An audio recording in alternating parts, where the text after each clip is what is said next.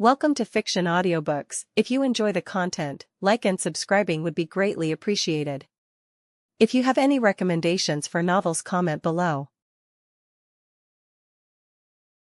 Chapter 111, Second Round. When Leo and Solomon were clashing with their unmeasurable EX noble phantasm, the area outside the reality marble was trembling, especially around Enkodu Mountain. Like something heavy slamming on the ground, a couple of light earthquakes could be felt around this place. The mana in the air was vibrating as its quality and quantity were increasing gradually.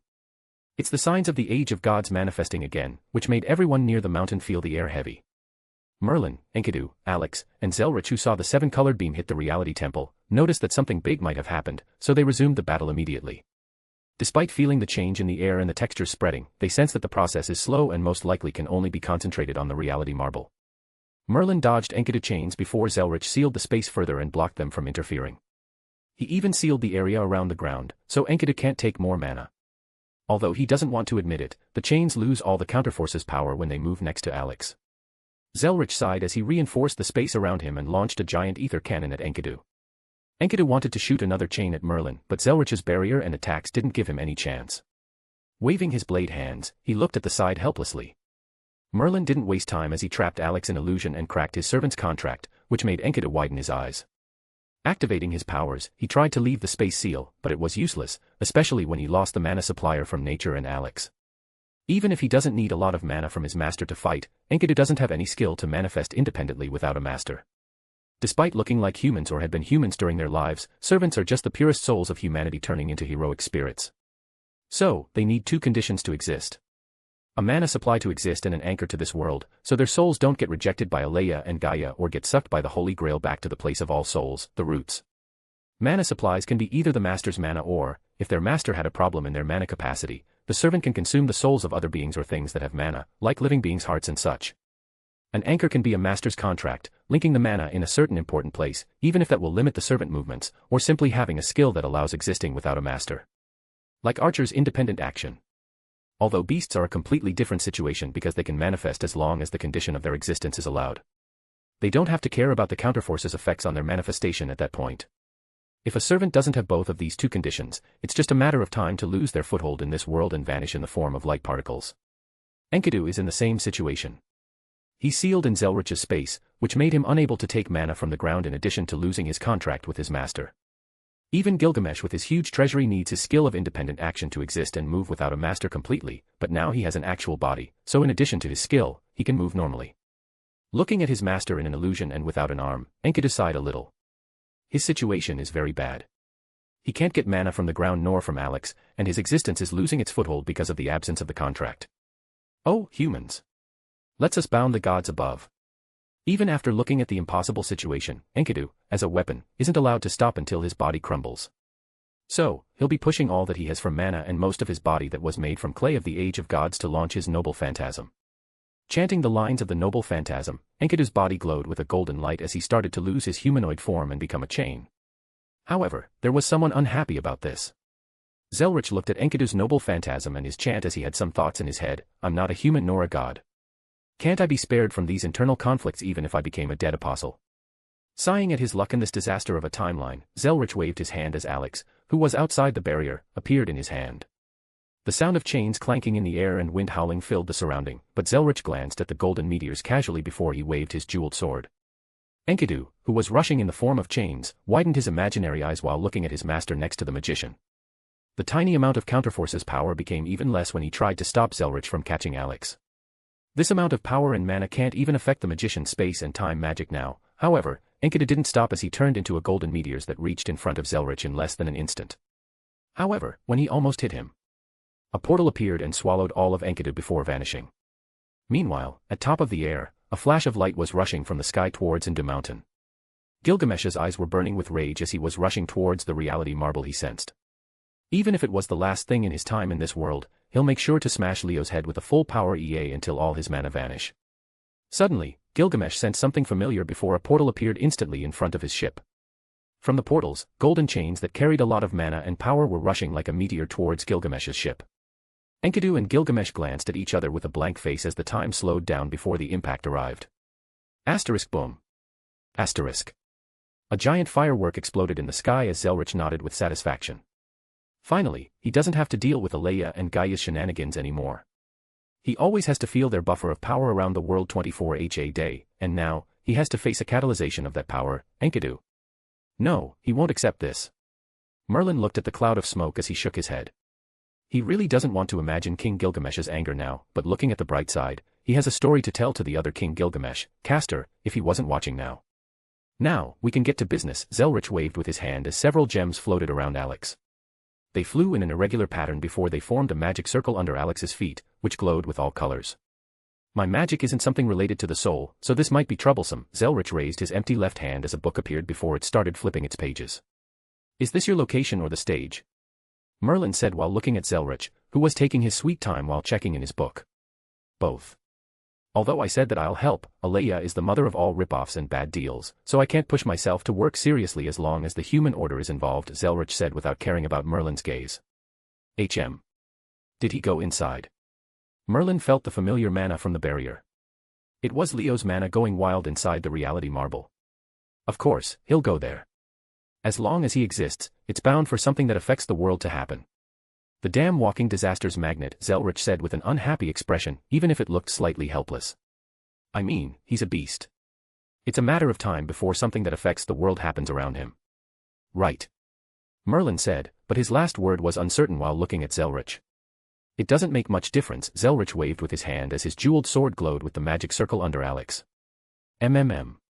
Merlin hummed meaningfully, which made Zelrich glance at him with his glowing red eyes, and he says, apparently, you need something from me. Me? No, I'm just surprised you know my master. Merlin shook his head with a smile. How could Zelrich doesn't see what this magus wanted? But he didn't care that much. Know him. I personally don't know him, but on the other hand, I know him very well. Zelrich looked at the magic circle, then he said in a small voice, after all, he killed me a couple of times. Merlin turned his head quickly to look at Zelrich as the colors of shock were on his face, however, he didn't have time to calm down or process his thoughts. Asterisk crack. Asterisk. The ground around him started showing some small cracks as the earthquakes from the temple grew stronger, and then, they stopped completely. The mana in the air, the cracks on the ground, the small earthquakes, and the textures. All of them stopped before returning to normal like nothing happened. Looking at the temple, which has the reality marble, Merlin and Zelrich had a slightly puzzled expression on their faces. Their mind had one single question, are they looking at a reality marble or what? It was so weird for them. Like it was a reality marble, however, it wasn't. It almost became a world in its strength, but it didn't. This looked like something stuck between two places at the same time, which confused Zelrich and Merlin. Why do you need a reality marble this strong if you're not going to make it a world? They didn't understand the process behind wasting all these resources, then leaving the job half done. Zelrich glanced at the reality marble structure. Like Merlin, he doesn't get the reason for making it this strong without turning it into a world, even if it looked like those lost belts. The only change he saw except the strength was the weird origin of flow that'll probably sit to give mobility to the reality marble. A reality marble strong as a world and with mobility.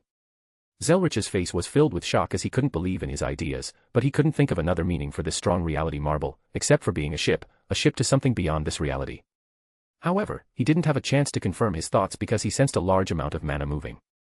Glancing at the sky, several rays of light appeared on the calm blue sky as they glowed like stars in the night. In space, around the Earth, Beast-Eye's light ring that can start the full extinction of the human race was moving around the ozone layer. Separating it light belts and regrouping again in a very quick amount of time as it became a whole light show for people on Earth. Zelrich and Merlin stared at this as the light belts formed a lot of star constellations and formations on top of Earth before they became one big ritual. However, it looked like it lacked one last piece to start. An atmosphere? That bland-looking idiot man. Zelrich covered his face when he looked at the astromancy magecraft in the sky before he waved with his jeweled sword. Astromancy is a type of magecraft that involves the aspect of planets, space, stars to perform different spells. Zelrich is familiar with this type of magecraft, but he never thought he'd see it here and even on Beast-Eye's noble phantasm. However, this type of linking and usage of astromancy is like using a whole magic crest of a family and person that he knew very well, Marisberry Animosphere. So, you're Solomon's master, sigh. This is troublesome. Zelrich sighed again as he felt the problems had just increased. The current formation is enough to start a whole ritual against the world if the missing piece was filled. It is most likely to be with Solomon because he should have modified the spell based on Marisberry's magic crest. Merlin and Zelrich naturally saw Marisberry on top of the building, but before they moved they heard a cracking sound. Suddenly, the area that calmed down started shaking more violently than the last time. The mana and wind raged like a storm before several light bands appeared. From the top of the reality marble, few belts of light are trying to escape and rush towards the sky. Zelrich glanced at his left before he waved his jeweled sword. All the color flashed before one beast, two servants and masters appeared. Foe looked at the new environment before he glanced at the light belts in the sky. Without another single thought, his body glowed with mana before turning into a meteor towards them. Foe. Ritsuka was surprised by this, but then, she saw Foe's shape change in midair. The small fluffy beast grew bigger and bigger. His head has two horns and his tail was glowing with purple-blue colors. The cute shape became a monstrosity that put fear into everyone's soul. Roar. Roars that don't belong to any creature known to humans sounded before Foe, in his beast form, jumped at the light belt and bit them. Using his body and teeth to block the light, Foe was getting burned before recovering. However, he didn't let go as he sealed the cracks and destroyed every beam of light coming from the reality marble. Despite that, more and more light was escaping and pushing him away. It's just a matter of time before the light escapes him and rushes towards the sky. We don't have time. Zelrich clenched his fist. His ritual isn't ready at all and he can't locate the proper coordinate, but he doesn't have a choice. Jeweled sword, open the parallel world source. Stabbing the ritual around Alex with his sword, the whole place glowed before an unimaginable amount of ether rushed towards the surrounding. This made breathing difficult for everyone before Zelrich waved his book. A wave of space, time, and ether rushed to the surrounding before the whole world started changing. What was looking like a 3D image became slightly 2D in the eyes of everyone around the mountain. It was like a picture that was based on the real world being drawn in front of their eyes. It felt like entering a painting as they couldn't interfere with the real world anymore. This is a fast-made parallel world by Zelrich and the best he could do for the moment. However, this parallel world can't stop the connection between Solomon's rituals. The formation was still glowing in the sky and light was trying to escape the reality marble. Wizard Marshal. Rin exclaimed when she saw Zelrich, who had a gloomy look on his face. Leave the greetings later. The Emperor of Rome, can you block the ritual with Beast 4? Zelrich didn't waste any time now as he directly went for Nero. Although she was slightly surprised by the change in places and events, Nero calmly nodded before she said, but I've to prepare something. Archer couldn't help but look at her in surprise. Blocking something that a beast is struggling with. Aren't you just a saber? Umo. It's natural for you to be surprised. After all, if my praetor didn't manifest, I'd still be a candidate to be a human evil, Nero said calmly before walking forward as Archer covered his face. Don't stay like that. When she blocks the ritual, all of you enter this reality marble and do something useful. Zelrich, who was previously wasting time, started to work 2 times faster before he opened a portal in the reality marble. I don't think we can interfere in the battle inside. Merlin tried to slip away. If this magician is going to send him in the middle of Leo and Solomon, then he prefers to leave this place. Archer, Rin, and Ritsuka had roughly the same idea. Archer didn't want to die for no reason, at least not now. Rin wanted to find her sister, but she doesn't think she can interfere in the middle of that battle while Ritsuka knows her strength very well. Shut up and go. Zelrich had enough as he waved with his hand and pushed everyone with space towards the portal. All of them looked helpless as they went inside the portal and disappeared. It's inside the core. This guy even made the interior of the ship in his reality marble. Zelrich shook his head before looking at Nero and said, are you still waiting? However, Nero didn't glance at him because she was talking with Leo, who said, you want to burn in flames. My praetor still underestimates my capabilities it seems. I, Nero Claudius, won't lose to a mere human evil. Nero shook her head with dissatisfaction. You do realize that I'm a human evil, right? Forget it, you'll really burn in flames, literally. If I make you a sub-beast of mine, then you'll have the danger of losing your mind. More dissatisfaction filled Nero's face because her praetor really doesn't think she can handle anything. Wow, I feel like I can see your face from here. Anyway, I'll ask 6 to be nice, just launch the power immediately and don't keep anything in your body. Nero heard Leo was having a battle before she felt something was added inside of her spiritual core.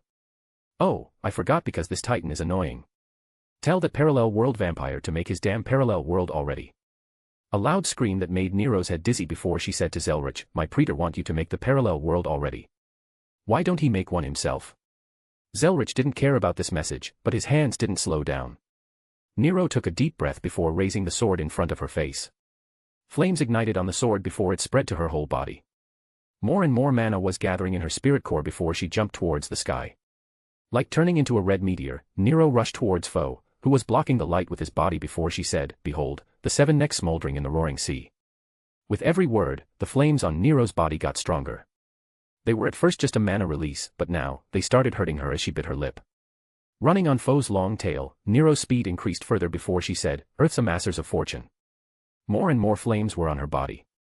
Her ribbon was burned as it let the long blonde hair flew behind Nero before she clenched her sword. With those words, several shadows appeared behind Nero before she jumped towards the sky and pointed her sword down towards the cracks of the reality marble. "Pour your desire into the golden goblet.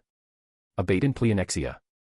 Nero screamed as she felt all her body was cracking before several dragon heads rushed from behind her. 6 directly appeared from behind Nero, but unlike Leo, his flames were much weaker. However, it was enough as he joined around foe and blocked the light belts.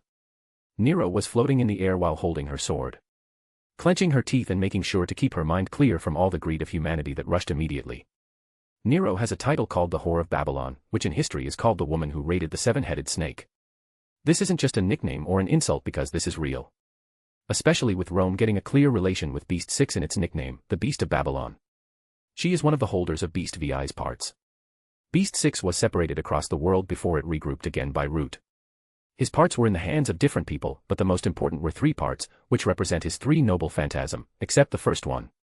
Although the part holders can't use Leo's power effectively, it isn't something to joke about. Nero is the holder of the 3rd part, which gave her the skill of the 7 crowns and the chance to manifest as a human evil. However, after Leo got his parts again, all the chances for those holders to be a human evil is in his hands as sub-beasts. Zelrich glanced at the sub-beast and beast 4 blocking Solomon's ritual before he put his book on the ground and said, "The parallel source is available. Formation is perfect. Parallel world creation." With his words, another wave of mana rushed towards the surrounding as it made the 2D painting world more real and stronger. This place officially became a parallel world attached to the real one. When that happens, another wave of energy rushes towards the world. Although it wasn't huge and large like Zelrich's almost infinite amount of ether, it was strong and very terrifying as the parallel world was shaking. Meanwhile, inside the reality marble, Leo was swinging his wing against Alterara before she attacked him with her sword. After Leo finished his talk with Nero, he transferred 6 to her and was tangled by this titan. Honestly, if he could, he would have finished this fight already, but everything is increasing in strength beyond the limits. Do you think it's easy to win this battle? Even if going at full force, Leo will still have problems against these guys. Nothing easy comes from playing with concepts and meanings. In addition to having this solidification flow on his body, Leo was having problems with Solomon's launching his ritual. Just putting him near the ritual makes his power slow because that ritual can be counted as anti-original sin noble phantasm. Honestly, this is gathering in battle royal of overpowered guys that would probably end with world destruction.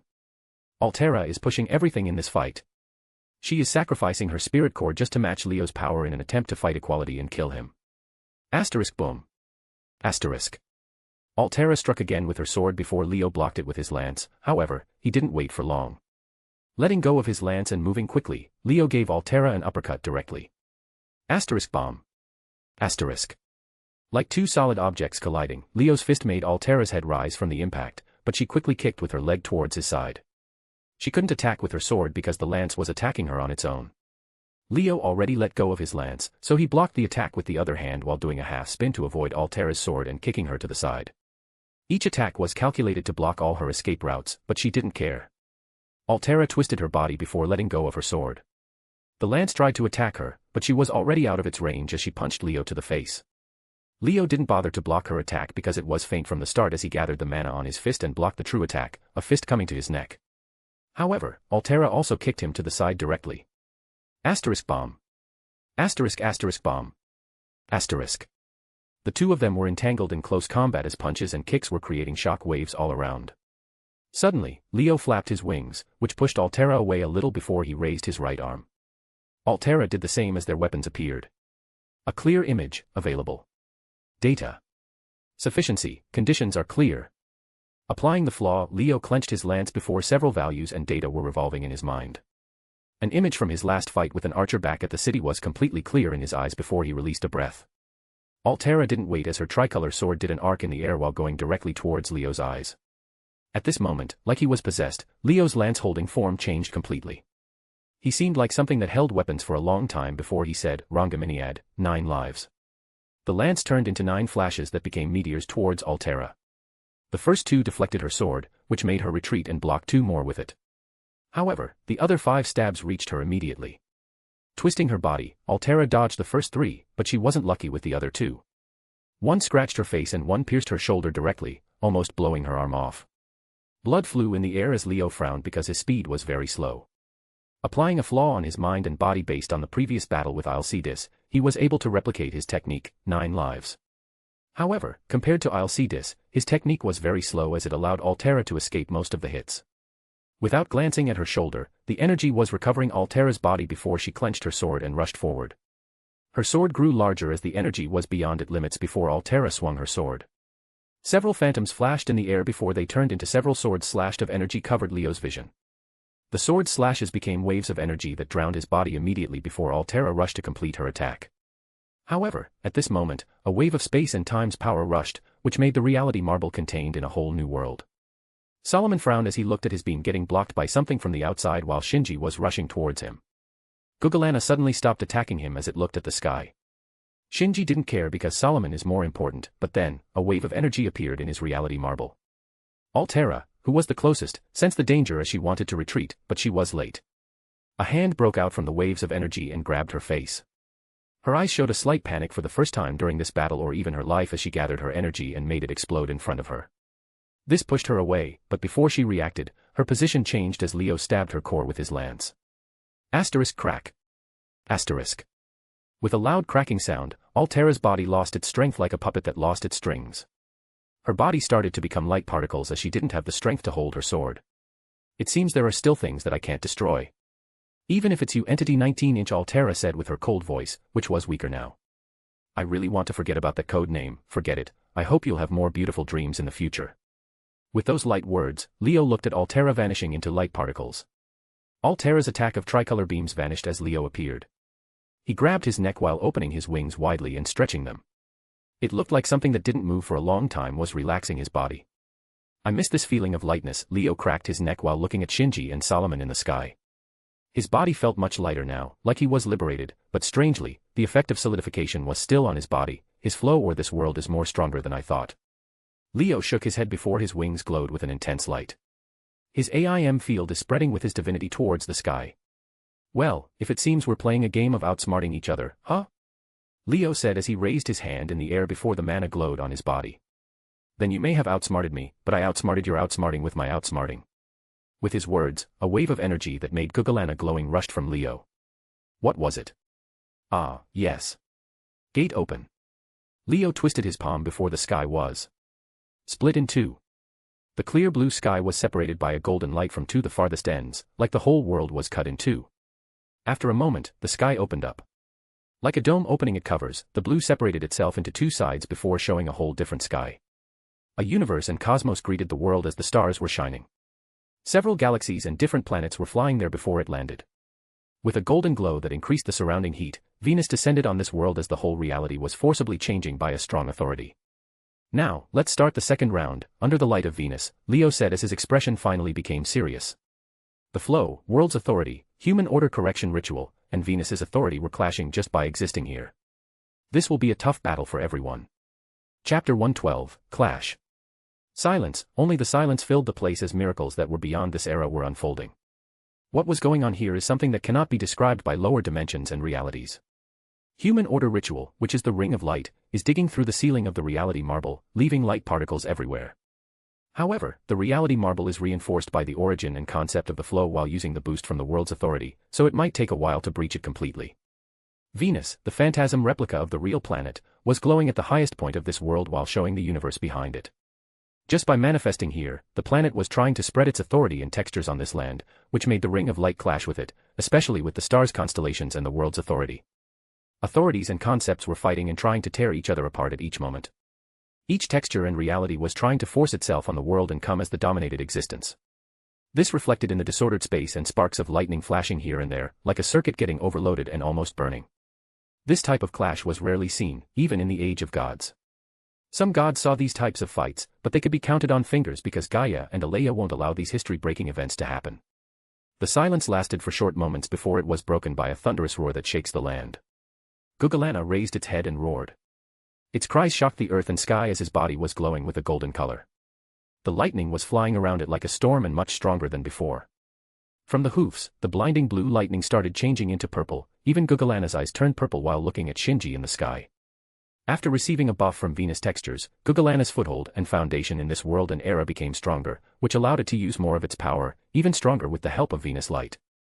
Shinji didn't like it when Bull of Heaven stared at him with those purple eyes. Like he thought before, Beast 6 is really like a virus to his world. Venus in the sky is spreading its textures and infecting the area where Shinji's flow and reality can move freely. No to mention the current buff it gave to the Bull of Heaven. Seeing the Bull of Heaven receiving a buff, Leo was surprised for a moment.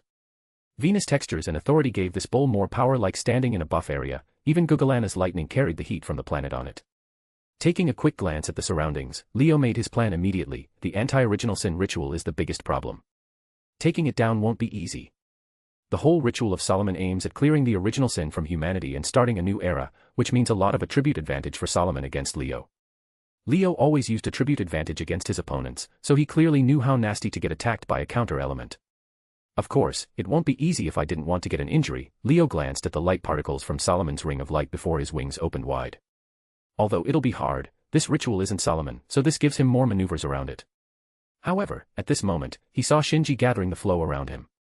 Back when Shinji had the host advantage, Leo couldn't see it, but now, he sensed it. Although it's faint, this Wakame is carrying some foundation from the Sephiroth. Would you look at that? This might end better than I thought. Leo's eyes flashed before his spirit core moved and activated his self-modification skill, which awakened his origin. Leo slowly lowered his hand as the whole world was shaking again. Everyone raised their heads to see Venus has changed. The planet that was floating in the sky gradually became bigger and bigger. The planet was falling down. You madman! Shinji screamed while looking at the gigantic planet dropping towards the ground. The golden light particles are flying in the air as mana was going out of control. Solomon, who was under the waterfall of light, looked at the planet advancing in his way. If it was just a rock dropping, it'll be fine, but this is a whole pack of concepts and textures. The moment it hits the ground, which is filled with Avalon's textures, it'll explode and release mystery and mana like thousands of nukes on their heads. It'll even affect the real world and cause a disaster. Solomon raised his arms as his temple moved. All the demon gods gathered around the ring of light and connected their rituals to it. Click, click, click. Numerous clicking sounds were heard from the ring of light before several light belts separated from it. Moving like snakes, the light belts did a circle around the temple before they rushed towards the planet. Leaving a shrieking sound in the air, the light belts reached the planet in a blink of an eye before clashing with it. Asterisk boom. Asterisk. More sparks and lightning appeared in the surrounding after the ritual clashed with Venus. Their clash made the world shake again. Even the outside parallel world felt the impact. However, those light belts didn't stop Venus as it kept descending towards the ground with the same crushing momentum. Shinji also joined this clash as he pushed his ritual and origin, which changed all the world's flow. Waves and waves of energy moved in the air like a raging sea towards Venus in the sky. The energy dragged everything with it: wind, space, time, even a little of Solomon's light belts were dragged against Venus in the sky, which finally did something and helped Solomon to slow down the planet drop. Venus kept releasing its golden scorching light, but against two conceptual hexes, it couldn't advance with the same speed. Shinji wanted to breathe a sigh of relief, but then, a deep purple lightning beam appeared in the corner of his eye. After looking at what was happening to Venus, Gugalana charged his mana and divinity in its mouth before shooting a beam towards Shinji. The scorching purple lightning carried Venus's power while flying towards Shinji like a rocket, which made him unable to fully control it. He didn't have much power to spare now. Most of Shinji's focus was on the planet that wanted to blow up everything, so all he could do was use his flow and retreat from that position. The purple lightning passed him from the side as he could feel the different flows around him, but he didn't have much strength to control them. Raising his hand, Shinji waved as a blade of space and time flow rushed towards Gugalana directly. Gugalana stomped the ground as his huge size made the whole land shake and lightning flew all over the place, but the scorching lightning wasn't able to stop the blade completely as it rushed towards it. However, at that moment, a pink wave of space rushed like a blade and collided with Shinji's attack. The two attacks clashed in midair as they turned into a turbulence in space and time before disappearing. Palkia appeared around Gugalana as the Bull of Heaven looked at him, but it didn't care about him a lot. For Gugalana, dragons were like all other creatures that it used to stomp with hoofs. Although this one had the Venus blessing on it. The dragon of space felt the Bull of Heaven's eyes before he narrowed its eyes and roared at him. Gugalana also roared at Palkia, which started a conflict between two hot-blooded divine beasts. I can't go like this. Without a care about his attack result, Shinji frowned as he started looking around. Although Venus' speed slowed down, it didn't stop. He is just spending energy for nothing meaningful. Rather than stopping the process, he should look for the source, which is Beast 6. After a moment, he saw Beast 6 floating at a distance. His wings and body were glowing with a dreadful form of mana that he never saw before, while his eyes gave him chills. He didn't know why, but he had a weird feeling that if Beast 6 stared at him enough, he'd die instantly in the next clash. Solomon frowned as he released more light belts. This might slow down his ritual, but it's better than letting Venus drop on his head. Using all the rituals on the demon gods, he was able to substitute some of his energy and effort to attack Venus. However, the planet will fall eventually and he can't launch the ritual with Venus in his way, so he looked around with his clairvoyance before he spotted Leo staring at his ritual. A hard look appeared on his face when he saw Leo's eyes on his temple. He had the feeling that his ritual was being analyzed, which made him command the Ring of Light immediately. The whole Ring of Light opened even further, blinding the world with a bright light. Tens of light belts separated from the formation and rushed like homing missiles as arcs filled the sky like a rain of arrows. Leo looked at Solomon and Shinji trying to stop Venus with satisfaction. He didn't even care about the rains of attacks rushing towards him as his body glowed with a golden glow. Finally, everything returned to its rightful place and the balance was restored. From the start of time, beasts should be the ones destroying the world and humans trying to stop them. Not the other way around. He failed terribly as a beast and Satan. The shame and headache Leo got from trying to save the world are immeasurable. He understood the pain and started to feel sorry for those who try to save the world while destroying it is much easier. He might even start praying just to not get in another mission like this. Just for you know, even if I have to push this body to the limits, I'll show you that everything you'll do is. Waving the lance slightly, Leo raised his other hand and clenched his fist. The scorching light was just a split second away from him, but he only grinned as his fist glowed with the same light of Venus. Muda. With its battle cry, Gold Experience appeared behind Leo before they both punched the fist light belt. Gold Experience was shining like Venus in the sky, especially in the seat at the middle of his chest. Crack. In Solomon's astonished eyes, his light belt, which is a part of the ritual, cracked slightly before bouncing away from Leo and Gold Experience's fist. The fragments from the light belt became particles of light that changed their shape into golden spores. Leo shook his wings before he disappeared from his place, leaving a series of sonic booms and golden spores behind him. The light belts immediately changed their direction, some rushed to block his way and others followed him from behind. Looking at the light belts in front of him, Leo did a large swing to the left with the lance. Rangaminiad glowed with a shining light before clashing with 3 light belts. Bam, bam, bam. The light belts were knocked away like they were a solid substance, not just a form of energy before Leo rushed past them. Muda, Muda, Muda, Muda. Gold Experience kept punching all the light belts around Leo, cracking them slightly with its fist and making more and more spores that stuck on other light belts. What was left from the spores fell on the ground as Shinji felt something wrong was happening. Solomon frowned while controlling the light belt. Beast VI speed was very fast, and that spirit next to him was able to somehow crack his light belts, but what came next was beyond his expectations. The light belts started slowing down. The hottest form of light on the planet was getting weaker as spores on the light belts opened up. In the eyes of Solomon, weird plants in the shape of fungus that came in different colors were growing on his light belt. The plants were burning quickly, but they managed to open up some sort of a mouth filled with sharp teeth and started to bite the light to heal and grow larger in size. On the ground, different plants that resemble trees were growing on the land. They had a pure white color as blue energy lines were pulsing on their surface. With each plus, the trees seemed to suck something from the ground and grow larger. What? Shinji, who was still processing the fact that Beast 6, an entity from this world, has something from a completely different world, looked at the trees pulsing as he felt the textures of Avalon were becoming weaker. He even saw the ground get a slightly golden color around the trees. What is that? I don't know. Nothing at all. If anyone said those words, it'll be okay, but Solomon with his clairvoyance should know almost everything about the world, planet, unless it wasn't something from this world, planet. I told you that everything you'll do is Muda. Leo didn't bother with Solomon and Shinji as he flew higher into the sky. Gold Experience followed him with the same speed as his fists were glowing with a golden light, which is Venus textures. His first stand, and probably his first true beast, means a lot and had a very important role in Leo's power. He's probably the first attempt to defy the rules of God with his life creation abilities, but that is not important now. This stand had different forms and abilities, but its creation of life was always the first one. He can create any living creature on Earth, even without Annihilation Maker's power. That power is like GE has all DNA from the creatures on Earth and can be recreated by matter, and it didn't change much now, even after all this time, except its database of DNA increased slightly by another reality, which is Venus.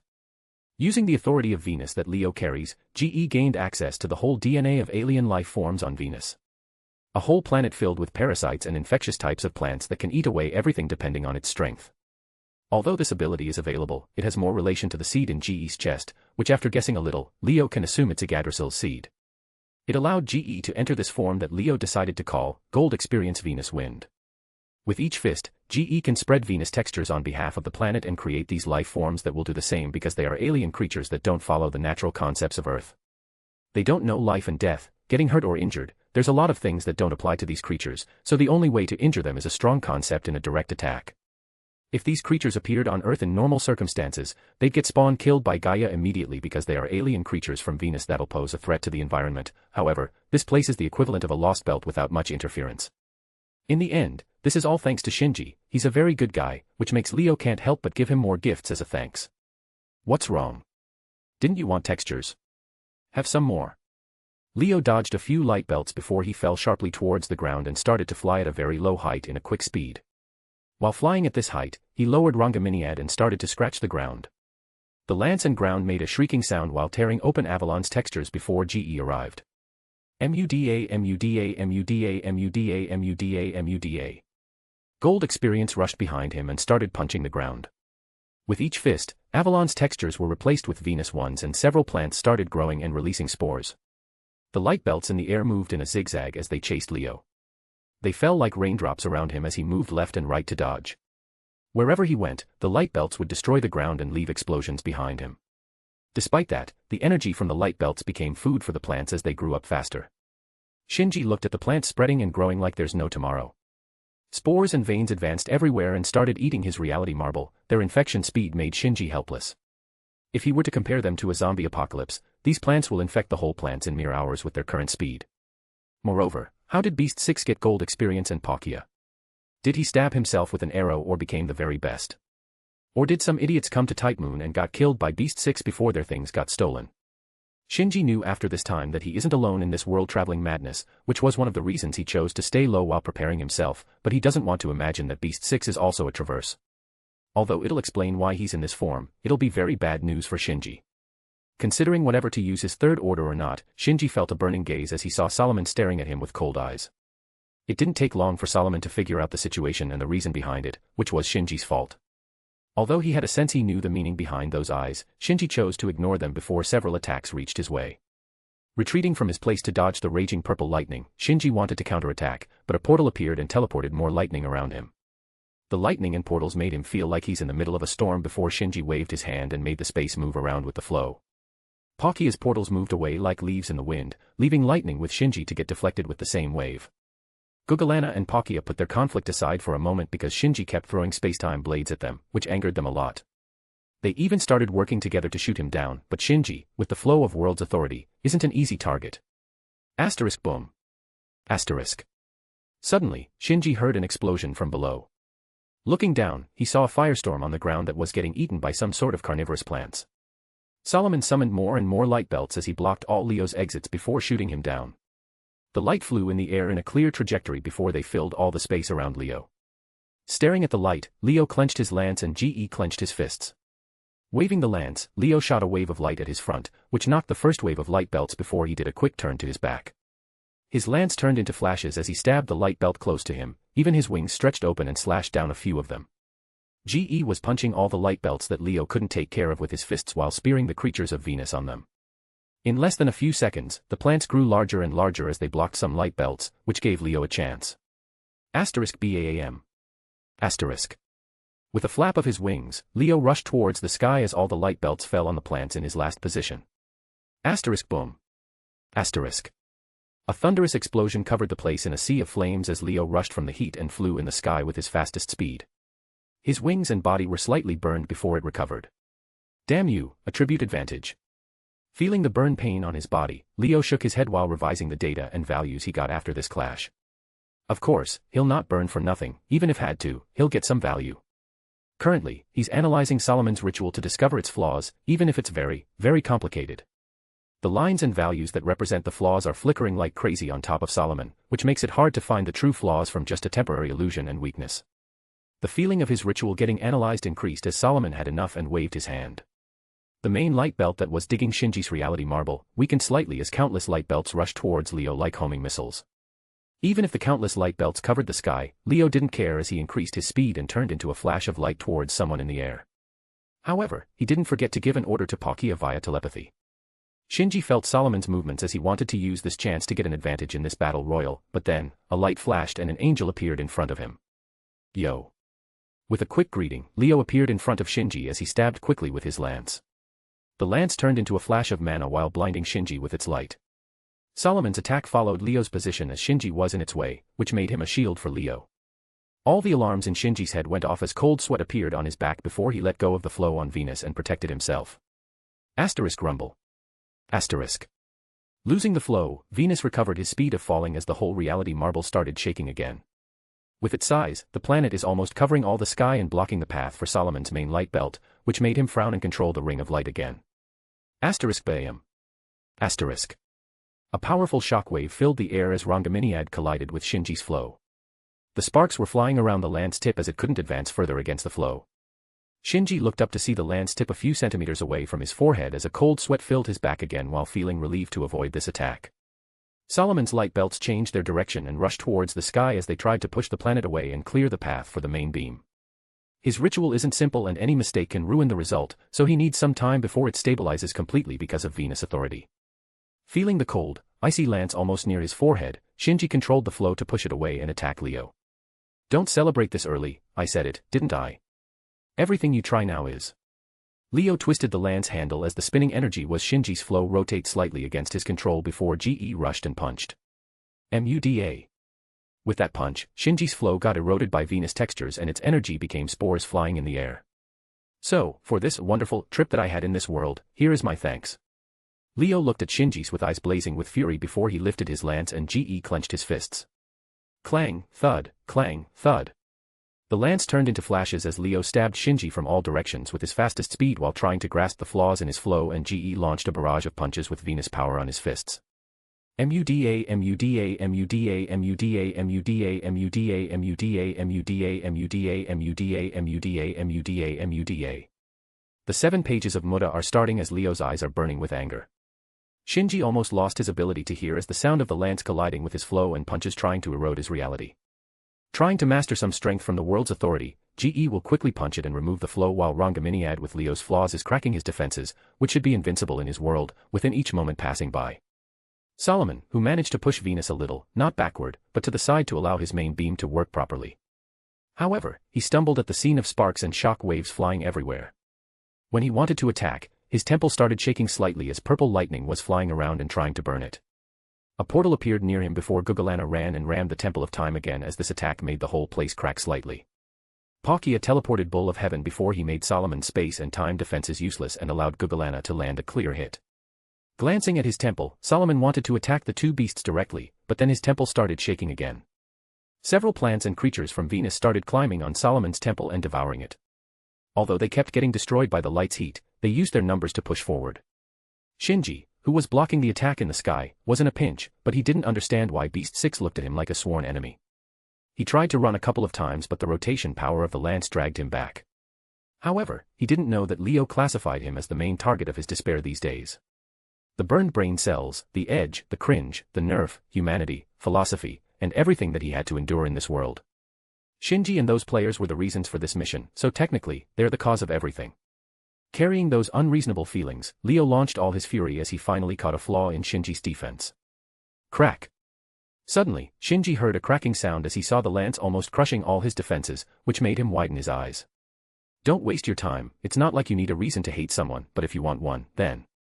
Leo was able to read Shinji's face before he raised his fist and said, "Your face." Hearing the completely unreasonable reason, Shinji's lips twitched before he saw cracks spread into his flow barrier. Reincarnated was stuck on his barrier as it made the escape nearly impossible. He doesn't have a choice but to use it. In his soul, the gate of truth opened slightly as the same white energy shone slightly at the cost of more cracks on it. Shinji's face became pale again while raising his hands forward. How many times do I need to repeat it? Without caring about Shinji's actions, Leo's fist was shadowed by GE before they punched at the same time, Muda. The fist that carried a beast's feelings of pain flew towards Shinji's face as the golden glow on it zoomed until it blinded his eyes. Asterisk by Aeopayam. Asterisk. A gigantic shock wave blows away everything around the clash location. However, Leo winded his eyes as he heard his fist cracking and flow was restored with a white clear energy. With a quick reflex, Leo changed the direction of the punch. Avoiding the white light, the punch targeted a weak spot. Asterisk boom. Asterisk. The first landed on Shinji's face as his entire facial expression was twisted by the spin before a cracking sound was heard and he was launched like a rocket across the air. I've to say that you're a top-tier parasite. Leo looked at his broken hand before he healed it with GE. To be honest, he never expected to see that energy in the hand of this guy. After all, that's the energy that started all the problems. However, he quickly shook his head and calmed his origin before his wings flapped as he flew after Shinji, only to see a bright light rushing. During his flight, Shinji felt his burning face from pain and his wounded soul, but then, he sensed several energies behind him. It was the light belts that were blocking Venus from falling. Desperately moving his flow, Shinji closed his eyes before several light belts hit him before behind. A huge explosion left a sea of flames in the air before smoke covered everything. A huge pillar of light rushed from Solomon's temple and pushed all the creatures away. Even Palkia and Gugalana weren't spared as they backed away because of the impact and heat. Solomon clenched his fist while looking at Leo and Venus in the sky. At this rate, he is bound to fail, unless he ignores all the consequences. He really wanted to witness the new future and ensure the process, but apparently, that's impossible now. Shaking his head, Solomon waved with his hand as all his rings shone before the ring of light behind him opened completely. The main beams vanished as the whole energy of humanity was blowing waves and waves of heat in the surrounding. Nero, Foe, and Six, who were blocking the light outside, were surprised that the light vanished as they didn't know what happened. Leo rushed from the flames and the smoke as he didn't spot Shinji at all. Did he teleport? Having that energy is really cheating. He should be badly injured to use it. However, this is also okay. Shinji can't leave this place or his plan, which Leo can guess a little about, will fail immediately. Without stopping, Leo completed his flight towards Solomon and his temple. His wings were shining brighter than ever as he was going to launch the last charge. The time of birth has come. Solomon said the first chant as the wild light ring glowed brightly while shooting several light belts towards Leo. They were faster and stronger as the light that will clear all the sins covered Leo's vision. Ha! Leave this place, Palkia. You too, Gugalana. Releasing a breath, Leo's eyes became firm before he clenched his lance while informing the two divine beasts that helped him. The Sephiroth in his Book of Laws shone with a bright light before the fifth position that represented severity glowed with all its four paths. Asterisk clang.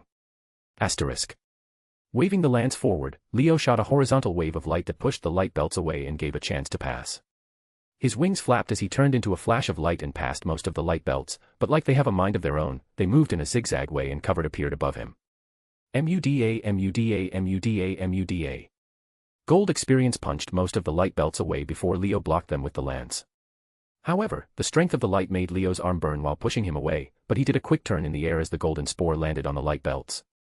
Although they were burned immediately, the plants made the attack slow down as Leo shot a beam of light to the sky crushing most of them. Stabilizing himself in midair, Leo landed on top of one of the beams before he covered himself in mana and slid along the whole path. A loud shrieking sound filled the sky as Leo stabbed his lance on top of the light belt and made it unable to move as he continued his sliding towards Solomon. Asterisk asterisk 8, 9, 30, 40, 6, 1.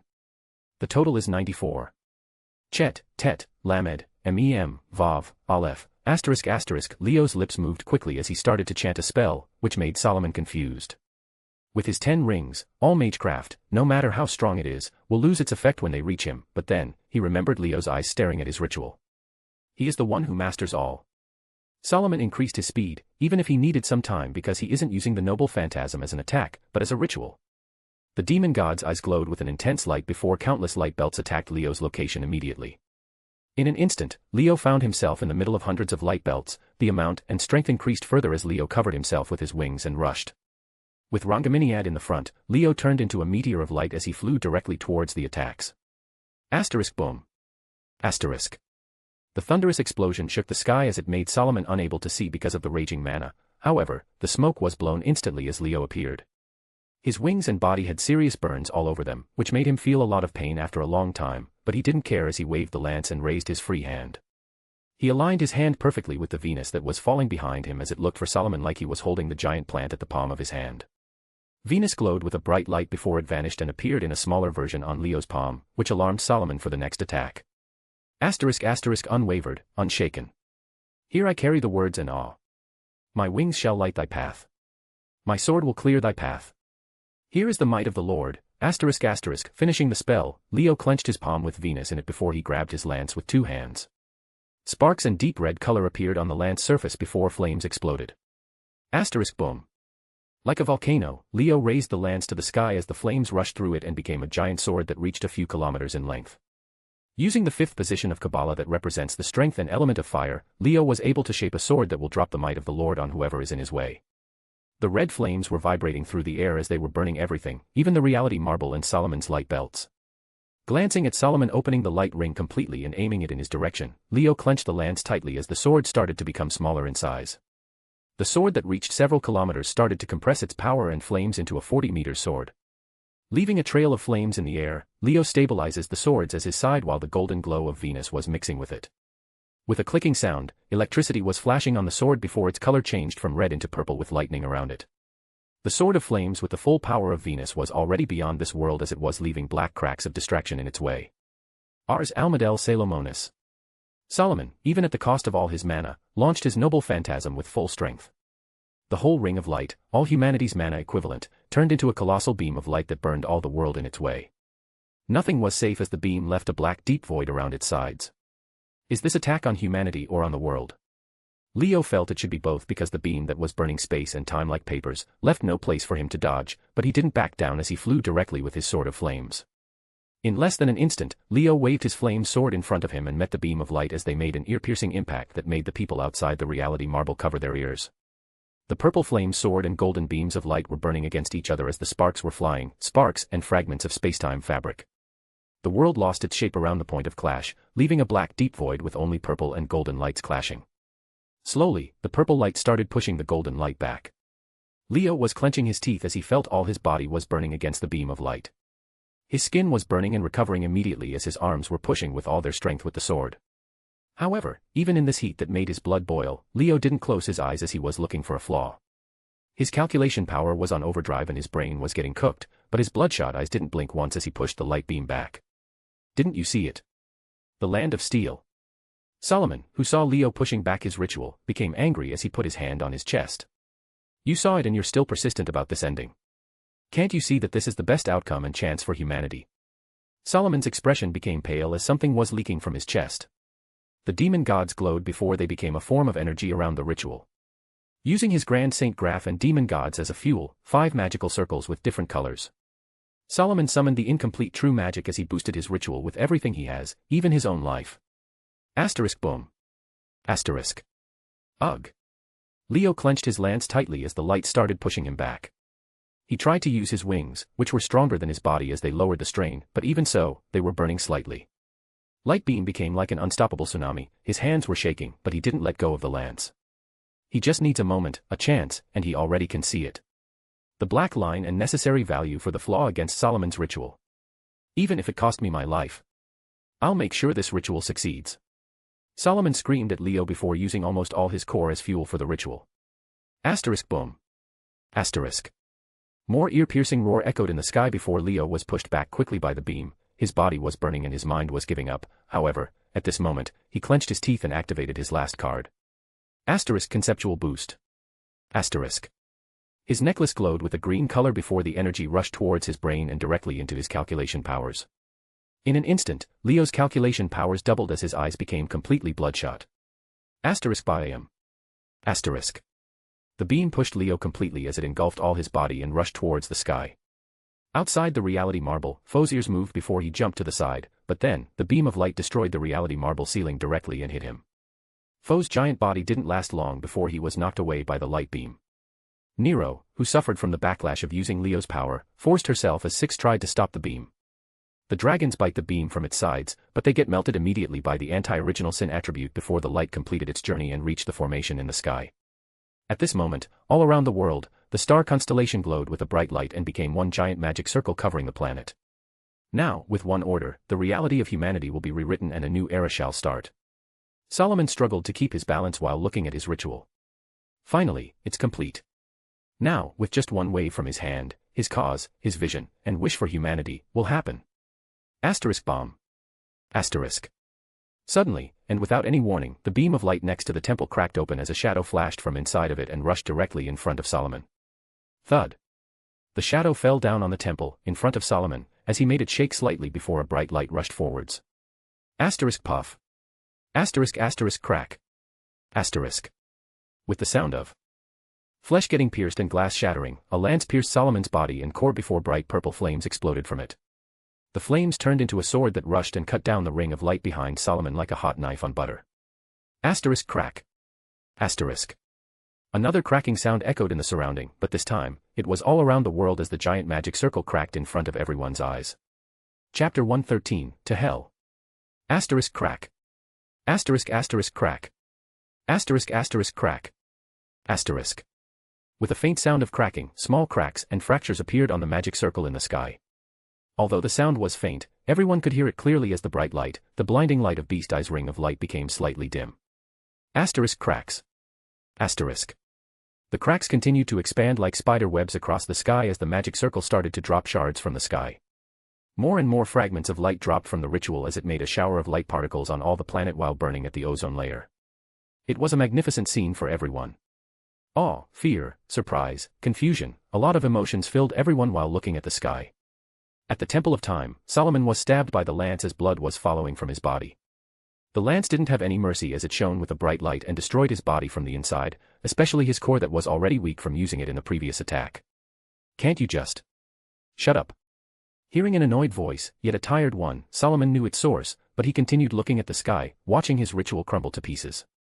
The ring of light behind him lost its foundation and balance as the sword of flames pierced it like nothing. The beam that reached the sky was cracking like the magic circle in the sky and turning into fragments, but Solomon was able to see a tunnel inside of it. The tunnel that Beast 6 used as a weak point and a flaw to crush his ritual. Even so, Solomon just looked at the bright light falling from the sky without a word. Finally awake. Solomon heard the voice again before he looked at his enemy, Beast 6, and said one word, yes. Leo wasn't in his best shape for the moment. The injuries varieties into two sides, left and right. His left side was filled with burns and his dark blue eye was bleeding, even if the blood was dry from the heat, but the shocking scene was his right side. The right side of his body was completely burned. His right hand was beyond disfigured as it looked like a burned piece of wood, it was almost blown off completely with his right shoulder. Most of his right wing was burned, which left at least 30% of it smoking with heat. The right side of his face was also touched a little as he was closing his right eyes tightly, which was surrounded by burns marks. Although they were healing a little by little, the pain should be enormous. His clothes were glowing with several runes that Solomon recognized as ice-based or heat and fire resistance, which protected him a little in his mad rush. Feeling the pain from every corner of his body, Leo struggled a little before he pulled his lance away. After losing the mana source, the purple flame sword vanished with the wind as Solomon's body lost its support and he fell to the ground. Leo wiped the blood from his mostly okay left eye while supporting himself with the lance. Not only his body was burned, even his brain was burning from the boost and the rush of calculations powers that flew towards his eyes, which made them bleed. Did he have the red eye disease of Uchiha or what? Maybe this can explain why Alterara was always trying to poke his eyes. While Leo was treating his injury while thinking about this very important question, he heard Solomon's voice, "You don't hate me now." To Solomon, Beast 6 should hate him a lot for this ritual, which surprised and left him in confusion to see that he doesn't care about him during their second meeting. The ritual, the original sin, all these struggles to change humanity for the better. "You don't hate me even after this," Solomon said with a tired voice as light particles started to float around this place. The Temple of Time, which is Solomon's reality marble, was vanishing and turning into light particles slowly. Leo lifted his eyebrow. He thought this guy only woke up from his ridiculous dream of using magic to solve problems in this world, but why does it sound more than that? "You're not Solomon." Shaking his head, Leo glanced at Solomon's rings, especially the cracked one on his right hand middle finger before he said, "You're just an idiot that joined a group of massive idiots." From looking at him once, Leo knew that the person he's facing wasn't Solomon. To be honest, he really doesn't know this person in front of him, he's not even Romani Archaman. The true Solomon won't have emotions, feelings, wishes, dreams, or anything that'll cloud the so-called perfect judgment of the king. The perfect king was great in everything about the kingdom, but he never understood the sorrow and joy of people because as a puppet, he never had emotions. Like following a script in a play, this is how the perfect king works, which is an inhuman thinking that'll reflect its true nature when something beyond expectations of the script will happen. As for the man lying on the ground, he's just an idiot like many more that tried to save the world in their own ways. Clearing the evil, becoming justice partners, or even trying to create paradise on earth, those types of idiots that'll appear once or two in an era. Frankly, if they didn't appear, Leo won't believe this is Type Moon. "I see." After a short silence, Solomon said those words before looking at his magic circle becoming fragments and collapsing completely. In space, the magic circle that was made from countless light belts was broken before the light belts scattered around the place, trying to form the Beast Eye's ring of light, even if they were much, much weaker now. Good deeds might generate evil, yet evil deeds sometimes help and do good. Hee hee, I was bound to fail, aren't I? In your words, who did ask me to save them? Solomon smiled, a ridiculing smile at himself and his actions before his body was becoming transparent as he said, the burden of omniscience is really beyond human capabilities. Looking at Solomon smiling, a weird expression appeared on Leo's face, even if that caused him pain. Did this guy achieve some sort of enlightenment or what? Maybe I hit him too hard, but I didn't attack his head, Leo kept thinking while watching Solomon's enlightenment. Is this why you'll become like me when you use most of your powers? Solomon looked at Leo, who was slightly shocked by his words before he continued, the 10 rings impersonate me, and the 10 crowns gave you freedom. Staring at 2 different places and ending up in the previous location of each other. Destiny can be very ridiculous, which made Solomon smile again before a golden light particle from his cracked ring floated towards Leo. This. Leo looked at the golden grain of light before his expression became very weird. He had one idea in his head, which is, this was so cliché. According to this era, this should be called cliché, and apparently, you won't like it. Solomon grinned slightly, which made Leo scream, you. Solomon didn't care about Leo's expression as he looked at the sky outside the reality marble and said, my name is Jedodiah. The son of King David and the wishful boy that prayed to God. Not Solomon or Romani Archaman, just Jedodiah. His body and core were now broken completely as Jedodiah almost vanished, but he kept repeating his name over and over, like he doesn't want to let go of this moment. A moment he's truly free to be himself and not the destined king, a moment without any chains on him, even the spirit core from Holy Grail. I see. Leo stopped as he sighed and looked at Solomon, or should be called Jedodiah, disappearing into the air in the form of light particles as the Grand Caster exited the war. With his exit, the Temple of Time turned into particles of light and disappeared into the air, which made Leo lose his footing, but a pink platform of space appeared under his feet. Thank you, Palkia. Leo saw Palkia rushing from a distance while Gugalana walked slowly before he sighed. Shaking his head to clear the somehow heavy mood, Leo looked at the golden grain in his hand as he felt that destiny is indeed ridiculous before he heard a voice in his head, pardon me, my lord. But why didn't you use the 18 runes? Looking at the damage that his lord took, Venom couldn't help but say, that should be able to get more advantage without you receiving these injuries. Even if we just invoked Odin with the 18 runes and threw him at the attack. As much as it's tempting, I still need you and those prepared 18 runes for something very important, Leo said before Venom asked, what is it? Looking at the sky, Leo spotted Nero and Foe falling from the sky before a portal appeared as they vanished in it. This made Leo lift his eyebrow because he knew the owner of that portal. Well, if we look at the condition of this reality marble, I'd give it 3 seconds. Leo started moving his right hand that recovered a little although it's still filled with burns, but not completely charcoal. In the next 3 seconds, a voice echoed all around the reality marble, my third order. My truth will be this reality and this reality will be my truth. A pillar of light appeared around the reality marble as everything started changing. The giant hole in the reality marble was filled immediately before the reality lost its meaning. The sky, ground, everything vanished as they left a black void filled with white lines drawing around it like a huge map of textures. Palkia made a huge platform of space to support Gugalana, even if he doesn't like it, he won't just let it fall to death. In Leo's bored eyes, all the values and energies left from the battle were gathering into one point above before Shinji appeared. Shinji was floating there with a huge stone gate behind him. The gate had cracks all over it, but a white energy was flashing on top of it and recovering those cracks slowly. Imaginary number space. Couldn't you find something better? Leo blankly looked at Shinji and his reality marble. Looking at his hand and feeling all the information in his head, Shinji smiled as a firm expression appeared on his face. Finally, even if it almost cost him his life, his reality and truth became a world, which gave him the ability to bear this energy and knowledge. From the time he learned the real form of his cheat in FMA, Shinji wanted to achieve this state once again. Yes, this isn't the first time Shinji raised his gate of truth to the rank of God. A cheat is a cheat, even if it isn't practical at first, but after a lot of struggle, Shinji became a strong alchemist. Using his knowledge of the plot, knowledge, cheating, and alchemy, Shinji was able to steal God from Father's Gate when he was weak from its burden. However, his goal was to exchange knowledge of God with something even higher. He wanted to destroy his cheat and gain freedom, but his action made him enter a place he shouldn't be in the world. Truth, who shouldn't attack someone or break the rules, actually raised his hand and attacked him. Even in that form, the attack was much stronger than he expected and almost destroyed his gate as it released a white energy before everything vanished and the last thing he knew, he was in the body of Shinji Mato. In those 10 years, he did everything he could to recover his gate, but it was useless. However, he learned more and more from the energy, even the way to surpass the world and leave it. After the battle with Beast 6 and Solomon, Shinji gathered a lot of rules, laws, and knowledge. Imaginary number element of Sakura, Medea's knowledge in magecraft, Altara's existence as an alien giant that crossed the universe, even some of Leo's Venus and Solomon's ritual. Even if their strength and energy are stronger, they can't instantly escape a full order from his world's authority with the special energy, especially when they become very weak now. Their power became his source of strength as Shinji clenched his fist. After all these years, I can leave this world. Shinji felt his current power as he smiled. Although he can't fight or move a lot because the gate is recovering, he can prepare his ship for now, but then, he met Beast Vi's bored eyes. Humph.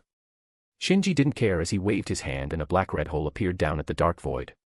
Curses and evil were escaping from the hole as Leo raised his eyebrow. That was the gate, which led to the inside of the Holy Grail where all the world's evil is swimming. That gate also leads to another place, which is called the Roots. However, it shouldn't be possible to open it like this unless someone had the Lesser Grail. Even Shinji needs to absorb it into his reality for this to happen. Did you actually steal the lowly killer title from Gilgamesh? Leo said as he looked at Shinji in the sky. The Lesser Grail is also Iliasviel von Einsburn's heart, so this Shinji had done Gilgamesh's feats and killed a lowly for her heart. I don't need to answer you, Beast 6, or whoever you are, Shinji said with a cold voice as he was controlling the hole to the Holy Grail.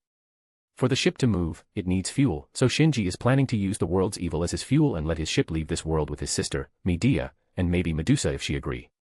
When his ship starts sailing, he'll be able to regain control and kill Beast 6, who is very weak from the fight with Solomon. I see, although you're so predictable and boring, I'll give you points for using the origin power with your cheat. You're really an outer god wannabe parasite. Leo stretched his hand as his body that was filled with burns is much better now. Despite everything, Leo still feels shocked by Shinji controlling the power of the world's wills and what the outer gods steal and use. Although its usage and quality is much worse than them, Shinji was able to harness it. Leo really wants to see the face of the outer god that messed up this badly and allowed Shinji to steal his system and origin power. Origin power? Is this the name of energy? And outer gods? Shinji was surprised to see someone knowing this formidable energy that he found in his gate. Yeah, but I have to say that's a cool gate of truth you got there. Is that Kabbalah on it? Very cool, Leo said with a grin that gave Shinji some chills even at his current state. It'll be a shame if something were to happen to it. With a grin, Leo raised his head as his halo glowed. Shinji was trying to move, but he couldn't because his gate was getting fixed. Catching the golden grain of light in hand, Leo pushed what was left from his mana before he said ***3, 2, 1. The total is 6. Gimel, Beth, Aleph. The saw, mist. The heard, whisper. Here for thy, gazing at the unknown, greetings as silent curses, ***. The air vibrated with Leo's voice before Shinji heard his spell. Strangely, he could understand all that Leo was saying, but that was his doom. Suddenly, Shinji's eyes became bloodshot before he held his head and screamed, "Ahhhhhhh." He felt his brain was about to explode. Countless whispers that he couldn't understand were echoing in his head and filling him with a weird and sinister type of knowledge. The gate of truth behind him, in its first 3 positions, a red demonic glow appeared on them as the demon's whispers filled Shinji's brain and reality more and more. It didn't stop there as the red glow was moving towards the rest of the tree, which made Shinji howl in pain while losing control over all his powers. Leo raised his arm as a small flame, which was the core of Lizard's soul, appeared in his palm. Leo pushed the flames towards Palkia and said, "Spread the coordinates in this core to space." He should be able to get it. Palkia nodded before he put the flames at the orb in his shoulder. Glowing with a pink light, Palkia roared as waves and waves of space spread to the surroundings. Outside the reality marble, Zelrich, who was trying to locate the coordinates using Alex, frowned. This might be harder than he expected, especially with all these world-ending events happening around him. Those old fools of governments must be freaking now and trying to dig their graves with their little toys, nuclear weapons. If they send those bombs, not only they won't affect anything, they'll just kill innocents and pollute the environment, which will anger Gaia. He just sent Nero and Foe to help those guys inside of the reality marble core, even if the ship started to take shape and might start sailing at any moment. However, he suddenly spotted a weird wave in space. The waves were carrying weird coordinates while their energy reminded him of the walking disaster magnet. If you had it, why didn't you use it from the start? Feeling all his efforts were useless, Zelrich sighed before he recorded the coordinates with his jeweled sword. A kaleidoscope bloomed with all colors around Zelrich before he activated the second true magic and connected the whole reality marble of Shinji to the coordination's place. The jeweled sword was releasing ether like no tomorrow as sweat appeared on Zelrich's forehead. Even with his almost infinite amount of mana, he's still having trouble connecting a space to another, which is something he never thought he'll face as the second true magic user. However, after a few seconds, he managed to link it at the cost of a lot of ether. Inside the reality marble, Shinji was feeling like his head was about to explode. This is a completely new source of knowledge, not less than his gate. The whispers were driving him mad, even his body was refusing to listen to his command. If he can describe it, Then it'll be like his gate was knowledge from heaven and those whispers were an abyss of knowledge trying to drown him completely. Although you were able to use origin power, that's it. It's like driving, you can drive a car without knowing how to make it, but if you try to use that logic in magic and conceptual battles like these, then... Leo looked at Shinji suffering from his simple spell before he said, "You really have some sort of a death wish." Yes, what Leo used was just a simple spell from the Tree of Evil, Clifith. By calling upon the first three positions and their paths, Leo, as a good angel, opened a path of knowledge for Shinji, like a friendly greeting. Shinji's gate was absorbing all the knowledge and information around him, so it welcomed Leo's path with open arms as the abyss unfolded in Shinji's mind. It even pushed beyond Leo's spells and made Shinji suffer by the greetings of demons. Clifith tolerance is much less than Sephiroth as Shinji, who struggled with the Tree of Life, was bombarded by the Tree of Evil. In the middle of the suffering, Shinji clenched his teeth and waved to attack Leo to stop these whispers, even if it meant to break his gate again, but then, several flower petals appeared in this place. His ship, his reality marble was losing control and the source was from the core. This made Shinji scream, "Sakura, Medusa, Medea." In these conditions, he can't feel his connection with them at all, so he assumed the worst. Without caring about his own safety, Shinji tried to rush as the gate behind him was cracking again. Merlin is working fast, I think I should pay him for this. Leo felt that Merlin, even with his annoying habits and questionable gender, is a very, very reliable guy. He should try to be nice to him in the future. However, he also raised his eyebrow at Shinji's words before he said, "Sakura. Medusa. Medea. Did you make a harem? Oh, boy. It seems that the day has come for me to become a harem king slayer." Leo's eyes shone with a bright light. Although he doesn't care if someone made a harem or not, it's a different story if it was an enemy. Leo shall raise his lance and claim this kill for his title of harem king slayer. However, he suddenly stopped. He just remembered that Solomon, even if he was in the emotionless mode, had a massive harem of 700 wives and 300 concubines. In a short silence, Leo figured out that he became a legendary harem king slayer as he didn't know what to say. Suddenly, the reality marble started shaking again before the surroundings began to change quickly. After some dizziness, the reality marble seems to be moving. Palkia sensed that the space was stretching to who knew where before it connected to a weird place. In the dark imaginary number space of Shinji, a giant tower appears. But maybe calling it colossal is better because this tower is bigger than Venus that Leo made in the battle. It had a black metallic color that reflected some sort of weird light, even in this dark space while several wild lines were drawn on it. To be honest, it looked like some sci-fi tower, which is a high-tech device. So, this is the hook, huh? Hold on, I think I saw this before. Leo frowned as he remembered a picture that he saw in the chat room. His brain was hurting very badly, especially when looking at the hook. However, he found that the hook resembled what Misaka showed him, except it was much, much bigger. I might need to tell them to not mess up their mission as soon as possible, Leo reminded himself before he heard a scream. Ah! Even if his mind was almost exploding, Shinji was struggling to control his power back. He pushed the origin power trying to clean his gate from Clifith's knowledge, but that was very, very hard. Like Leo said, he only used his gate as a tool and never understood how it really works. The gate always absorbed knowledge and he didn't question how it did it, which made Clifith's demons play him like an idiot. Regaining a silk of control, Shinji wanted to make his ship leave this place and rush to the core. But he felt a strong sucking force trying to drag him back. Like it was a heart, the hook started beating as white origin power was being absorbed from Shinji. The white mist and light was moving with the air and entering the lines on the hook as the absorption speed increased. Palkia, leave this place and take Gugalana with you. Leo looked at the two divine beasts as he was still slightly surprised by Gugalana, who was listening to all his orders. Palkia looked at Leo for a second before he opened a portal big enough for Gugalana before they left the ship. Leo took a deep breath as he felt his current condition. His body recovered and he was able to open his right eye. All that was left was small burns on it, which will heal quickly by his high endurance. However, his right wing was taking a lot of time and might need a lot of energy to recover. His brain was almost burning up and he probably lost some brain cells, which will grow up again later, so it means that his duration for keeping the angel mode is almost reaching its end. Even so, his mana is very little. Calculation power, very low. This is not even enough to drop a star heat nuke. Much less if he wants to perform the biggest finale of Type Moon special. It seems that I need to maneuver around it a little. Leo glanced at the whole of the world's evil before he let go of himself. Yo, Wakame, take care of the hook for me, I just need to go to hell to get something. Leo in his free fall said to Shinji while going towards the Holy Grail hole.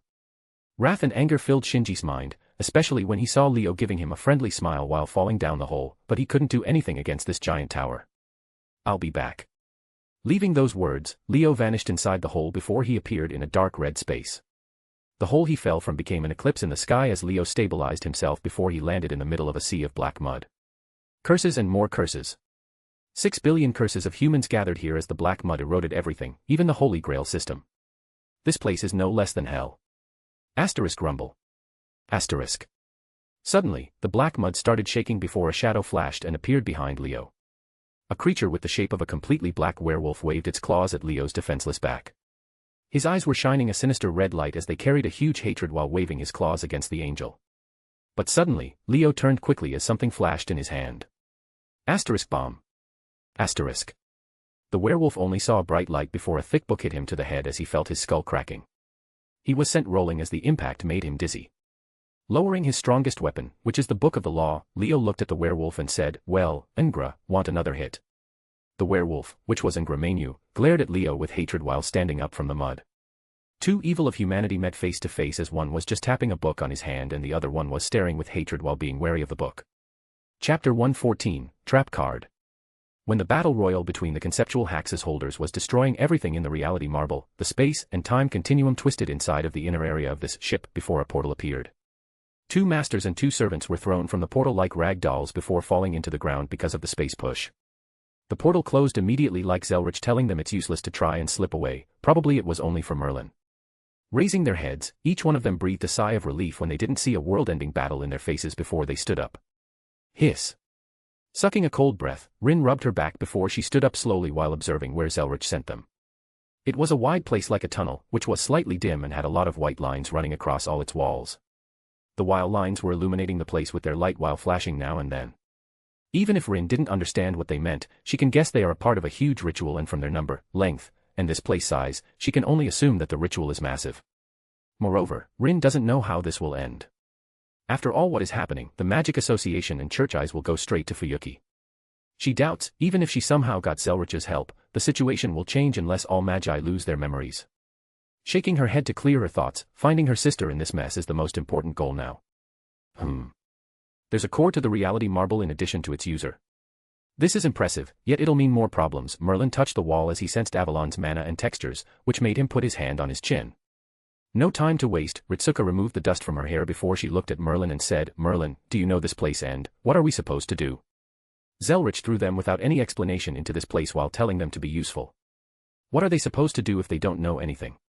Ritsuka's head started hurting more because of these clairvoyance users and mysterious mages. Of course, Ritsuka-chan, let's talk while moving because I don't dash. Merlin wanted to say something, but then, the reality marble started shaking, so he said, because of that. Merlin moved towards a path, which had the highest levels of Avalon's mana while that little mana he got from Medea was also reacting this way. The group followed him quickly while Archer took the lead while holding his bow, which made Rin's eyebrow twitch for this melee archer. Here we're in the second core of the reality marble. No, this is much higher than a reality marble. Merlin shook his head while changing directions with the mana reactions. He has a feeling that a trap might appear at any moment because this place has the signs of a Magi workshop. Archer looked around as he felt that he wouldn't be able to materialize his reality marble completely in this place, which made him frown. Whoever made this place must be a crazy genius or something, but if only the new Shinji has left, does that mean he owns this place? Archer felt more weird about his ideas. The first core is the user and the second one is the ritual that spreads across this place.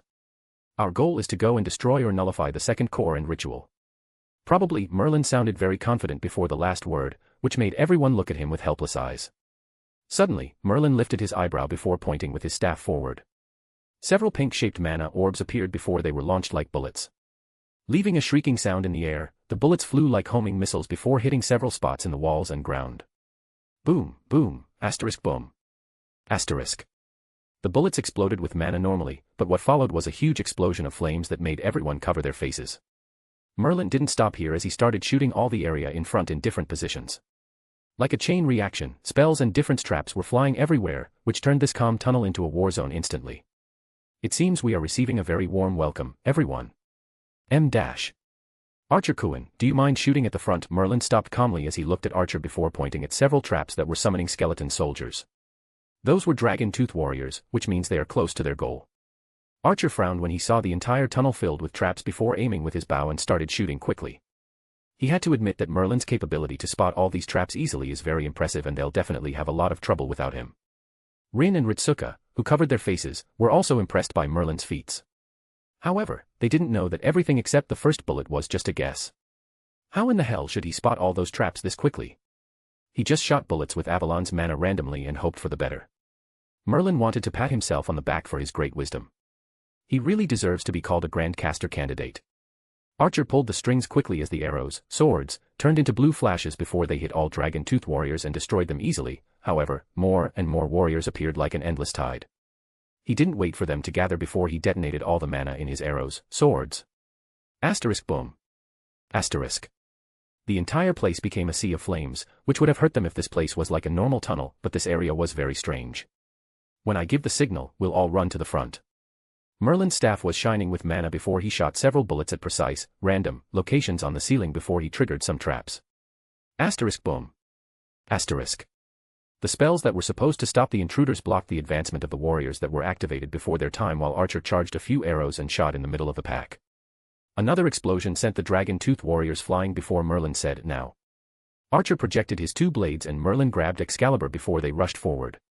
Rin and Rituska activated their magecraft, which was reinforcement mystic code and gem spells while rushing behind them.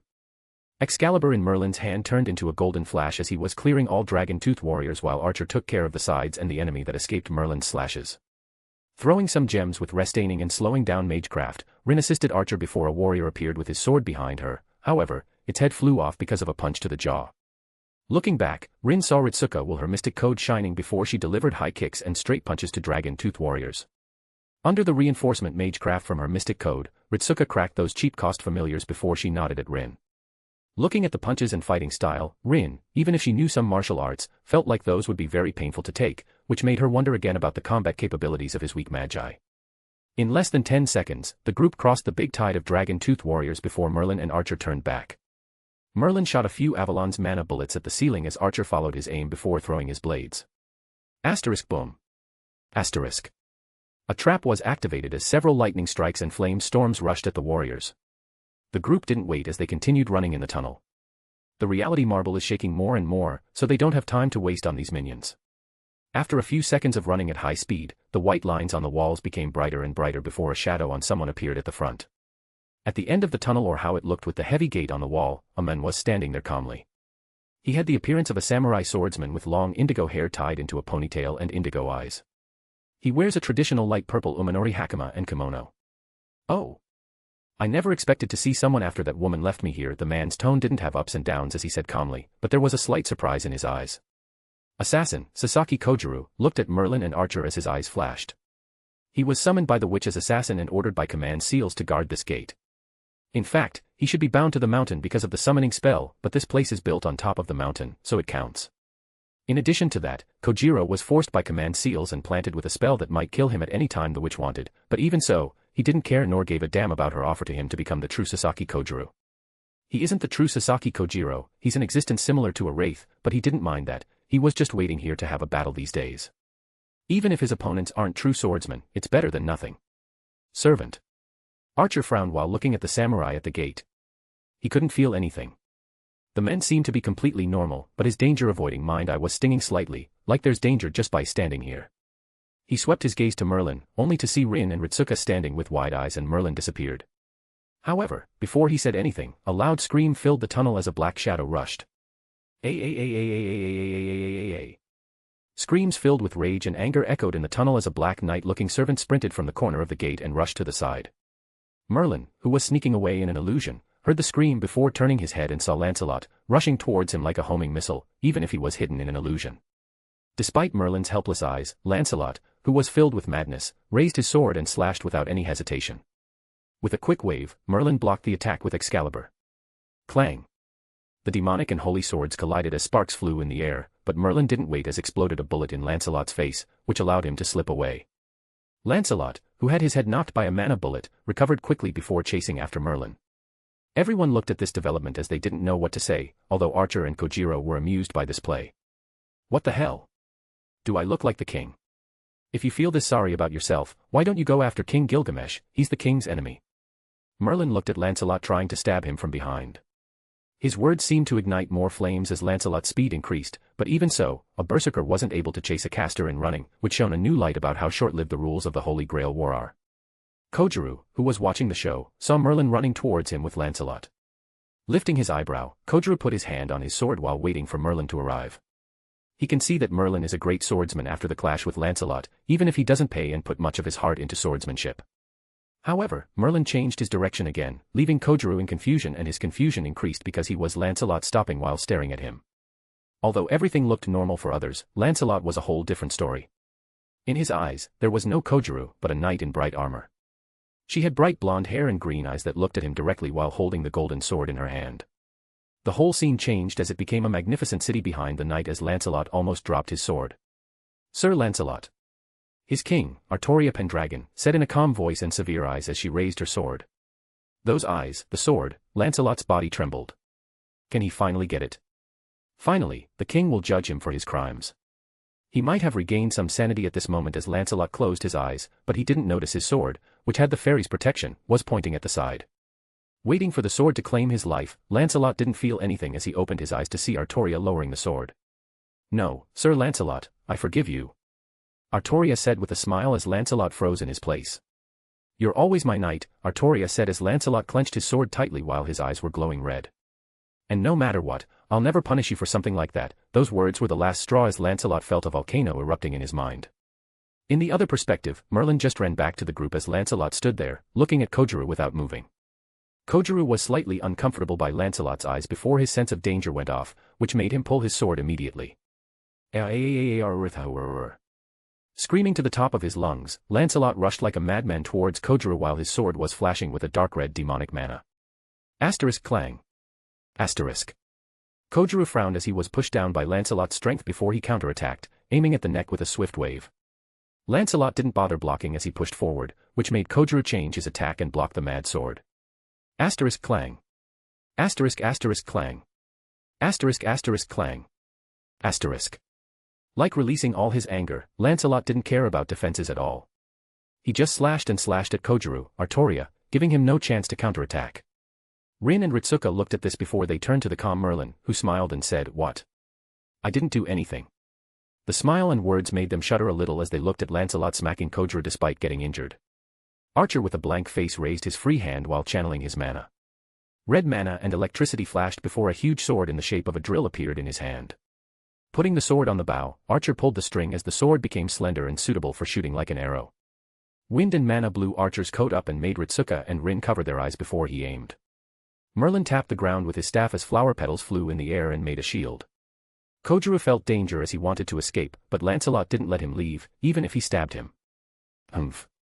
Letting go of the string, the arrow turned into a rocket of mana that twisted the space in front of it before reaching Lancelot and Kojuru instantly. Behind the gate, Medea, who was busy with the ritual, sensed her traps being activated. The quick change in battle made her worried about Shinji, but she still checked.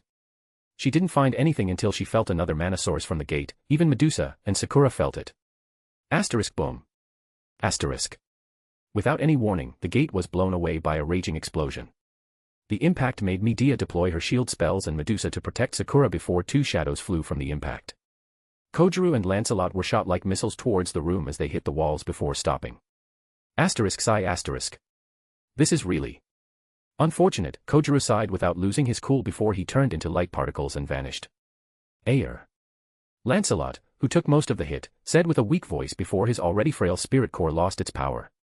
Turning into light particles, Lancelot exited the war, leaving Medea, Sakura, and Medusa wide-eyed. Is this a double kill? Magnificent work, Archer-kun, a voice appeared from the blow gate before several figures appeared. Although your illusions are strong, it isn't enough to finish the job, another voice was heard as the figures finally became clear. Merlin and Archer walked in the front followed by Rin and Ritsuka, who witnessed the unhonorable double kill. Now, can I ask you to leave that ritual and give me that scabbard? Merlin looked at the ritual and saw Avalon stabbed in the middle of it. Those useless bunch. Medea said with anger as two servants lost without even injuring the enemy. Sakura looked at a figure behind Archer as she lowered her eyes before they became firm. Sakura. Rin spotted her sister as she couldn't help but scream. Hello, Tosaka Rin, Sakura said those words calmly while standing up from the ritual and Medusa followed her. Sakura. Rin saw Sakura's eyes as she didn't know what to say. Although she had a feeling in her heart, she didn't want to be her sister's enemy. She knew after joining the Holy Grail War, they'll become enemies because these are the ways of Magi, especially between the three families. However, she thought they at least won't fight to the death, but after looking at Sakura's eyes, Rin realized that may not be possible, which left her in a dilemma. Glancing at his master, Archer took a step forward and projected his blade while Medusa grabbed her chain blade. Ritsuka sighed while looking at Rin's situation before he looked at Merlin, who was still and watching the show. She wanted to ask him something, but then, she noticed that her hand passed through his robe. Asterisk rumble. Asterisk. Suddenly, the whole place started shaking violently. The walls cracked and the ritual started going out of control as Medea screamed, Shinji-sama. She lost all connections with the reality marble battlefield. Her observation magecraft all have been shattered and worst, her connection with Shinji vanished suddenly. This almost made her lose the strength to stand up. Brother. Sakura snapped when Medea screamed, however, no one waited for them to be ready. Archer, who saw the chance, charged immediately with his blades towards Sakura, which made Rin pale, but Medusa blocked him. He didn't stop as he continued to aim at Sakura while attacking Medusa. Whenever Medusa tried to counterattack, Archer would just aim at the panicking Sakura, which left her helpless and at a big disadvantage. Archer. Even if she saw his plan, Rin couldn't help it, but she clenched her teeth. However, without any warning, flower petals started flying around the place before Medea felt that she lost control over her ritual. No matter how skillful the magus is, panic and unexpected situations are very deadly things. A clear voice appeared from the ritual as Merlin grabbed Avalon and stabbed his staff on the ground. The other him near Ritsuka turned into flower petals and vanished. You. How dare you? Medea, who was still thinking about Shinji, flew up in rage after seeing Merlin ruin the ritual. Merlin just shrugged his shoulders at her actions. She can't hurt him in the middle of ritual as he took a breath and said, the inner sea of the planet. The platform of the watchtower. From the edge of paradise, you shall hear my words. Your story shall be full of blessings. Let only those without sin pass, Garden of Avalon. The sea of flowers exploded from Merlin's feet and drowned the ritual and the whole place, which turned it into another paradise-like place before the area was shaking again. Medea didn't care anymore as her lips moved quickly and several magic circles appeared around her, but then, the ceiling was broken. A white fluffy creature and a woman with a red dress fell from the ceilings as there was a portal behind them. Ha! Nero, who just passed the portal and her head was hurting, glanced at the place before determining what was happening and slashing Medea directly. The red sword cladded in flames pierced her defenses easily and knocked her away. Medea wasn't able to regain her balance and fell on the ground like a shell. Asterisk boom. Asterisk. Hitting the ground, Medea left a pothole on the ground as Sakura widened her eyes and Medusa felt this situation was very difficult. Meanwhile, at the interior of the Holy Grail, two evil of humanity stared at each other as one was holding a book while the other didn't like the book at all. What is that book made from anyway? Angra felt his head almost cracking as he didn't understand how a book could hurt him this easily, especially inside the Holy Grail. Birdman, Angra said while glaring at Leo with his red eyes. Village boy, Leo said with a calm face while holding the book of the law. Looking at the werewolf in front of him, Leo wondered what happened in this world. In his original state, Angra possesses no personality and no appearance. It is only by possessing others as his shell, he'll be able to acquire an appearance and a personality based on his host. What with your look, fucker? With a hoarse voice, Angra said while raising his claws. Okay, hear me out, Leo didn't care about those words. The book of the law was attached by a chain in his hand before he clapped and said, this might sound weird and beyond crazy, but we need to save the world. Silence, an awkward silence filled the interior of the Holy Grail as Angra stared at Leo with a gaze that sent one message, are you retarded? I might have lost some brain cells, but you know that for us, the soul and core are the only important parts and everything else can recover. Leo shook his head while looking at Angra, who had a weird expression despite his current form. You, a beast, want to save the world. Angra said as Leo thought about it before nodding. And you, want me to help? Angra said with a more hoarse voice before Leo said, yes. More silence filled the place before Angra lowered his head and spit on the ground, although it was just more mud. Fuck off. You motherfucker call yourself a beast. Do you expect me to believe it? Angra exploded as he started to throw every insult he can find in the world's evil at Leo. Well, I won't deny that I want to shoot Wakame and the hook down, which is more important than saving this world, honestly, let it burn, Leo sighed while looking at the world's evil around. And why do you think I'll help? Like hearing one of the best jokes in his life, Angra looked at Leo while waiting for an answer. Not being turned into fuel for a ship sounds good to you. Or do you actually prefer to be sacrificed? Leo said casually while glancing at Angra with a gaze that said, are you an M? Grr, a low roar came from his shadow werewolf shape as Angra said, look who's talking. The guy with those 10 crowns that are more of dead weight.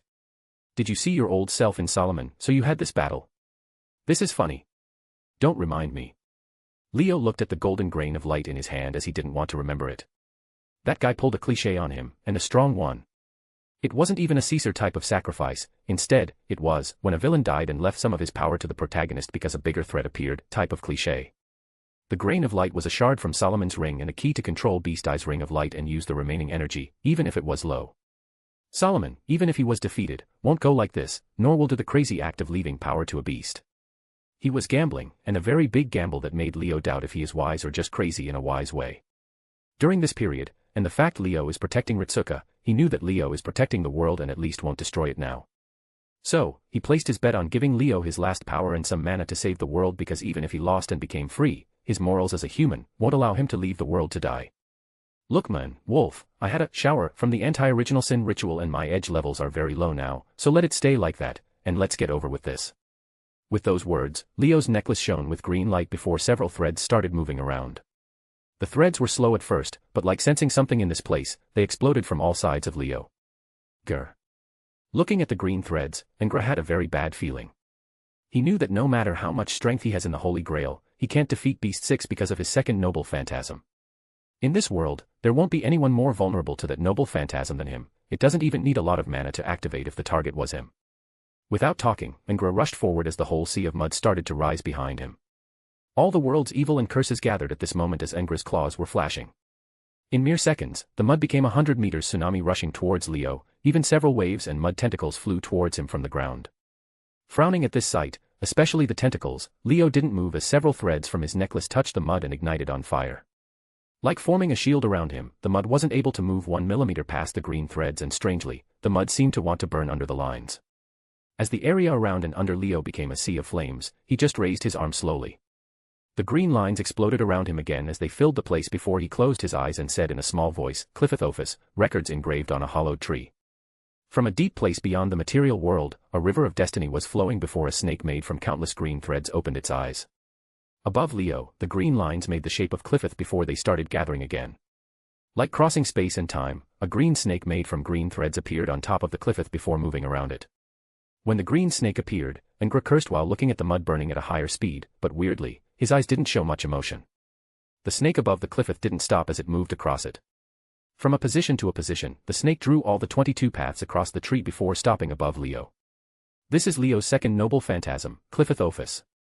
The snake of wisdom that crosses the 22 path of Kabbalah. Everyone did something in this world, it can be good or evil. Yet, no matter what you do, you'll always negatively affect something. It can be something that you didn't know about or never heard of, but it'll be recorded by 7 ropes and 7 knots that means the virtues and sins. Yes, this is completely unreasonable, but it happened, and you participate in it one way or another, so it was partially your fault. This is the thinking of destiny and records that watch over humanity. The same applies to Clifith, which is the tree of evil, yet, it's not absolutely evil. The noble phantasm uses those records or archives and weaponizes them. Be it to make the sins appear on someone to judge themselves or manifest physically like when Leo created the whole fleet of battleships, the meme sniper rifle that can shoot words, or even the servant's summoning ritual. This is a similar feat to fourth true magic. To be honest, this noble phantasm links Leo's power, which makes it important, yet useless. Strong, yet weak because of the conditions on it. The amount of mana needed to use is enormous if the conditions were not achieved because destiny isn't an easy thing to use. It can easily cost more than 10 times the mana for using all his other noble phantasms. There are 2 conditions to use it freely, which is humanity and agreement. This noble phantasm can only affect humans on the large scale and the power to use sins will become very weak on someone with divinity according to their rank. This noble phantasm also requires a play on words, which destiny loves a lot. By making someone admit they can truly carry their evil or sins from their hearts, even better if it's the whole world's evil, this noble phantasm will directly get the ability to use the river of destiny and summon sins like rain without costing Leo a lot of mana. A noble phantasm that plays on words is really fitting for the devil and father of lies. Now Engra, who is literally the world's evil, is the best target as this noble phantasm wanted to activate on its own, even without an order from Leo. Strangely, and funny enough, Drake's domination is very useful with this noble phantasm because it can pass those restrictions, even by a little bit. A dragon dominating destiny, that sounded funny for Leo, which made Drake glance blankly at him. Like getting a signal, the threads exploded from the Clifith drawing the rushed everywhere. First, they burned the mud on the ground before the tsunami ignited. Even Engra's shadow body was getting burned by the fire, but he didn't stop rushing. In a few seconds, most of the world's evil became an ocean of flames, but Engra passed it before he reached Leo and waved his claw. However, he was stopped by several threads that tied him in the air. "You piece of shit," Engra said with his hoarse voice that carried hatred. yet it didn't sound that angry this time. Look who's talking, a being made from black mud. Leo looked at Engra burning in flames before he said, I can at least know you want to shoot them down too, no? TSK. I hope you burn in hell. Engra clicked his tongue, even if his tone became less and less hateful. He won't lie, he prefers to tear Solomon and especially Shinji into shreds. Solomon might just want to sacrifice him, but Shinji. If Engra didn't receive his other self from another timeline when the counterforce tried to protect the world, he'll be just a philosopher's stone by now. Only because Shinji didn't want to alarm the counterforce, he didn't come to fight him here or do something big. You need to come with something better. Leo shrugged his shoulders while Engra just ignored him as he just closed his eyes before vanishing in flames, like those flames didn't bring pain, only peace. After Engra vanished, a dim white orb was left in his place as Leo reached with his hand and waved. The dim orb flew closer to him before the ocean of flames moved. Like experiencing a huge attraction force, the flames, which were the energy from the world's evil, flew towards the orb and started merging with it. In a few seconds, the flames vanished into the orb, leaving only a black void in this place and a red-black eclipse hole in the sky. The orb became very bright with flames flashing inside of it before it floated to Leo's side. Looking at the orb, Leo didn't speak for a moment before he sighed and said, so, unlike being sacrificed as fuel, you want to leave or be used like you should. A scapegoat for this world. Originally he was a good-natured young man before he was randomly chosen to be the source of his village's evil and tortured until death. His hatred for the world became his very nature, but he forgave humanity and accepted it. And now, if he'd choose between turning into a fuel and becoming something to save the world, he'll choose the latter. Although he won't help, he'll not refuse it. Leo sighed a little while looking at the bright orb, which was all the energy from the world's evil and what eroded from the holy grail that can be called now, the ritual for the incomplete heaven feel. God damn it, this world and all these chunny actions and feelings, yet I don't think these feelings can be expressed without these actions. Leo shook his head while looking at the gate in the sky. Solomon, who tried to save the world in his own way at the first moment when his emotionless return. Engra, who can easily accept being sacrificed for the sake of the world, of course, only if he didn't see a chance to win. Gilgamesh, who chose to let go of immortality and become a heroic spirit because as long as his legend continues, his role will never vanish. Everyone is fighting and struggling to a certain future, even if it is a dim path. A lot of feelings and ideas showed in a weeb and edgy way according to this modern era. Honestly, Leo thinks if they weren't like that, these feelings will never shine, even if he still doesn't like that. Looking through the gate, he saw Shinji struggling to escape the hook, but that tower would never let him and that easy to get origin power go. All his attacks and efforts didn't even scratch the hook. Well, although I'm still in my main objective, which is to finish this mission and leave the world, but I can put some heart into doing it, even if it's one time. Leo waved his right hand as the book of the law moved with the chain and landed on his palm, but there was something that flew from it. Reaching with his left hand, Leo caught a completely white card that doesn't have anything on it. This was his first award from the gacha on the first mission, blank card, which is an empty gift box. Its usage is simple as the user can only fill it with something, but it has to be something owned by the user. Honestly, when Leo got this card, he thought about storing a big attack then throw it or filling it mana, but as the crazy great genius, he can't follow these normal steps and thinking. Being inside the book of the law without getting destroyed showed that this card can do more, even much more after being affected by the knowledge in the book. Glancing at the white card like he could see his reflection, Leo sighed while closing his eyes and saying, I just hope the reward will be at least something useful in exchange for my brain cells, root. This will probably be his last event and big action in this world, so he wouldn't mind to go and give it all and end it in this type moon spatial. Click. A clicking sound appeared from Leo's body before something awakened. Leo guided that think directly towards his hand as the blank card started changing slowly. Raising the card while holding it between two fingers, Leo opened his eyes that shone brightly before he said, I'm not gonna lie, I really wanted to say this in a long time. The blank card in his hand changed completely. It had drawings and borders made from black color, which was about a black figure of a jester laughing while being very close to a cliff. The gaps between the black drawings were filled with a rainbow color as the card shone brightly. However, it didn't end as platinum color flashed on the bottom of the card. A text and a number appeared there, they were the Fool and number 0 flashing with platinum color. At this moment, Leo felt the card became connected to him, even deeper than the Book of the Law and his 10 crowns. It even became a part of him before he opened his eyes and said, You've just activated my trap card.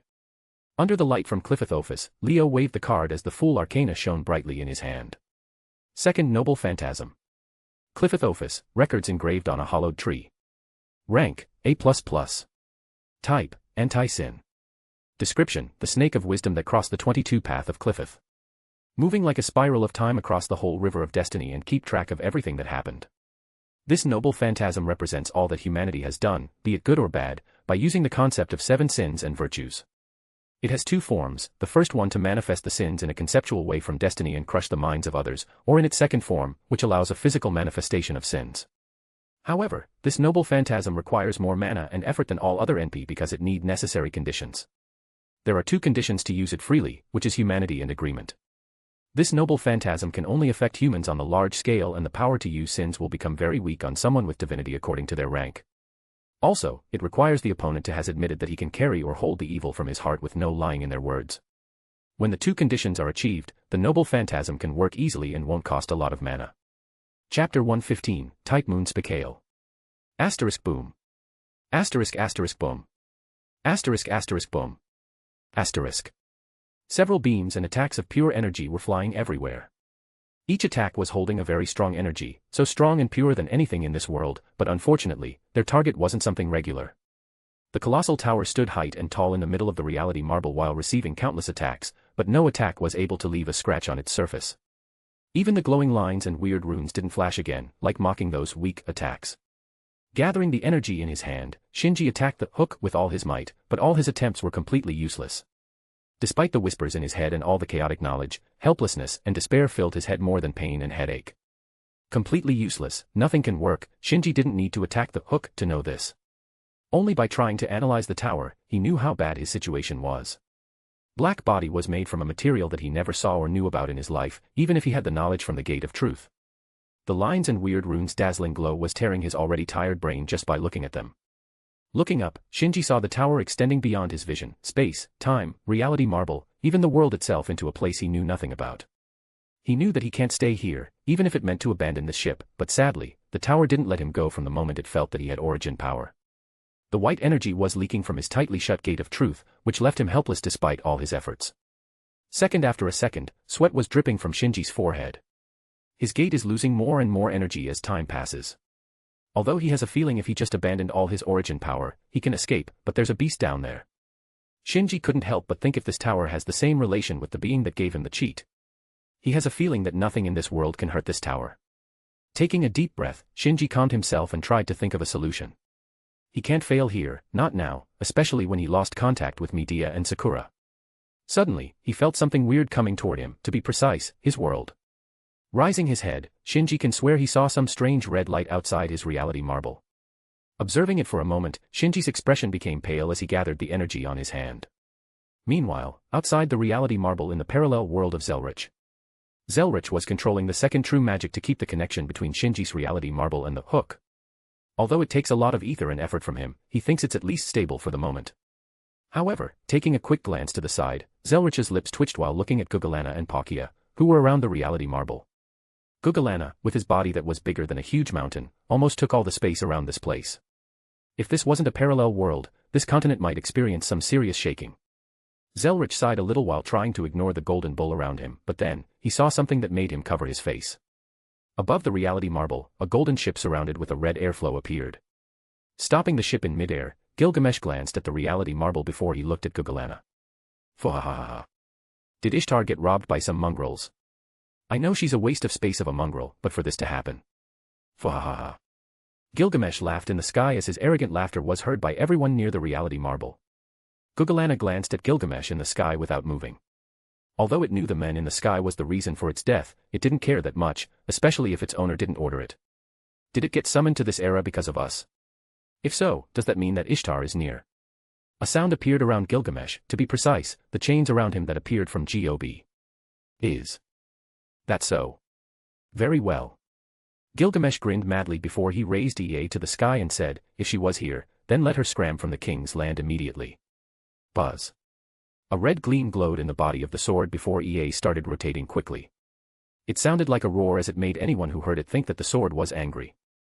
The violent red spatial wind confirmed that further as Gilgamesh was unleashing the stored power in the sword from his fight with Leo.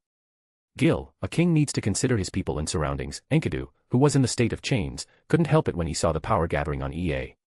After having chains and ship's accident in midair, Gilgamesh's ship of light was destroyed by the direct hit from Enkodu as they entered a free fall. But who is Gilgamesh? He just activated Gob and pulled another ship, although it's nowhere near the strength and speed of his last two ships. Using this new ship, he caught Enkodu, who almost left due to his mana and body reaching their limits, and allowed him to possess his own chains of heaven. Enkodu didn't resist, especially when he saw the situation of Gilgamesh. They both didn't have much mana and Gilgamesh seemed to be persistent in keeping EA in full power for one last hit, so Enkodu, who was going to leave anyway, chose to fight this last time with his friend. Humph. In this situation, you still want to say what the king should do. Gilgamesh repeated his words from his last battle with Enkodu before he smiled and said, although this isn't the bull of heaven and this is a new era, I can say this is also a worthy to go all out. Enkodu sighed a little, but if he had a body, he'd be smiling as his last mana and power was flowing through the chains towards EA. Fwahahaha. Gilgamesh laughed as he felt Enkodu's power before glancing at the reality marble and charging his sword. He can't see clearly what is happening inside the reality marble, but Leo's mana was there, so he'll just blow everything up with EA. I mean, it's an anti-world noble phantasm, it's not like he really has to aim. Zelrich looked at EA in the sky tearing holes in his parallel world as he gave up. Except for keeping the connection between the hook and the reality marble, he doesn't care anymore. Let these idiots kill each other in battle royal or something. Shinji inside the reality marble felt EA charging power as a black and speechless look appeared in his face. Are you fucking serious? Now. From all the times, it has to be fucking now. His head was spinning quickly while thinking about a solution. Suddenly, he thought about an idea. If EA was the sword of rupture, then he might be able to separate himself from the tower. Although the risk is huge and he might lose a lot, it's worth it. However, he forgot about something as the dark hole at the bottom of the reality marble stopped releasing curses and malice. Meanwhile, inside the core of the Holy Grail, Leo looked at the card on his hand before he sighed and said, this might be very early, yet I don't think I have more time to wait. First, Leo took back 6 from Nero, after he saw that everything is okay before he's staring at the bright orb. It seems that I need to take care of a lot of loose ends after this is over, but I guess this can also count as preparation for the future. Leo waved his hand before the Heavens Feels orb floated next to him and a cup appeared from his shadow. A sacrifice is always necessary. A grave look appeared on Leo's face while staring at his infinite coffee cup before he clenched his teeth and crushed the cup. A faint purple orb with a deep black Ouroboros serpent appeared in his palm. Without any weight, the 2 orbs of Heaven's Feels and Ophus's infinity concept floated in front of Leo before he took a deep breath and put the full arcana on his chest. With a dreamy, yet a plain gleam, the full arcana sank into Leo's chest before disappearing. At this moment, Leo felt the whole world around him vanished. Leo was experiencing a very strange and weird feeling beyond everything he saw or experienced. His eyes became blank as he was standing in his place, but his mind wasn't there at all. What is origin? The driving force from the root, however, does someone know what it feels to be the origin? Or to become very, very close with it? The answer is no, because becoming very, very close with origin means to give up yourself. In using origin and attempting to manifest its power, risk will always follow behind like a shadow, waiting to swallow the origin's user in a moment of weakness. To be honest, knowing that you've origin and using it is a completely different concept. Most people that knew origin only use it subconsciously, like Amiya Shiro, and there's people like Shinji, who almost completely awakened his origin, but in fact, he wasn't even close because that one last step isn't simple. What does it feel to try and connect to your origin directly? Some will say it's like to float in nothingness and have the risk of losing their minds. Well, they aren't wrong, but if Leo would describe it, he'll say, it's like a deep, deep ocean. A dark place with no source of light, so deep that everything will become pitch black, filled with unknown and mystery. In the depth of this ocean of unknown, Leo was sinking bit by bit, and with it, the pressure was increasing with each centimeter of depth. The pressure wasn't on his body, but on his mind and soul, trying to break, tear, and crush them into dust to meld them into the big source. A dim light like a weak candle was gleaming from Leo. It was his mind and soul, which formed his last and only defense he can master in this place. In this location, you can never hope for light to appear. You're abandoned by everything, even the world around you has left, leaving you in a dark void. Extending your hand is useless because nothing will reach you. Calling for help is pointless because nothing will hear you. You only have yourself in this nothingness. Staring at the dark void, Leo was slightly in a daze while sinking more and more in his origins ocean. He couldn't describe it clearly, his feelings were mixed and chaotic. Using his will and the soul's power to survive, he couldn't say anything about the situation. To be honest, unlike those protagonists, Leo knows that his soul is plain and normal. It doesn't have a dazzling glow or profound aura, it's just his regular soul, which was strengthened by his book of law and Kabbalah. If it wasn't strengthened, it'll not play any role here and he has to rely on his will, but even so, his regular, plain soul was able to carry the steep ocean inside of it. Filled with these weird feelings, Leo kept sinking as his origin was awakening more and more. In fact, Leo wasn't a true origin user, he was just borrowing it power, either subconsciously or using his skills, so he never had the chance to experience this face-to-face with origin. So, he created something that can work like a switch and a trigger, opening the closed solid gates of his origin and allowing him to face it directly. This is the main function of the Fool Arcana, to allow Leo to manifest his origin more easily. He saw Shinji using his origin, so he wondered if he also experienced something like this, but he couldn't be sure. 60%. 63%. 68%. 72%. The more he sank, the more he felt the pressure was getting stronger, but for him, it was nothing, at least in these levels. He was completely fine, except for the slight headache and pressure because he was already wounded. After a while, even if there's Northwest time in this place and it'll be just a flash in the real world, Leo felt a hard touch on his feet as he landed on a solid surface. Although he doesn't know it, he has a feeling that he hit the bottom of his current self. 99%. Almost completely awakening his origin. Looking at the front, even in this darkness, Leo felt like he could see the way forward. A few steps away from him, there was a cliff in the depth of this ocean. From the cliff, there was an empty void, dark and mysterious. It made the previous darkness look like an ant compared to it. Leo stood there as he didn't move at all. He knew that if he took a few steps forward, his origin will reach 100%, but he couldn't. The existence of the cliff was beyond anything he expected and even dreamed about. Although the origin is strong and mysterious, it'll always have a limit, no matter how rare and strong this origin. So, Leo didn't understand why there's more depth in his origin, essence, source, core, or whatever you call it. However, those mixed feelings finally showed a clear emotion that filled his very core. It was fear. Looking at the deep void beyond the cliff, Leo felt a deep fear that made him shudder a little. The darkness was like a monster staring at him and trying to devour him directly. This feeling was strong as he couldn't stop it at all. For the current him, what lies beyond the cliff was something he can never imagine. Leo couldn't help but show a bitter smile. In addition to this fear, he noticed that the pressure at the cliff was beyond what the ocean had. Even with his current soul and will, it'll crush him directly. A few steps from reaching 100%, but now, Leo started to think. If this cliff existed here, then is this place really his 100%? Shaking his head, Leo stopped thinking a lot. After all, his goal here wasn't to reach 100%. Glancing one more time at the cliff, Leo closed his eyes and raised his head before lifting his hand slowly. His goal from activating his origin to this degree was to manifest its power and create a miracle. To turn 0% to at least 0.1%, like the root said at first, it's time for him to grasp something in the nothingness. It was hard, very hard. Even fighting Solomon wasn't this hard. Leo was struggling to lift his arm as he was pushing his soul and will to advance further. Sinking into the origin to awaken it was one thing, and trying to lift this awakened origin to use it was a completely different thing. The dim light covered Leo's more intensely while moving along his arm. The dim started to show some platinum glow as Leo kept pushing forward. After a few moments, Leo's hand closed suddenly as he opened his eyes. His golden eye glow with a bright, yet not dazzling gleam before golden light appears in his palm. His will and soul joined the golden light. The dark surroundings became slightly dark blue because of the illumination before Leo's silhouette disappeared with light. In the real world, Leo, who was standing with blank eyes for a split of a second, woke up immediately as sweat was dripping from his forehead.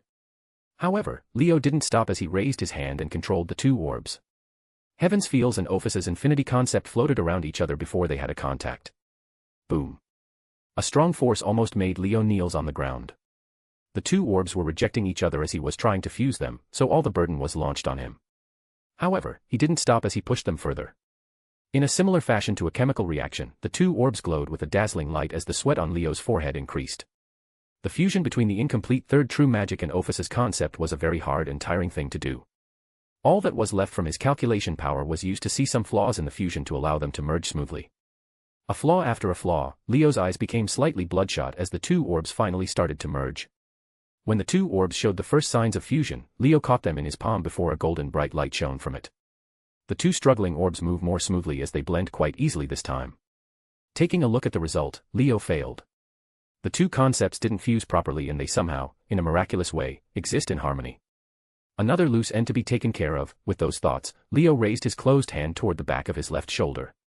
He didn't care if the fusion succeeded or not because he knew that the chance was less than zero for these untreated foreign concepts to meld together. However, this didn't stop him from using them to their fullest now. Taking a deep breath, Leo pushed the bright light, which was the result of his work, on the star mark on the back of his left shoulder. Clifith Ophus that was floating above, sent a couple of green threads that pierced Leo's skin around the star before he let go of his hand. Ugh! At this moment, Leo couldn't help it and fell to the ground on one knee. The star mark was burning and gleaming a dazzling light as he clenched his shoulder. All the bright light was getting sucked inside the star mark while moving directly towards his soul. The green threads moved like a professional surgeon and controlled the shape and form of light in the star mark. In fact, it wasn't his body, but his soul that was getting burned. At this moment, all the servants that were receiving mana from the Holy Grail felt their supplies vanish suddenly and their time in this world started its last countdown. Medea and Medusa were surprised as they started attacking furiously, and Gilgamesh raised his eyebrow before channeling his mana faster. The star mark was glowing with a dazzling light, but if you stare at it very closely, you can see the dense circuits filled every corner of it, layer by layer of magic circuits. In Leo's soul, the same thing was happening, but it was like someone was painting a tattoo with lava on his soul. In this fashion, the heavens feel is becoming a magic crest of Leo. For Leo, his body was never important after he became an angel. The so-called body is a mere vassal for his soul that can be recreated at any time with enough energy. The soul holds his mind, memories, magic circuits, mana, and origin. The body is just an avatar and an anchor that allows him to act and materialize his power in the real world. Having the Book of the Law and Kabbalah, Leo's soul is very strong, even if it was plain. After all, both of them are focusing on the soul and its existence. To be honest, Leo started to feel weird. Kabbalah, the Book of the Law, Longinus, Origin, Esper's ability, and most of his powers are related to the soul. Even Gold Experience's life-giving ability creates souls for his beasts. The spell on the Book of Law can also be called Stairs to Heaven because it builds the path to ascension. Now, Heaven's Feels joined the game, which has a big relation to the soul. Heaven's Feel is a magic that allows for the materialization of the soul, which stops the inevitable dispersion of the soul, and essentially makes it transcend to a higher form of existence. It is a magic that realizes true immortality by making the soul into a high-dimensional planar being capable of interacting with the material world as a mental body without having to return to the roots. The practitioner will acquire an unlimited source of magical energy due to the soul becoming analogous to a perpetual motion machine. Even Gold Experience has the seed that allowed him to interact with Venus. A lot of thoughts appeared in Leo's head as felt these events are very close and connected somehow. Glancing at his Book of the Law, in the flipping pages, Leo was able to see the first page and its 19 phrases. The 8th, 9th, and 10th phrases were glowing with different colors, unlike the other 7. Wyrd had a green gleam, Dragon was dark blue, and Fig Tart was a brilliant golden glow. Very similar to his 3 noble phantasms that represent destiny, end, and beginning. Shaking his head to clear these thoughts, Leo stood up completely before he raised his hand up high. This isn't the time to dig into secrets and stuff, he needs to one-tap the Wakame and the hook. Despite that, Leo is mainly focusing on the hook because Shinji is completely dead after being locked by the tower. His origin power was the hook goal, a free meal, even his cheat was made from that energy, so he's so dead now. Even if he miraculously escaped, he'll be in a very bad state that Ritsuka can kick his ass, so Leo didn't care much and focused on the bigger problem. Also, he sensed Gilgamesh's EA, Goldie is really a good guy and a role model that everyone should follow. He even told Palkia to not mess with him and protect himself. Asterisk boom. Asterisk. A terrifying amount of mana was rising from Leo's body. His star mark was glowing with a bright white light as he felt some pain. The magic crest is still young and new, it's already painful to use it to channel the mana that was left from the world's evil. Sinking his necklace into the void, the red drawing of Clifith appeared behind Leo before his shadow moved. 6, with his 7 heads, emerged from the shadows as all his horns were glowing. Leo clenched his teeth, but his eyes didn't waver. He needs everything he can master, even the tiniest bit of power can't be left if he wants to target the hook. The huge mana was moving through his body as it reached his horns. Crack. The horns were cracked before they turned into fragments and flew towards the Clifith behind Leo. VI's horns were the same as they became particles of light and joined the red drawing, which made the dragon's heads retreat. The sinister Clifith shone brightly as its 10 spots gleamed with light, like a hollowed tree finally filled with something. Its glow and 10 spots were like a crown behind Leo's head. The 10 crowns were fully liberated. Clifith Ophis. With Leo's words, the snake of wisdom turned into a stream of light and fell into his palm. All other green threads joined the snake as they were gathering on Leo's palm. With a wave, Rongaminiad appeared in Leo's hand and waved engulfed with the green light before Leo said, "This time, let make you a full transformation weapon. Anyway, the Tower of the End isn't available in other worlds." The lance vibrated slightly like it was happy with finally being able to have the ability to go back to its original form, which was a katana. Rongaminiad is the weapon of its lord, and it'll become any weapon he wants, but it prefers its first form. This puzzled Leo as he asked and the answer he received from Rongaminiad was, slashing people and things is fun. Leo's eyebrow twitched before he connected with the whole destiny of humanity and found his goal. The weapon that can play his first noble phantasm's power to the maximum. The terrifying mana moved, gathering into Leo's palm like a singularity and drawing the lance in brilliant green. The Cleopath behind shone with a red light before a dark fog mixed with green gleam. Using the exaggerated amount of mana, it didn't take more than 5 seconds before Rongaminiad changed completely. With a wave of his hand, Leo aimed his new creation at the hole in the sky. Cracks. His movements caused the green glow to break like glass and show the full form of the new weapon. It was a normal, yet slightly shorter flintlock musket with black color and some gold plating on the edges. It was completely normal, but it has a weird and mysterious feeling on it. Drake, keep using boost on me. Leo's words made Drake puzzled because a normal boost can't increase Leo's power a lot, but looking at the situation, Drake did it anyway. Any bit of power is useful in this situation and he understands that very well. Boost, boost, boost, boost, boost, boost. Several regular boosts were being spammed by Drake to Leo. They were like a drop of water in a vast ocean, but it was better than nothing. Without his order, Venom found good timing and threw all the 18 runes in front of the rifle. They turned into a circle and connected as the runes were playing their full strength to bless the next attack. Finally, the last preparation, Leo sensed the fragment of Solomon's ring as connected the ring of light in space to his rifle. In space, Beast Eye's light ring started to become dimmer at a very fast speed while disappearing. The ring of light that burned humanity once. In a sense, it should contain all humanity concepts. With this weapon and my noble phantasm, the power might reach the desired level. Leo's head was spinning fast, even if his mind was stinging badly because of his injuries. The vision in front of him started to become blurry. Liberating the 10 crowns might pose a threat to himself as well these crazy operations. He was really pushing himself to the limits, but it's kind of refreshing to use his powers to their limits after all this time. Compress and more compressing, Leo didn't want to waste a bit of power as all his power was gathering into the rifle in his hand. A bullet was forming inside of it, filled with a terrifying energy. Yet, Leo felt it wasn't enough, he needed to gather more and more power to assure his last attack. Suddenly, Leo heard a voice in his head, Lucifer, the core of the reality marble is secured, is everything okay at your side? Well, I saw better days. Hearing Ritsuka's voice, Leo said casually like he isn't brewing the terrifying power in his rifle. Ritsuka, who saw Medusa get blocked by Archer while Nero almost completely killed Medea, contacted Leo through their link. What? Do you need help? Ritsuka asked seriously, but she only received a chuckle from Leo before he said, of course, maybe your command seals can help, but in this place, you can't use them. Then, what should I do? Ritsuka took a deep breath and asked. I don't know, try to jump into the reality marble or something, do a flip while you're at it, Leo said as Ritsuka clenched her fist in anger. This is not the time to joke at all. Calming down her feelings, Ritsuka stared at Merlin, who looked at her helplessly before he said, do you really want to go? Merlin was the controller of the second core now, so he can open and close portals around the whole reality here. However, he was helpless after he saw Ritsuka contacting Leo. Ritsuka didn't speak, she walked forward without stopping. Medea, who saw this, tried to shoot her, but Nero came quickly with her sword and blocked the hit before slashing Medea's arm off. Ugh! Curse you! Curse you all! Do you think this is over? Especially you, the one lost in time. Medea collapsed on the ground as she looked at Ritsuka and said, I wonder what it feels like, to see everything you held dear vanish. I think you know that better than me. Ritsuka didn't stop as she ran into Merlin's side, near the ritual. I met a king one day, I asked her if she wanted the sword or the sheath, do you know what she chose? Merlin held Avalon in his hand as he wanted to tell a story, but Ritsuka took Avalon directly and jumped into the sea of flowers. She sank like a rock in water, leaving Merlin with his hand in the air and helpless expression before he sighed and said, everyone is in hurry and don't appreciate my great stories.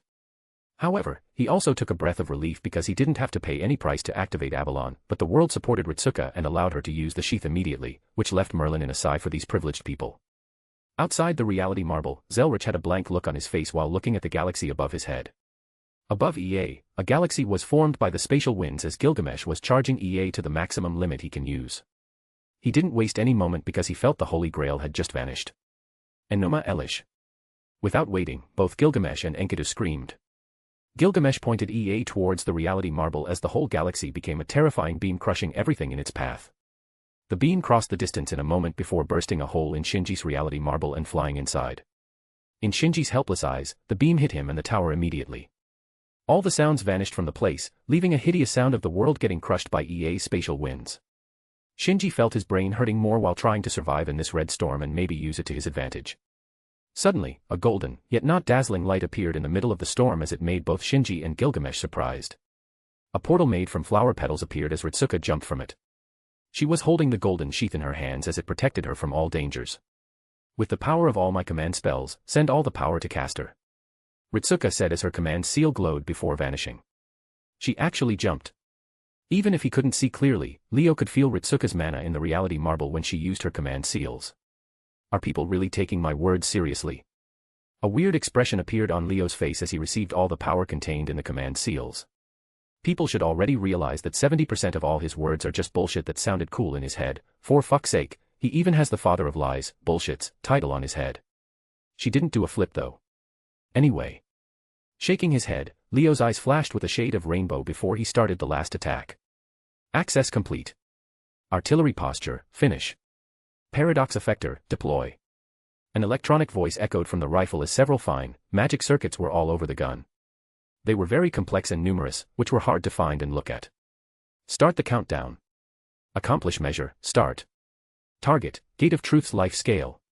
8,000, 6,000, 5,000. Target, the Hook life scale. Unable to measure. Switch the Gate of Truth to a secondary target and put the Hook at the highest priority. Leo gave the command as he felt more and more energy slipping from him into the rifle. Reduce the power of the artillery and focus 70% of the energy on the paradox effector. A new command was entered as the magic circuits on the rifle shone while moving slightly. Curse, blessing, oh, distorted divine light, will you light the path? Starting his chant, Leo felt his body losing more power, but he gritted his teeth. Affirmative. Dead counter, apply on the barrel. Aiming at the hole and exactly towards Shinji and tower behind him, Leo tightened his grip on the rifle as he put his finger on the trigger. A golden glow was moving from his hand towards the bullet inside, which was the power of the first noble phantasm. Yet, it was another dusk. Gasping light in the nowhere, Leo added the spin as the energy was spinning like a storm at the muzzle. Instant synchronization, complete. Correction rate. 60%, 70%, 80%. The rifle in his hand shone with a dim golden light filled with black shadows, even the bullet inside was glowing with the same colors. The mana that was shaking the place became completely still as it was focused on the bullet. Start the spirit acceleration. Formation of the mana bullet, complete. Loading the illusory shell. As the fallen star rises, lighting a new dawn, for the story to be left untold. Feeling all his power leaving his body, Leo stared tightly at the hole in the sky. The whole Clifith was glowing with its power and 18 runes became a phantom while spinning. In the reality marble, Shinji shuddered as he felt something terrifying locking him down, but he couldn't move at all because of Gilgamesh and the hook. You know. I'm a simple devil, I see an idiot cosplay as God, I shot him down. Pulling the trigger, Leo said, Black Barrel, Lucifer. Asterisk conceptual boost. Asterisk. With the name of the noble phantasm getting announced, the golden glow exploded on the bullet before Leo pulled the trigger completely. Asterisk bang. Asterisk. A black golden bullet with a shade of rainbow was shot from the rifle, passing through the 18 rune circle as they all attached to it instantly. The bullet was slightly normal. There wasn't any world-ending attack effect as the bullet flew at a very high speed, leaving a golden trail of light as it went through the hole quickly. From the depth of the red storm, a golden light flashed as Shinji felt the danger was locking him from all places. He'll die, he'll really die if he didn't do something. Gathering all his origin power, Shinji didn't care about the hook as he did his best to create a shield around him. In a blink of an eye, the bullet reached Ritsuka and passed her body without any damage. Ritsuka couldn't help but close her eyes when that happened, but Avalon's light was slightly dim. Luckily, she wasn't the target. Without blinking his eyes, Shinji raised his hand as the bullet arrived. Like nothing can stop it, the bullet that was normal but containing a terrifying power, passed Shinji's barrier. Raising his hand subconsciously to protect himself, however, the bullet left a golden black flash as Shinji felt his vision was reduced and his head felt numb. Boom. A bullet hole was left in Shinji's hand while the left side of his head exploded with brain matter and blood as the shocked expression was still on his face. The Gate of Truth wasn't better as the bullet left a large hole on the Kabbalah drawing before the cracks filled it. Asterisk boom. Asterisk. The whole Gate of Truth was broken into fragments, leaving Shinji, who still had the shocked expression on his face, and reached the hook. Without raising any ripples, the bullet sank into the giant tower. Everything calmed down at this moment, the red storm was still blowing, Ritsuka falling, Shinji dying, and Leo lowered his rifle while almost falling on the ground. This is one of Atlas 7's superweapons, Black Barrel. It's a conceptual weapon capable of imposing the notion of limited lifespan into the body of near-immortal creatures to make the immortal creatures killable. This power of imposing and creating paradox is the best way to channel Leo's first noble phantasm because they both have the same function. Holding his name, Lucifer, the first noble phantasm has the power to carry one of his important legends. The stupid and ridiculous idea of equality to God, and the fall of the angel. Gathering all the power from all other noble phantasms, Leo can bless and curse any attack he has to impose the concept of original sin into any divine being, who shouldn't have any sin. This is the most terrifying poison and virus those beings can experience. It's the blessing and curse called humanity. Their authorities will vanish and get smashed, their divine power will go berserk and destroy their bodies, even their minds will experience the human's feelings and collapse. In simple terms, this bullet will turn them into humans while still being gods, creating a paradox that'll crush their very core. As the morning star, Venus, represents the fall, they will also experience it and become very vulnerable, for even a weak human to kill. Asterisk rumble. Asterisk. The whole parallel world was shaking. The colossal hook finally started moving.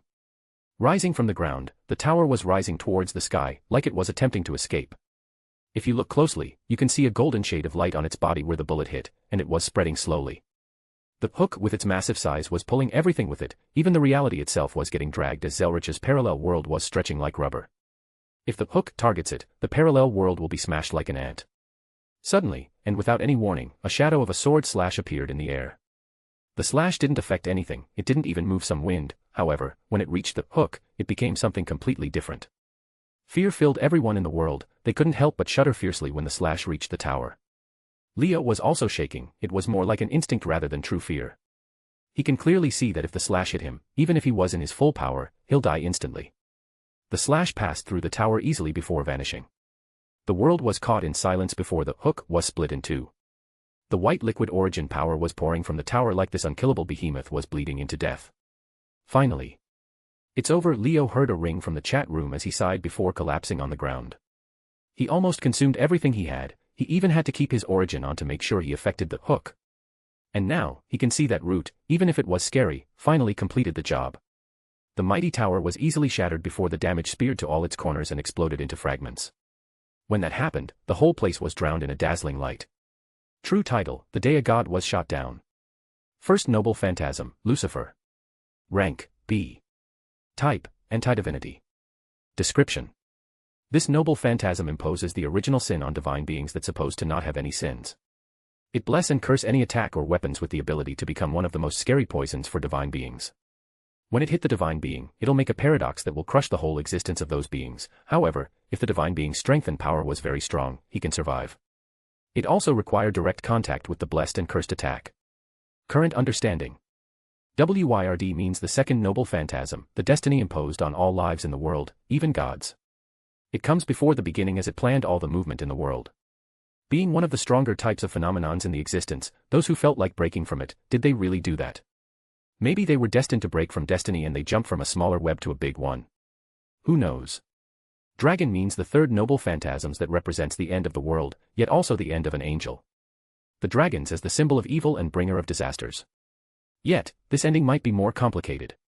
Fig tart means the first noble phantasms that represents the fall and the beginning, a beginning from one's own hands. For everyone who lived, no one remembers their beginning only after experiencing the end. The classification of these phrases with WYRD, destiny, that was planned beforehand comes first, then the dragon, end. After experiencing the ending, the beginning will arrive, which is fig tart. Chapter 116, Positions. In complete silence, the dazzling light swept the world like a wave, a huge tsunami engulfing everything. It was like the brightness refused to coexist with anything, even all the sounds in the world vanished. Covering the world in a white blanket, the light spread quickly, sweeping the whole reality marble with it. In less than a moment, and without any explosions, the reality and foundation of the reality marble had many cracks flowing with the brightness. Next, like water following on scraps, the reality marble was washed away by the light. Flying in the air before melting quickly and not raising any waves. With it, several figures were flushed away easily as they couldn't resist at all. The parallel world faced the same situation. Even if Zelrich tried to stop it, the milky white light didn't stop. However, sensing no danger from the light, he chose to stop. Of course, there's also the fact that he couldn't teleport now or he'd already left the place. Like a gentle veil covering the sky and earth, the milky white light repeated his action on the Zelrich's parallel world, turning it into scattered fragments in the air.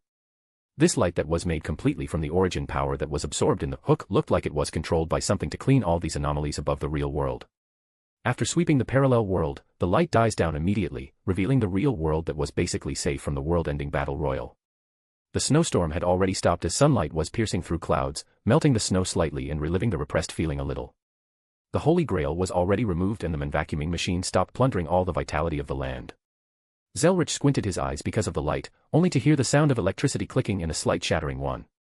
Looking at his hand, he saw some smoke rising from his jeweled sword and a current of electricity flashed inside some small cracks. His face darkened while looking at his almost broken mystic code, a sword that can perform the second true magic.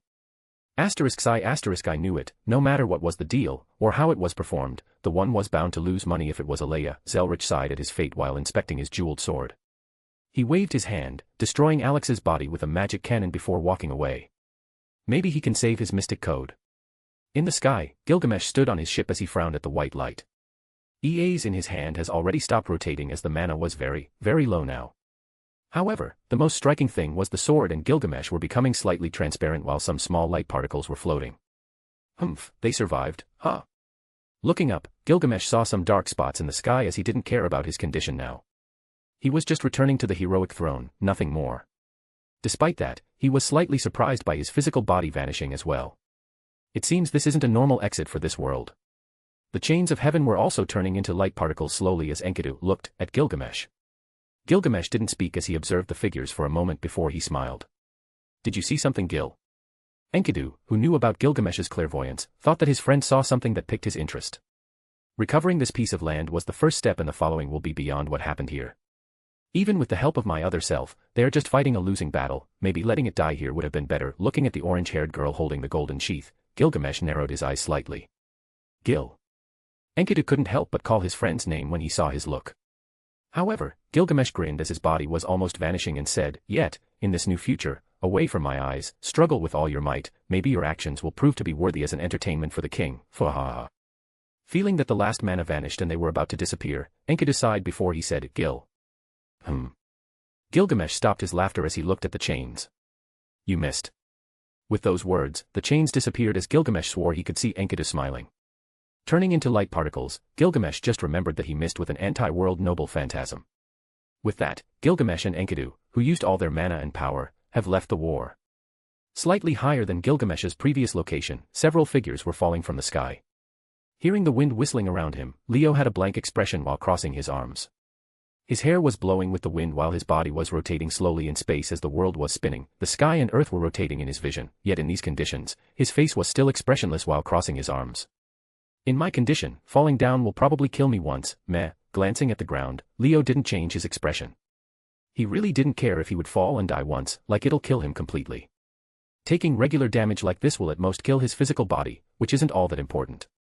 Although recovering the body will take some time and for it to get used to his soul power will take longer, it isn't a big problem. His condition isn't optimistic at all. He didn't have any mana currently and his body was hollowed from strength. His brain was stinging badly and the magic crest on his shoulder was sending pain from his soul. His angel mode was deactivated. Yet, he wasn't worried at all, he wondered if the insanity in his origin increased his own. Now with Heaven's Feels, even if I didn't complete it, the independence of my soul increased, which made me wonder, feeling the pain in his brain, Leo was lost in thoughts. Can I separate my head from my body and walk like a Dullahan? Interesting, very interesting. Leo was asking some important questions, completely ignoring the ground that was getting closer before he heard a scream in the middle of the winds howling. Ah! Glancing to his side, Leo saw a couple of people experiencing the wonderful free fall with him. The one who screamed was closest to him. Oh! Hello, Leo greeted the screaming Rin as she snapped immediately, don't you dare hello me. What did you do? Everyone who was in the reality marble were swept like trash as they rose and rose in the sky before the milky white light vanished, leaving them in a free fall. Rin was screaming because of the quick change in events while Archer was trying to grab her. Merlin had a helpless expression on his face while leaving a trail of flowers. Ritsuka felt weird for this double free fall, and Nero was shaking her head from the headache she just got, yet there were 3 new faces and a corpse falling down too. Why are you complicating the situation? This is nothing, at most, we'll die once, Leo said in a nonchalant manner, which gained a nod from Merlin as a fellow member in the Not Dying If Got Killed club. However, his words ignited Rin's rage further. What do you mean by dying once? We can only live once.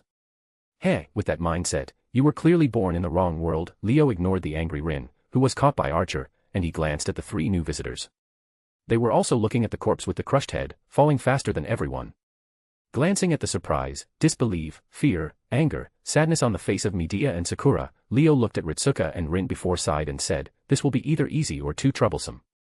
Feeling Leo's eyes, Medusa didn't know why, but she shuddered a little before summoning her horse, Pegasus. Despite feeling that the being in front of her is in a bad condition, her instinct told her to run immediately. She doesn't have time or mana to waste now, at least, she'll send Sakura to safety. During this conversation, the ground was very close, but apparently, only Ritsuka seemed to care. After all, it was a life-threatening situation, right?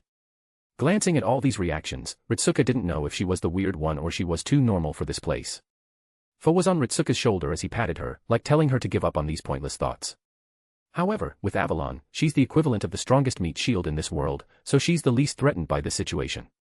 Suddenly, she saw a red flash before Nero, using her mana as a thruster on her feet, was able to step on air and rush to Leo. I caught you. Nero caught Leo in the middle of the air with a hug, which made him stare at her without changing expression and say, "You caught me, yay. Fear not, with me here, there's nothing to worry about," Nero said with a smile while closing her eyes, like preparing for the impact. Leo still has his expressionless face. Bomo. I know you're moved and grateful, however. You don't have to worry about me. Nero hugged Leo tighter. Leo's tone raised slightly. I'm an omnipotent genius and I will sue dash. Before Nero completed her word, she heard a loud voice, Nero. Opening her eyes, Nero stared at Leo before she noticed that there was no wind blowing. They were floating a few meters above the ground and their bodies had a pink aura that defied the gravity and momentum of the fall. Medusa and Pegasus were frozen by the pink aura before ripples appeared in space. Palkia passed through the ripples and controlled his power, lowering everyone slowly to the ground, even Medusa and Pegasus, who were frozen in space. Ah. The ground where my flowers grow, I missed you. Merlin breathed a sigh of relief when he finally landed. Fo landed behind as he looked at Merlin, who looked like he'll kiss the ground in the next second. Does that count as kissing Gaia? Fo shook his head furiously to forget about this horrible thought. What was that? Ritsuka asked Leo and Nero, who landed, with a blank expression. Couldn't he summon this beast faster? Then she looked at Gugalana as she gone completely speechless. Venom, can you sustain physical activities? Leo didn't answer her as he communicated with Venom, who said, although runes are completely ineffective currently, the normal physical aspect is possible. A few black strips appeared from inside the slightly ragged clothes of Leo as they were moving like tattoos on his skin, they even spread slightly around his face. Moving his hand slightly, Leo found no problem in moving normally, although using a bigger strength than a regular human is impossible now. Absurd battle rules number 3, if you use all that you have like a madman in one attack, always make sure you have a backup plan or some other hidden cards. Leo's answer left Ritsuka dumbfounded. What the hell was the absurd battle rules? Archer put Rin down while looking at the frozen Medusa. To be honest, fighting her would be a great disadvantage for him. Even if he used UBW, he was bound to lose against Medusa in a fair fight, so he targeted Sakura to lower her movements. Shinji-sama, please, no. Medea was turning into light particles while looking at Shinji's corpse with tears. Her body was ragged and her arm was cut off by Nero's sword as she was almost pleading for the corpse to wake up again, but only the silence answered as her tears dropped from her eyes. Brother. Sakura seemed to be broken as her eyes stared at Shinji's corpse, like she didn't want to believe what she was looking at. Medusa was frozen in space as she struggled but her mana was running low and Palkia's space wasn't easy to solve. Struggling to move forward, Medea wasn't able to muster any strength as she vanished in tears, leaving Sakura collapsing on the ground while whispering, Sister Medea. She was once again alone. Tears couldn't help but fall from Sakura's eyes as he clenched her fists, dragging some dirt from the ground. Sakura. Rin felt the words were stuck in her throat. She wanted to move forward, but looking at her sister's tears, she couldn't. Archer sighed while looking at the clear sky as the dark clouds were scattered. Always there has to be a sacrifice and someone to be left suffering. This is the nature of this world, be it in saving humanity or war, like this one. Looking at this scene, Ritsuka glanced at Shinji, who was headshot, before looking at Sakura and Medea. Her stomach felt uncomfortable and she clenched her fist. Honestly, if she saw someone die, she wouldn't react this much, but this scene. She didn't know what to do. Troublesome it is, Leo shook his head while looking at this scene. He glanced at Shinji's corpse and saw the breath life had left it. Shinji in his Gate of Truth mode, completed the Kabbalah knowledge, so that technically made him a god. The bullet pulled him into a paradox and returned him into a human, but Shinji couldn't handle the power of the gate as a human, his soul isn't enough at all. With the gate collapsing, Shinji's soul returned to normal and couldn't survive the debuff from the first noble phantasm, shattering and vanishing. Apparently, even without this, the Traverser's souls seemed to be attached to their cheats with a strong bond. If the system left, they die. If it was destroyed, they'd also die. Sakura, Rin gathered her courage and moved towards Sakura, almost touching her shoulder, but her hand was slapped immediately. Don't touch me. Don't you dare call my name. Sakura screamed to the top of her lungs as her face was filled with different expressions. Sad, anger, fear, resentment, and pain as tears streamed from her face. Rin was tongue-tied as she was stuttering. Sakura's face and eyes were tearing her heart, but she didn't retreat. Oh. What? No, no, no, I should have known from the start. This is Tosaka's family, like always, taking everything away from me. Seeing Rin's face, Sakura smiled blankly like losing her soul before she said, you took my life once, now you took it again, with my only brother. But I'm... Rin tried to say something before Sakura screamed, you're not my sister. I have one sister and her name is Medea. You're just a murdered. Someone who'll not settle down until they take everything away from me. More tears appeared in Sakura's eyes as she felt her strength leaving her and her feet were weak.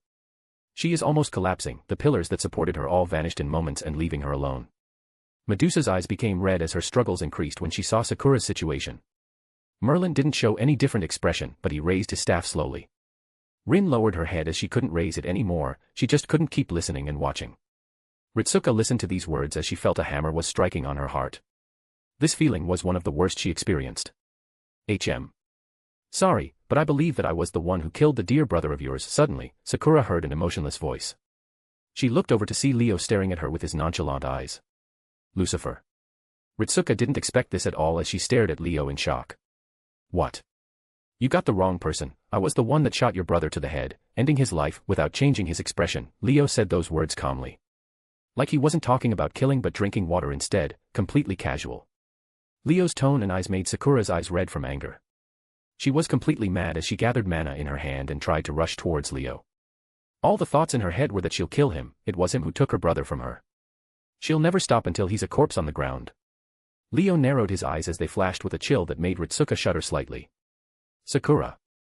Rin activated the strengthening magecraft and caught Sakura. You murder. I'll kill you. I'll absolutely kill you. Let me go. Sakura was struggling as Rin refused to let go. If she let go, she had a feeling that she'll really lose her sister completely. I'm terribly sorry, but please go to sleep. Merlin appeared in front of Sakura as he tapped her head with his staff. Sakura's screams grew weaker before her eyelids became heavy and closed. She fell to sleep in Rin's arms. Palkia, looking at Sakura's condition, Leo said calmly as Palkia removed the space power on Medusa. Medusa immediately rushed towards Sakura in Rin's arms, but she didn't take her. She felt that even if her master hated Rin, she was probably the last person available to help. Rin looked in distress at Sakura sleeping as she was wondering if she did the right thing. Joining this party, she saved her sister or she'll probably be a corpse with Shinji. This was the HGW and Magi battles, but even if she knew, that still brought her more pain. As for Nero, she just stood there, like Sakura's outbreak didn't concern her at all. What happened to you, master? Leo noticed Ritsuka's gaze as he looked at her eyes directly and said, are you shocked to see the reaction from the loved ones of the dead? This reaction is normal and very predictable. Don't tell me you thought of taking a life without thinking of receiving something like this one day. Leo lifted his eyebrow as his calm look made Ritsuka bite her lip. She knew this tone. These days, she found that Leo has several tones in his talk. This one when he says, master, in a funny way, it means that he found this boring and he's just waiting to see her reaction. Just now. Were you planning on killing her? Ritsuka stared directly into Leo's eyes while waiting for an answer. Without any hesitation, Leo said his answer normally as Ritsuka took a deep breath and asked Nero, can I ask you the same? I'll execute her for trying to kill the emperor. Nero's words were short like Leo as they converted their meaning instantly to Ritsuka. Nero is an emperor, times were very different. When going to war and kill enemy soldiers, do you think they'll not have families behind them? Also, the emperor was like a god in Rome, so the values of life were completely different from today. This is the difference between Ritsuka, who grew up in the modern era and didn't interact with Magi society, and a lot of heroic spirits in old eras. Truly, troublesome, Leo sighed again while looking at Ritsuka lowering her head. He knew this would come one day, so he wasn't surprised or moved by it at all. His job, their job, in the chat room, is to hunt the system users and all the traversers for the world's wills. The chat room isn't a bunch of good guys nor evil. Their job and mission are completely clear and they already choose their position. Leo is clear of this and became clearer after the first time the chat room was introduced. Also, who said the world's will side is good or bad? The outer gods are bad. Naive. There isn't a bad or good sides here. Both sides will absolutely have their reasons despite being vague. Even the chat room classifies them as enemies, not as absolute evil. People change, people varieties, it's impossible for all these traverses or even a large number of them to be the so-called evil according to humans' understanding. There will be good and even very good traversers. They'll have friends, allies, even families, yet their job as hunters was to clear their existence from the world. It doesn't matter if they were good or bad, they had to be eliminated because every action they take, be it justice or evil, will bring a negative impact on the world. Some will talk about coexist and finding a friendly solution. For what? A war that who knew when it started in the multiverse, and now you want to find peace. Will outer gods stop? No, they need origin power. Will the world's will stop? No, they won't let outer gods suck their origin power like vampires. There's definitely hatred after all this time, even the outer gods might have it too. For traversers like Shinji, who escaped the control of the outer god, is there a solution? Maybe, but even if it existed, who can be sure that he really escaped the control or he's just dancing on the palm of the outer god all the time? These problems aren't Leo's concern at all. He'll just go with what was told in the mission and finish it. He'll avoid all the chance to form any sort of friendship with outer god's agents, so he can focus without an emotional chain. For this reason, he chose to take these types of missions at the start for Kazuma and Misaka. Currently, they just met the so-called bad guys, so the effect wasn't a lot, but if they were to meet a scene like this with Sakura or bigger than it with the need to kill a very good guy, will they do it? Or will they freeze in their places? Fujimaru Ritsuka, you are not a good guy, neither a bad one. Something like good and bad is very unstable and might never exist, especially if your path was to save humanity and your dear people. Shaking his head, Leo glanced at Shinji's corpse. Then, what? If the path you're talking about is like this, is it really worth it? Ritsuka was unwilling as she looked at the ground. Leo shook his head before his expression became serious and said, they say the evil is subjective and some say it's not, and people should be aware of what evil and good in this era. Let's assume this is correct. Does it also apply to other eras? Different species. It doesn't even apply to this era. There's magi and dead apostles. Did you finally realize it? Master of Chaldea, your stage isn't a mere era, but the whole timelines, even places that were never seen in history, and your true enemy isn't your opponents. It's humanity itself. Logic and virtues imposed in a certain era will become pointless. Leo chuckled a little before he said, the path of human salvation isn't an easy one and it has just started.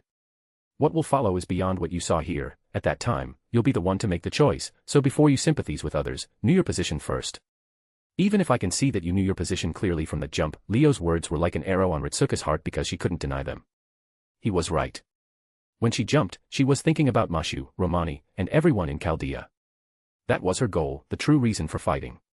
She didn't give any thought to whether someone might suffer from her action, and even if she did, she won't hesitate. Like Leo said, this is her position. Archer felt like he's sighing a lot. If this was his younger self, he'll be the first to shoot him, but looking at others experiencing it, honestly, he didn't react much, but it left a bad taste in his mouth. Now, let's stop. Look at the bright side, everyone is safe and sound. Merlin came with a dry laugh as he tried to ease the atmosphere, but even he knew that this was hard. He doesn't know these feelings Ritsuka is experiencing, he isn't human enough to know, so the best he could do was try to switch attention. Rin raised her head and looked at this as she also sighed. This reminds her of some young and new magi, who weren't affected by the supernatural world situation. Oh. It seems something interesting is happening here. A voice appeared from the side as Zelrich was walking slowly. Didn't you run away? Leo lifted his eyebrow while looking at the old magician before he noticed the huge Gugalana. Believe me, I really want to leave, but the deal forces me to check on the situation, Zelrich said before he looked at Shinji's corpse and waved his hand. Ripples appeared in space before the corpse disappeared. Zelrich stroked his beard and said, you were going to destroy it anyway, so let me do that more effectively. Doing charity now. Leo didn't care about Zelrich's moves as he looked at Gugalana and said, hey, big guy, do you want to go with me or return to your owner? Gugalana lowered its head to stare at Leo while thinking slightly. It wasn't going to return to its owner even if the timeline was fixed. It'll be stolen again from Ishtar in Babylon by Ishtar in New York. Either way, Gugalana will suffer from two unreasonable owners instead of one. An Ishtar, who lost Brian Cells and became a useless goddess, and another Ishtar, who lost Brian Cells and became a third wheel for Gilgamesh and Enkodu. So, it made a decision. Go with this god that has a strong Venus authority before making the final call. Okay, become smaller. Leo said as Gugalana tilted its head in confusion. Leo put his arm on its hoof and sent a picture to its brain. Gugalana felt weird, but it nodded before a bright light flashed and it started to shrink. From a mountain-sized divine beast to a size similar to Pikachu by using its divine power. It became a small boar with black and white colors. It also had two small blue horns on its head. I'll call you, POMD, Piglet of Mass Destruction. Picking up Gugalana, Leo gave it a name that'll leave everyone speechless if they knew its true meaning. Gugalana now, Zelrich shook his head as he turned away. These interactions between them made everyone feel like these two knew each other very clearly. Now, if you excuse me. Zelrich was about to leave before he saw Rin, who was holding Sakura, and said, "You don't have to worry about the aftermath, let's say, it'll be cleaned." With those words, Zelrich didn't stay another second in this place of madness as he teleported immediately. What does that mean, huh? Rin was confused by Zelrich's words before she noticed several light particles flying in the air. They appeared from everyone and everything, even she was turning into light particles, which alarmed her greatly. What is going on? Ritsuka was surprised before she felt her hands were light. Avalon turned into light and disappeared with the wind. Ever heard of the hard reset button? Let's say, the world has pushed it, you can also count it as your wish from the Holy Grail. Leo looked at some light particles on his hands. Although this timeline could be destroyed and start from scratch, it isn't cost-effective, so the world will use this place as the starting point and draw the other timelines. And for that to happen, it'll be moved back to the ideal form, which means eliminating all the anomalies. Meanwhile, in the imaginary number space, a temple was swimming in the void. Unlike the usual calm, it had several light particles flying around. The demon god's pillars started to disappear from the temple because the timeline is getting fixed and they played a large role in it, so they were forcibly taken by the world. A beast and human evil saving the world. Goetia was sitting on the throne while looking at the dark void. His face didn't carry much emotions, yet he seemed in deep thoughts.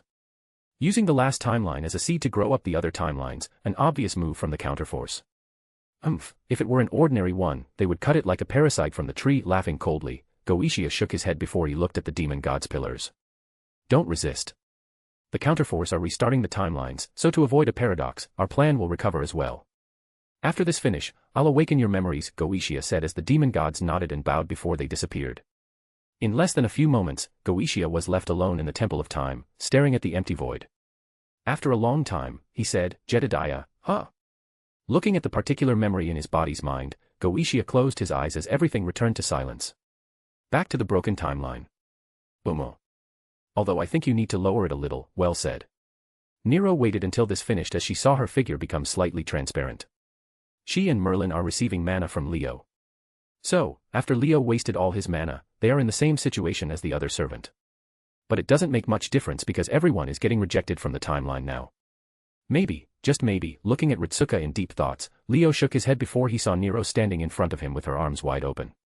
Leo lifted his eyebrow, but Nero didn't change her expression, which made him sigh. Boom. Say it. Nero took it as yes as she pulled Leo into a big hug while narrowing her eyes. Really? Leo said with a helpless voice, then he saw Nero's condition. The spirit core was weak, her dress was burned slightly and she lost her ribbon. There was a couple of burns on her body, even her sword was cracked slightly. You're really unreasonable, for what did you do this? Honestly, there wasn't a big reason for you to take any risk for me. Sighing, Leo, in Nero's surprised eyes, hugged her back. Fine, thank you, Nero. Thank you for everything. For your help and support and more importantly, thank you for your heart, really thank you. Hearing Leo's words, Nero's eyes sparkled as she hugged back with a smile, Umo. However, when she hugged him, she whispered in Leo's ear, yet, a pillar of hate and revenge isn't ideal. Neither for you or that girl. I'm a beast. Leo didn't care a lot. Nero tightened her hug as she said, I know. Oh. How sweet. I like these situations much more. Merlin said as he brought attention to himself. He was also turning into flower petals, scattering slowly with the wind. It's Merlin's signature form of servant's usual light particles. This reminds me. Ahem. Leo coughed like he was forcing himself to say something before he said, thank you too, Merlin. Honestly, you were the greatest help here. Oh come on, don't say that. You'll make me blush, Merlin said while putting his hand on his face. This made Foe's ears raise as he looked at him with killing intent. Don't push it. Leo felt extremely helpless by this reaction. The light particles and flower petals increased. The servants around were losing mana very quickly and almost disappearing completely. Even Leo and Ritsuka were getting rejected from this timeline. It seems this is the end of this journey in our lives. Merlin looked at Ritsuka and said, I'll not say goodbye because our paths will surely cross again. Until then, I hope that your journey will be safe. Merlin smiled at everyone here before he turned into flower petals and scattered with the wind. Compared with everyone here, he was under greater pressure. The timeline was returning to normal so his ability to stay here was denied, even using Leo's identity as a beast to stay was impossible. At first, he used a spell with Avalon's assistant to use his human side dreams as a link to Beast 6 after Leo visited Avalon. This was actually a very genius way, but it left Leo in a wonder, how many times did Merlin bit his tongue? Foe looked at Merlin's figure disappearing as he lowered his head and ears a little before moving back to Ritsuka. Master, I'll be going. Archer looked at Rin holding Sakura. I know, Rin said briefly while looking at her sister's sleeping face. Master, I know this was a huge blow, but look forward. As long as you keep fighting, even if it's ridiculous, maybe you'll succeed. Archer was leaving as he closed his eyes. Thank you, Archer. Thank you for everything. Hearing those words, Archer just smiled and said, thank you too. Rin. Can I leave Sakura with you? Medusa said as she looked straight into Rin's eyes. She didn't need an answer. Rin's eyes told her everything she needed to know as she couldn't stay further and turned into light particles. Boom. It seems it's my time too. However, don't worry, even if we were separated. I'll find you even at the end of the earth. Saying some scary words, Nero smiled while looking at Leo. Leo looked at her as he stopped any question he was about to say. Even if he asked, he'll just get an unreasonable answer, so he just smiled. We're absolutely a bunch of unreasonable people, Leo said with a small smile, even if his body was hurting from the hug, but that smile disappeared in the next second because of a whisper. Now. Show me your face, like doing a complete turn. Nero said those words that got an instant response from Leo, no chance. Nero pouted as she tightened her hug. Leo felt his already hurt body was screaming for mercy. But he let her hug him, counting it as his last thank he can give for now. After some moments, Nero turned into light particles in Leo's arm and flew with the wind, returning to the heroic throne. Staring at the light spots, Leo shook his head before he looked at Ritsuka, who finally sighed and looked at them with him. Ritsuka looked at Leo directly. His clothes were slightly ragged and his horns disappeared. She wanted to say something but Leo stopped her. Any question you have isn't for a beast like me to answer. Live and see, maybe one day you'll reach it. But here is an interesting thing, that girl just now, she killed before. So, what'll her reaction be if she had a situation like this? Honestly, this is troublesome. I really hate to think about these things. Leaving Ritsuka to her thoughts, Leo looked at light particles flying towards the sky. This was a magnificent scene, but he didn't have any mood to appreciate it. To be honest, if he was in a different situation and condition, he'd kill Sakura here without any hesitation. A loose end isn't a very good thing to keep, especially Sakura, who has a probability of becoming a vassal for Beast, although it's much smaller because the timeline changes. No matter how much her past was horrible or she was miserable, an enemy is an enemy, especially after she attacked with the intent to kill. Who doesn't have his own sad story and pain? In reality, he can kill Sakura here directly. Even if he kept Ritsuka's words, Rin only wanted to find her sister, not protect her. Yet, he let them go. He said it multiple times, this situation is very troublesome. Even if something went wrong, he has the biggest backer in the world, Root.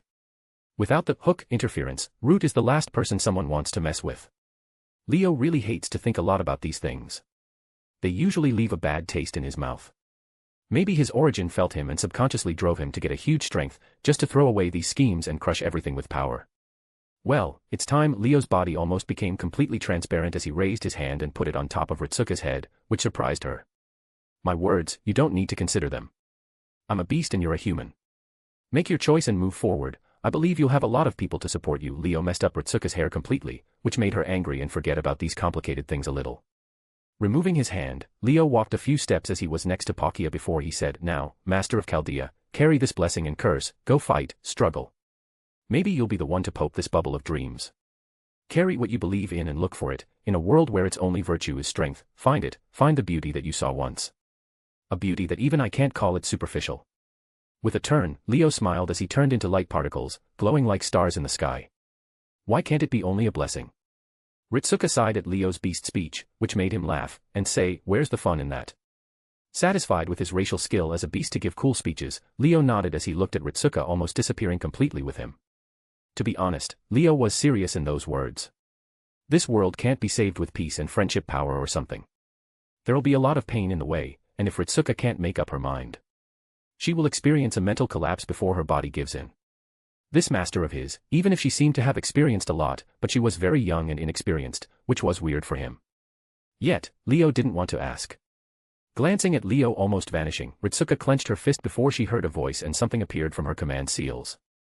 Her old command seals recovered with a red glow and a screen appeared above them. Tutorial has been completed. Chaldea is powered up by Salt has been activated. Leo, who felt that he did a brilliant job as a beast with his cool speech, tilted his head while looking at that screen. The screen was light blue and didn't have much information. There were a couple of icons at the bottom, which were Summon, Formation, and others were hidden. In less than a second, his face became pale. He knew this, deep in his nightmares, the gates of Salt opened up. Nanny da fuck. Saying the first thing in his mind, Leo and all his beasts turned into particles of light and vanished with the wind.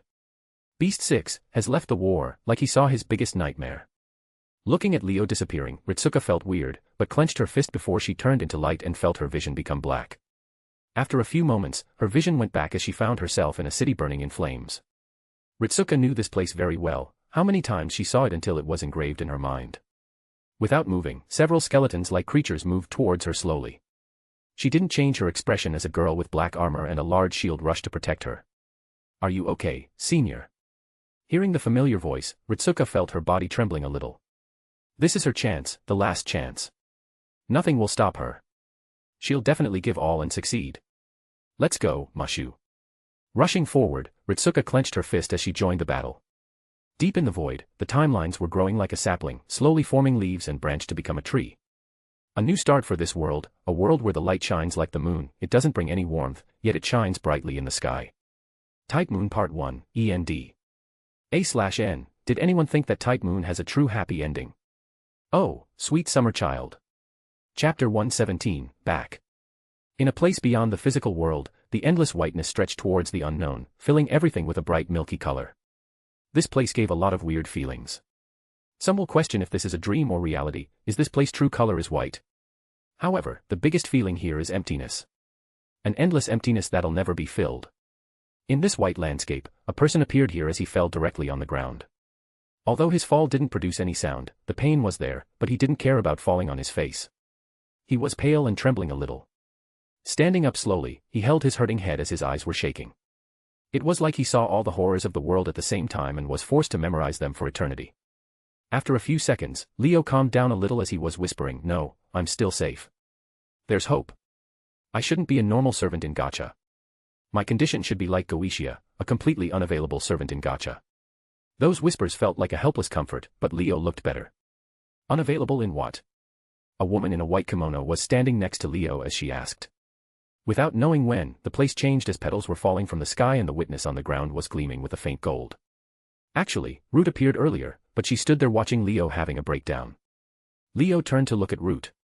His eyes were empty like he gave up on life and died on the inside at the same time before he said, You doomed us all." Root tilted her head. Although she guessed Leo's breakdown reason, why did she doom herself and all of them? Why? Why? If you wanted to destroy the world, why didn't you just summon a beast?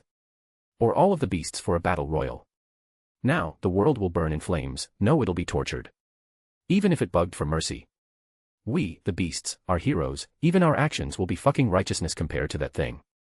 Saying all those words quickly, Leo was almost having another breakdown when thinking about the future. Root was still standing there, blinking her eyes in confusion. However, Leo didn't care about her confusion. He was still thinking about the seed of the absolute evil he just witnessed. Yes, absolute evil. He didn't even call the cruelest beings as absolute evil, but that thing deserved this title. Despite not awakening, the seed of the embodiment of chaos has been planted and the reason was Root in front of him. I know your fears, but be more logical. Ritsuka is just a normal girl, dragged into this because of my plot. Root, like a teacher, said those words calmly. Yes, I know, but because of that, I'm more scared. How could a normal person exist in your world? We all should have some loose screws. Leo took a deep breath before he said seriously, the more normal she looks, the more I'm scared of what'll be hidden. Leo. Calm yourself. You're really exaggerating it now. At the end of the day, you saw Ritsuka and spent time with her. Even if it wasn't a lot, it was sufficient for you to understand her. Root was frowning a little because of Leo's remarks. She never felt so offended by something completely true. Leo stopped as he sighed. Honestly, he felt helpless before he said, yeah, maybe I'm exaggerating. How could it be for something like the embodiment of chaos Ritsuka to exist? I guess that manga is just a joke. Leo smiled at his silly thoughts. Yeah, how could something ridiculous like that exist? It's not like there are infinite possibilities. Leo solidified in his place before he looked at Root. Root lowered her eyes to the side and turned her head away a little, like she didn't want to meet Leo's gaze before she said, parallel worlds and infinite possibilities. Scared angels' noises. Leo stood in his place with a pale face before he opened his mouth and screamed, but his screams were like whispers in a weird language. Root blinked at Leo, who lost his control and screamed in angelic before he calmed down. I see. Leo nodded before he stood in his place normally, but for Root, his original pale face from his injuries became white like a paper. Ahem, let's talk about this later. Root cleared her throat before she put her hands on Leo's shoulders and said, I want to congratulate you for your splendid performance. We need more people like you, driving a space armada to fight in a magical-based place. Root patted Leo's shoulders like she was satisfied with the aerial battle with Gilgamesh more than saving the world. To think about it, didn't she was the one who cut down the hook, then flushed us like trash from the reality marble? Leo's body was shaking from Root's friendly tapping, however, he shook his head before he put his hands on her shoulders. We also need more world's wills like you. Leo tapped Roots on the shoulders exactly like she did before and said, smart, strong, and capable. You're really an ideal world's will. Root stopped as she stared at Leo. She was confused, but she wasn't moved at all because she can feel it. This guy is scheming for something. What do you want? Root looked at Leo in the eyes and asked. Root, how could you say this? I want something. Did you really think I'll praise you because I want something?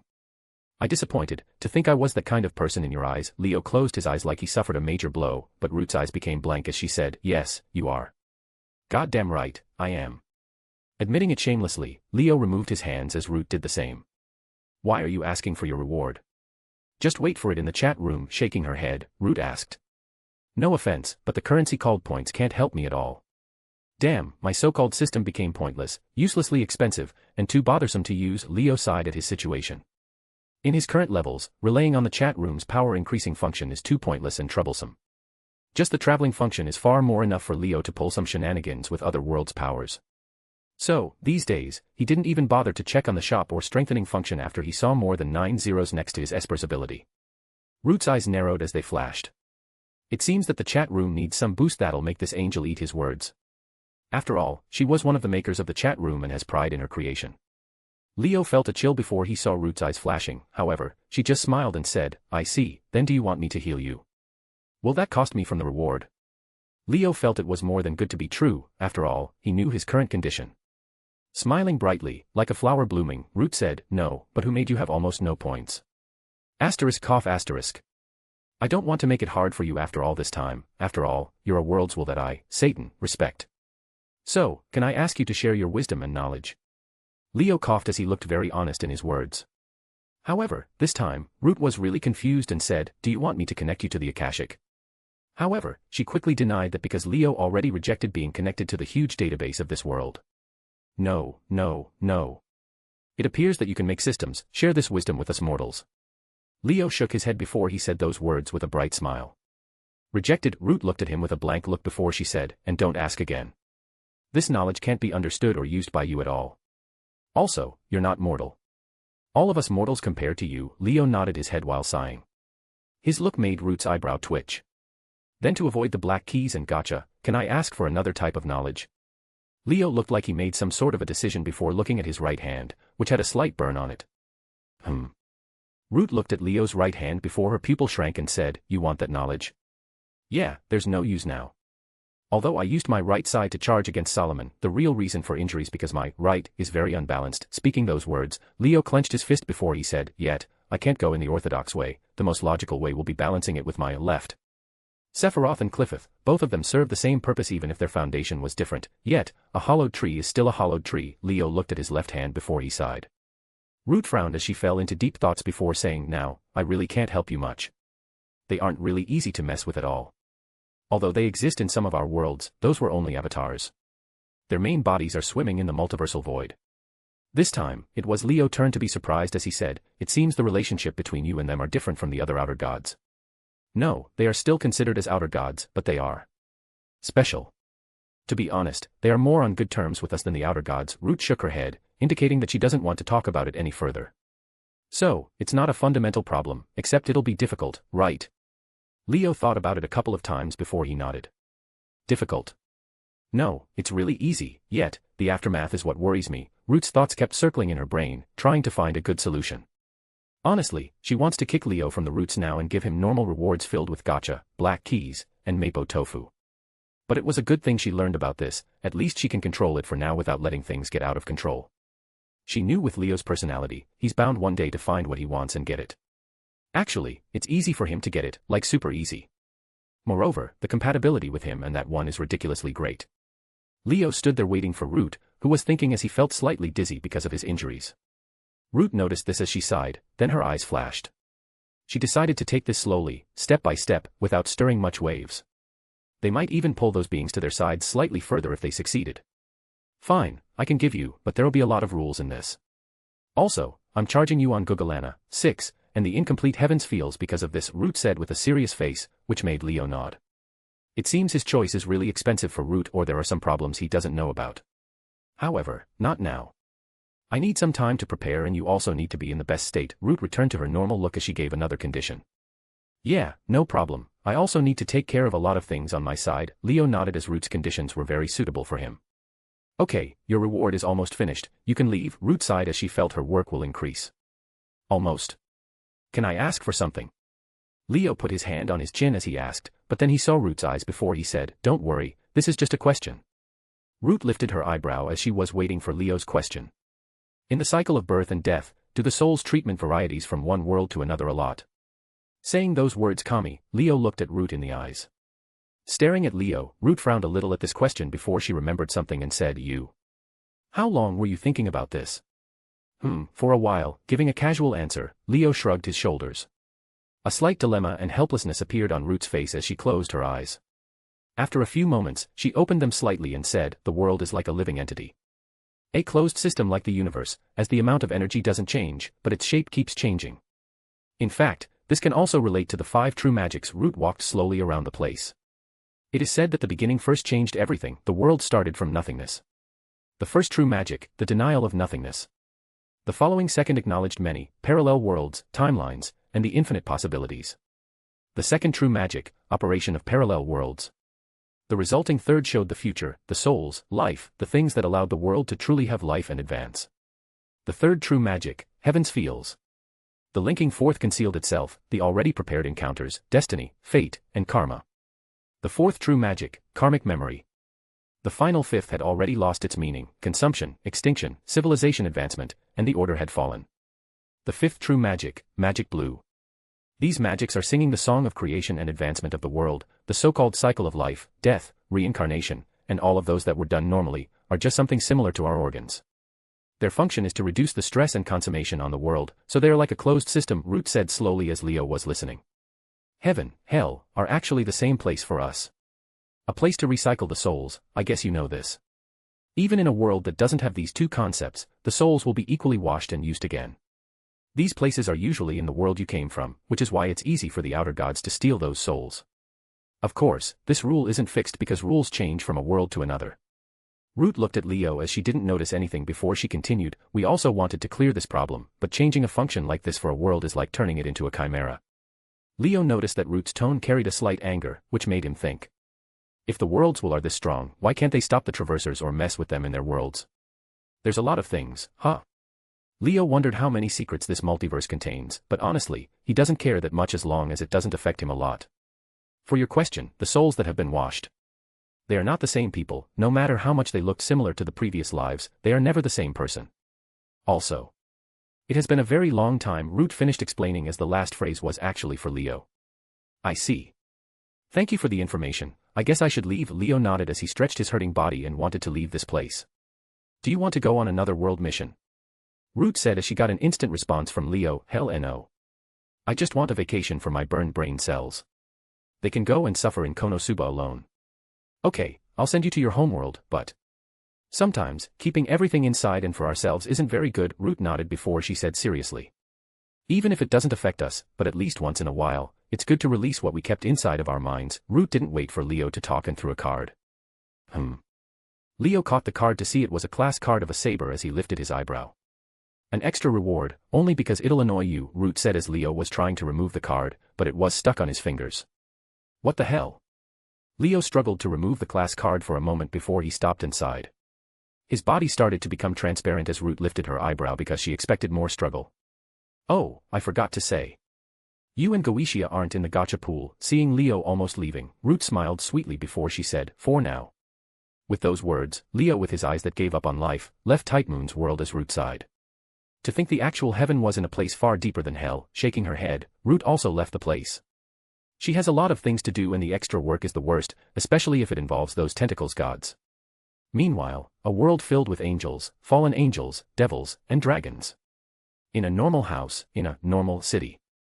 A bright light flashed inside of one of the rooms before a young man fell on the bed. Glancing with his empty eyes that lost all hope in life, Leo recognized this place as his room. The world around started moving again after Leo landed, which means the world will release the time-stopping effect. Leo felt the DXD's world will have a heart for changing his landing location from the dimensional gap to here, but he doesn't care about anything for now. He'll die, a horrible one on top of that. Not a real death, but a mental death. Goetia became a Gundam. I wonder what'll happen to me. Me and Forsaken Eden will probably become some sort of high-quality VR game, isn't it? Leo laughed dryly while looking at the ceiling and said, I'll be forced to satisfy all the lewd, horrible, lustful, disgusting, vile, and nauseating fantasies of that gotcha slave without the ability to damage her, right? Sigh. Massaging his temples, Leo sighed and hoped Ritsuka won't become a bare hands beast's killer in the future before he called the chat room. Writing a message, Leo described the hook and what he knew about the multiverse space invasion types before closing it and lying on the bed. He didn't bother to look at anything in the chat, he is beyond tired now. Honestly, if he was still his old self, he'd already be unconscious because of all the pain and injuries.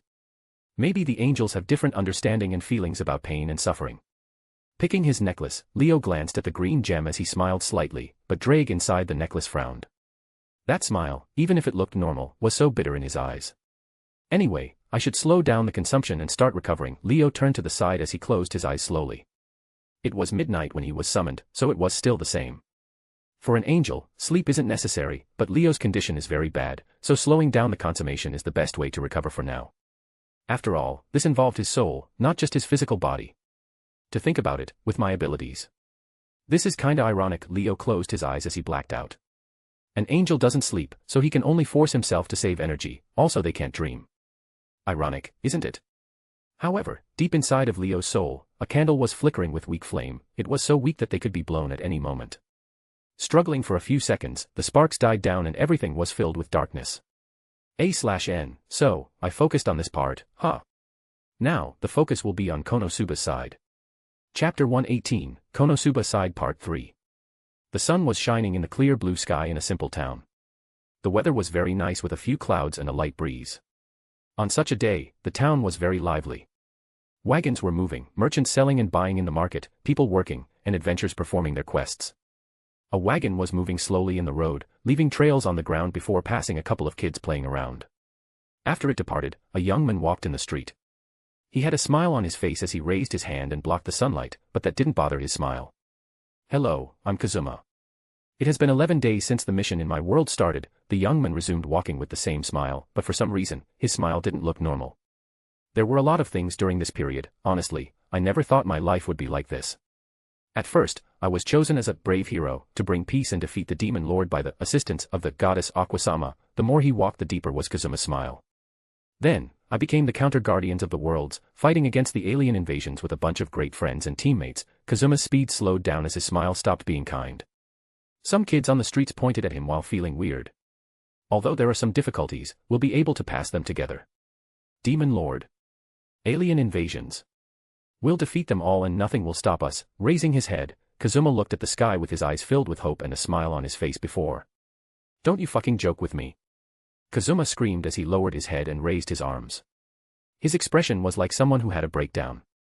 His screams attracted all the attention of the people around. Some were whispering while pointing at him while others looked at him like a retard and felt sorry for him. Great friends my ass. Nothing will stop us, huh? Actually, that one is correct because we'll stop ourselves. You don't have to worry our dear future enemies, we got you fucking covered. Taking deep breaths, Kazuma remembered all that happened in this period as he felt that his mental health won't support this. Actually, at first, the situation wasn't all that bad. Although there were problems here and there, it was normal considering this group. But then, it went from 0 to 100 real quick. It started with an earthquake old man. Whitebeard finally gathered 1500 points and bought a power compatibility card for this world as he registered into the guild. Although Kazuma doubted if he used the adventurer card or even knew the name of his class, he didn't care. The old man actually wanted to make his own guild, the Whitebeard Guild. In the face of the whole kingdom. What is this? Rebellion and government overthrowing arc? Why don't you go and overthrow your own government? Kazuma felt his headache increase. However, he managed to save the situation by asking very nicely. Whitebeard sighed slightly with disappointment. Yet, Kazuma felt this was a temporary solution as Whitebeard didn't forget about the idea, he was just considering Kazuma's condition. Then, another surprise happened. The old man decided to take a mission and forgot about the damn frogs. Even if left suddenly without telling anyone, it was just some mountain bears, nothing to worry about, as Kazuma almost teared up a little. However, 4 days before today, a mountain crumbled into rubble as the screams of agony echoed in the sky. The dying screams of a dragon. Now, Kazuma wants to ask. How could a mission to hunt mountain bears become a dragon slaying? He didn't get any answer as Whitebeard came back with the earth dragon's head on his naginata. However, Whitebeard's expression was normal, or rather disappointed, as he left the reward and went outside the town. To fight the frogs. He said as his scary eyes flashed, although the dragon was interesting with his earth ability. He couldn't add up to half of a frog. Whyy. They are just some goddamn frogs. Why are you so obsessed with them? Aren't you a sea emperor or something? Where's your goddamn dignity? Does it have to be frogs? Kazuma walked again as he covered his face. People let him pass while looking with pity, like feeling sorry for his state. It didn't end there. To everyone's surprise, that mountain had a mine operated by the kingdom. Although because some demon's army attacks, the mine is abandoned, for now, it's still the property of the kingdom, as the dragon-slaying reward was taken by the kingdom, exactly when Kazuma tried to cheer himself up with the money. Whitebeard seemed to care about defeating the frogs more than rewards, so Kazuma was left with tears of joy that he didn't get in more debts. The second source of the problem was a team that Kazuma loves to call the Four Pain in the Ass. The team is made from 2 terrorists, a Pikachu, and a bunch of useless water. After some turns, Megumin joined Kazuma's party, mainly because no one else wanted to join. Kaguya finally revealed some of her demonic nature and asked Megumin to teach her the explosion magic. Megumin was happy to spread the true and only real path of magic in her mind as she became a duo with Kaguya. 2 explosive madwomen running around with nukes in their pockets. Honestly, Kazuma is terrified. Next, it was the Pikachu that mainly used discharge. Actually, it was quite normal, then it became a whole different story when Misaka got the fighter job, and so, Pikachu gained the fighting attribute. Kazuma doesn't want to talk about how a little girl that focused on the brain's powers had more physical states than him at first, so he focused on the important things, which were lightning punches and kicks, literally. Especially high kicks, a lot of high kicks. And those railguns left his ears hurting. Like a switch was turned, Misaka started to enjoy fighting a little. Especially when Kaguya pointed out the flaw in her railgun, which was that the enemy won't leave her a chance to toss the coin in the air. However, railgun. Isn't that just plasma at the end? Whatever you say, Super Brain Computer Level 5, Kazuma sighed as he left the street and went in a certain direction. Yet, safety shorts, who is wearing those these days anyway? Kazuma shook his head as he sighed. No matter what Misaka did, even if her first railgun destroyed a lot of windows because of the sonic boom, she was the smallest problem. These days, Kazuma has been saving money as Aqua wasted it all on booze and liquor. No matter how much she cried or bugged, he didn't give her one heiress. So, guess what happens? She went to the nearest shop and convinced the shop owner that Kazuma, bought those liquors. Against the unreasonable Aqua, the shop owner was too lazy to argue as he put the new debt on Kazuma's head. Let's say this accident ended with a goddess getting her head squeezed and forced to overwork despite all her resistance. Kazuma felt like collapsing, as he wanted to call for the reinforcements, even if they didn't find the true culprit. At least, Saitama will be more reliable than those guys, he's a hero after all, right? But Saitama said that he got a new cyborg roommate that Kaguya called the cyborg shonen protagonist. Kazuma gave up on asking after that. However, do you know where Kazuma was now? Oh, nothing, it was a place in the guild as they interrogated him a little, nothing to worry about. Nothing at all. Apparently, the city had 2 thieves roaming around, stealing from the nobles. Kazuma didn't need to guess who is it. Anyway, some leads took the investigation to a place near his mansion, so he was brought to a friendly interrogation. Actually, it was just a couple of questions and they left him to go. However, using all the schemes and tactics, Kazuma decided to be completely honest and say, I don't know anyone in this world who could be the thief. Truth is really relieving. Kazuma is proud to be an honest citizen, yet completely angry at Leon, but 2. He didn't care about that for now. Anyway, Kazuma is holding the Sword of God, Dio, and carrying the flames of revenge for his dignity as an honest citizen. In the front, Kazuma saw a mansion, which was a home he bought after a lot of suffering. For once, having 2 terrorists and a Pikachu proved to be useful if you were able to cover everything and make sure nothing can be lost. Everyone got enough from the inn as they contribute and bought a whole mansion. Whitebeard even paid more for it to be modified according to his size, which means he's the one that owns the majority of the shares. Opening the door, Kazuma wanted to rush, but he got a notification from the chat room. What? Kazuma had a slightly surprised tone. It was a long message about something called the hook from Leo, which was actually a serious message. However, the other one. Annihilation Maker, admin ha. I survived the abyss, even at the cost of my brain cells. You noobs, get on my level. Get good. Forgot it, I'm too tired. Asterisk gasp asterisk. Kazuma gasped as he was slightly worried. The grand asshole named Leo actually didn't want to rub something like he completed the Type Moon mission first in their faces. It seems the situation is rather serious, but Leo is offline for now. Shaking his head, Kazuma rushed towards the main room and kicked the door open. Asterisk bang. Asterisk. The door was forcibly opened before Kazuma entered and said, Leo lost his brain cells from the abyss and became slightly normal.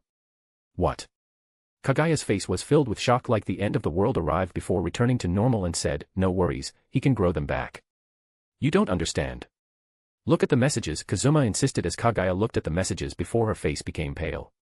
Damn it, we lost another one. Kagaya slammed her hand on the table with a grave look on her face. Misaka and Megumin stared at this exchange with a blank face. Even Megumin that didn't understand anything felt this was ridiculous. Wait, another one? Kazuma asked as Kagaya covered her face and pointed at Misaka. Young girl, Kazuma lowered his head as he said with a deep voice, the path you'll walk is a path of salt, pain, and souf. However, he didn't finish his words as Misaka had enough and used her gotcha opportunity from the last mission. Why are you making a big deal from it? It's nothing at all. Misaka felt this completely unreasonable as Kazuma and Kagaya closed their eyes. Humph. Misaka saw their reaction as she frowned while looking at the gotcha rotating. Today, she'll show these two and even their third member that the so-called gotcha is just a normal thing, yet, they're making a big deal from it. I don't understand anything, but as the flames of explosions in my heart are roaring, I want to know about this abyss, with a grin, Megumin said as Kazuma and Kagaya covered their faces while waiting. In a few seconds, the gotcha ended as a bright light appeared in front of Misaka. Megumin was surprised by this situation as she stared intently. The light died down, leaving a stone, or rather a big green gem on the table. It shone with a faint light as its surface reflected the sunlight. There was a lightning mark inside the stone as it moved now and then like the mark was made from real plasma and left some static current in the air. Kazuma opened his eyes as he saw the stone. His eyes widened instantly. Ha. Kagaya stopped in her place like the time was frozen on her. Oh. Megumin stared at the gem with surprise in her eyes. What is this? Misaka picked the gem and looked at it. The current in the stone was very warm and Misaka actually felt comfortable by holding it. Thunderstone. Description, a rare stone that contains the power of lightning in nature. It came from a world filled with elements power, so the energy of thunder contained in it is huge and can play different effects on some creatures from that world. Yet, maybe it has some hidden effect that wasn't discovered. Usage, for you. Hold it or maybe throw it, honestly, I don't know. Eat it lol. Limitations, racial limits. Its main use is for certain species. P.S. This reward was chosen personally by your own worlds will for your good job. Cherish it. Oh. Misaka let out a surprised voice. Elements power. Lightning element. Those were things she saw in fiction and maybe Leo's beast, yet, it was a very novel thing for her to own these things. Is that a thunderstone? Kazuma's eyes were in complete disbelief. This has to be a coincidence, right? No, this is not a coincidence at all. Kazuma started shaking a little, then he looked at Kagaya, who was returned to normal, but with his eyes, he saw it. She was trembling a little. Do you know this?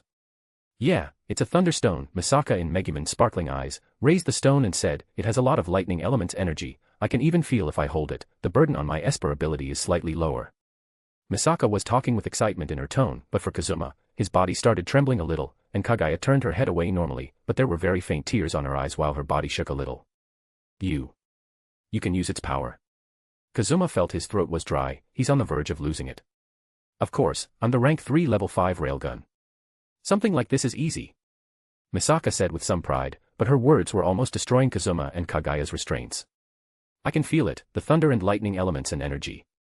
If I could buy the mana compatibility, my ability will somehow evolve with this stone, however, even if I didn't buy it, this energy will be helpful for me. Misaka's calculation power was running wild as she was thinking about a lot of things. Evolution, you say? I see, Kazuma nodded with a teardrop in his left eye. Misaka's image was almost becoming a yellow electric mouse in his eyes. My world's will is actually this nice, I should thank him or her in the future, Misaka decided in her heart and felt what Akame Ga Kill said about her world isn't true. Oh, my. Excuse me, I need to go. Kagaya stood from her seat with a smile before disappearing, leaving everyone in the room, however, in reality. Ahahaha. Kagaya exploded with laughter and rolled on the ground. Pika railgun, ahahaha. She rolled her way out while floating in the air and left the room. Her laughter echoed in the time-stop zone. After Kagaya left for a considerable distance, the time stop was lifted as Kazuma looked at her empty place and said, "Oh, right. I have a mission from the guild." Activating dash in full power, Kazuma left under Misaka and Megumin's weird eyes. He ran the fastest he could and left the mansion before exploding like Kagaya, ahahaha. Evolution, evolution. Oh, God. Ahahaha. Kazuma laughed like a maniac, making people in the street look at him like a retarded. And with this, Kagaya and Kazuma didn't return home until late in the night. Making Misaka more suspicious, but she didn't know what happened to them while holding the Thunderstone in her hand.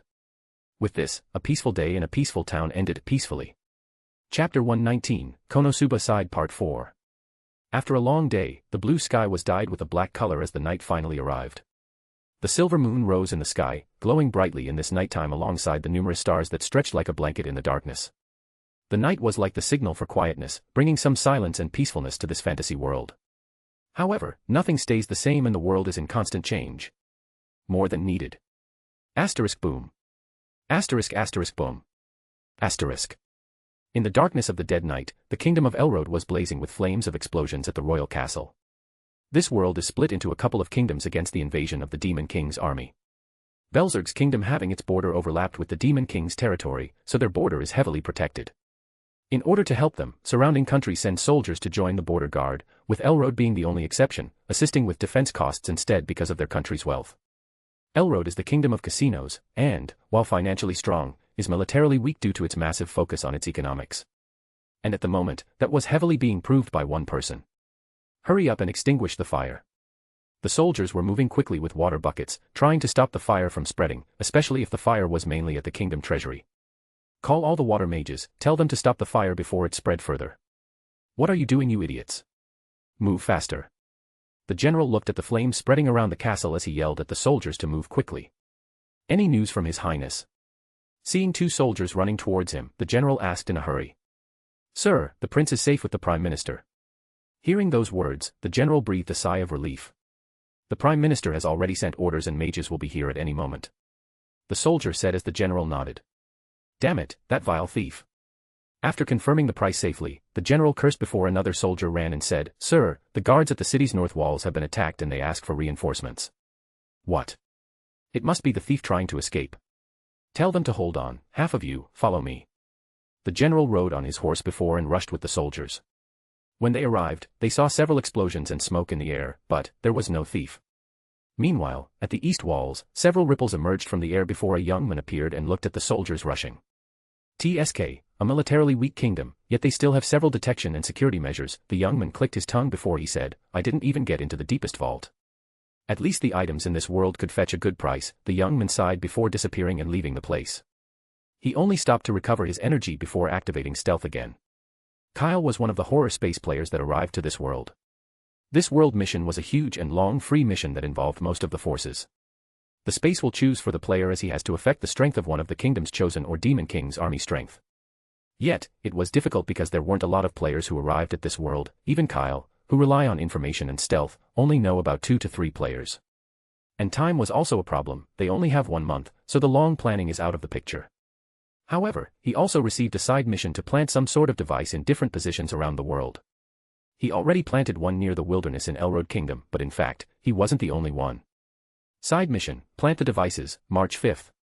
Remaining location, Axel. There was other with him in the mission, which made Kyle frown.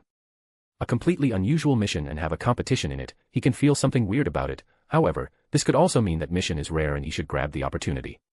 Axel. Of course, it'll be in the main plot point. Kyle had some suspicions about how could Axel's planting point be intact because that should be one of the main targets for players, but he was going to see how it goes before taking action. After all, he can always run with his abilities. Although Kyle is absolutely confident in his abilities of stealth and presence concealment, he didn't dare to take this world lightly because his guild master told him some secrets. His doubts increased after seeing the special mission. His guild master said that in some particular worlds, especially at some special missions, the world can affect the players, like a wide-range debuff. It can vary from a lot of things, like energy consumption to losing the ability to recover. This debuff was invisible and not recorded in the horror space, causing a lot of players their lives, like they were hated by the world itself, so having a special mission will usually make the veteran players frown than being happy. He told me that Konosuba debuff has something to do with intelligence and maybe luck. But how could that be? Kyle shook his head like it was funny. How could a world have a debuff of intelligence and more absurd concept like luck? But then, he felt his feet were empty because he jumped from the city walls. Oh, right. I lost my air jumping boots in the last mission, Kyle nodded as he started falling down. How could I forget this?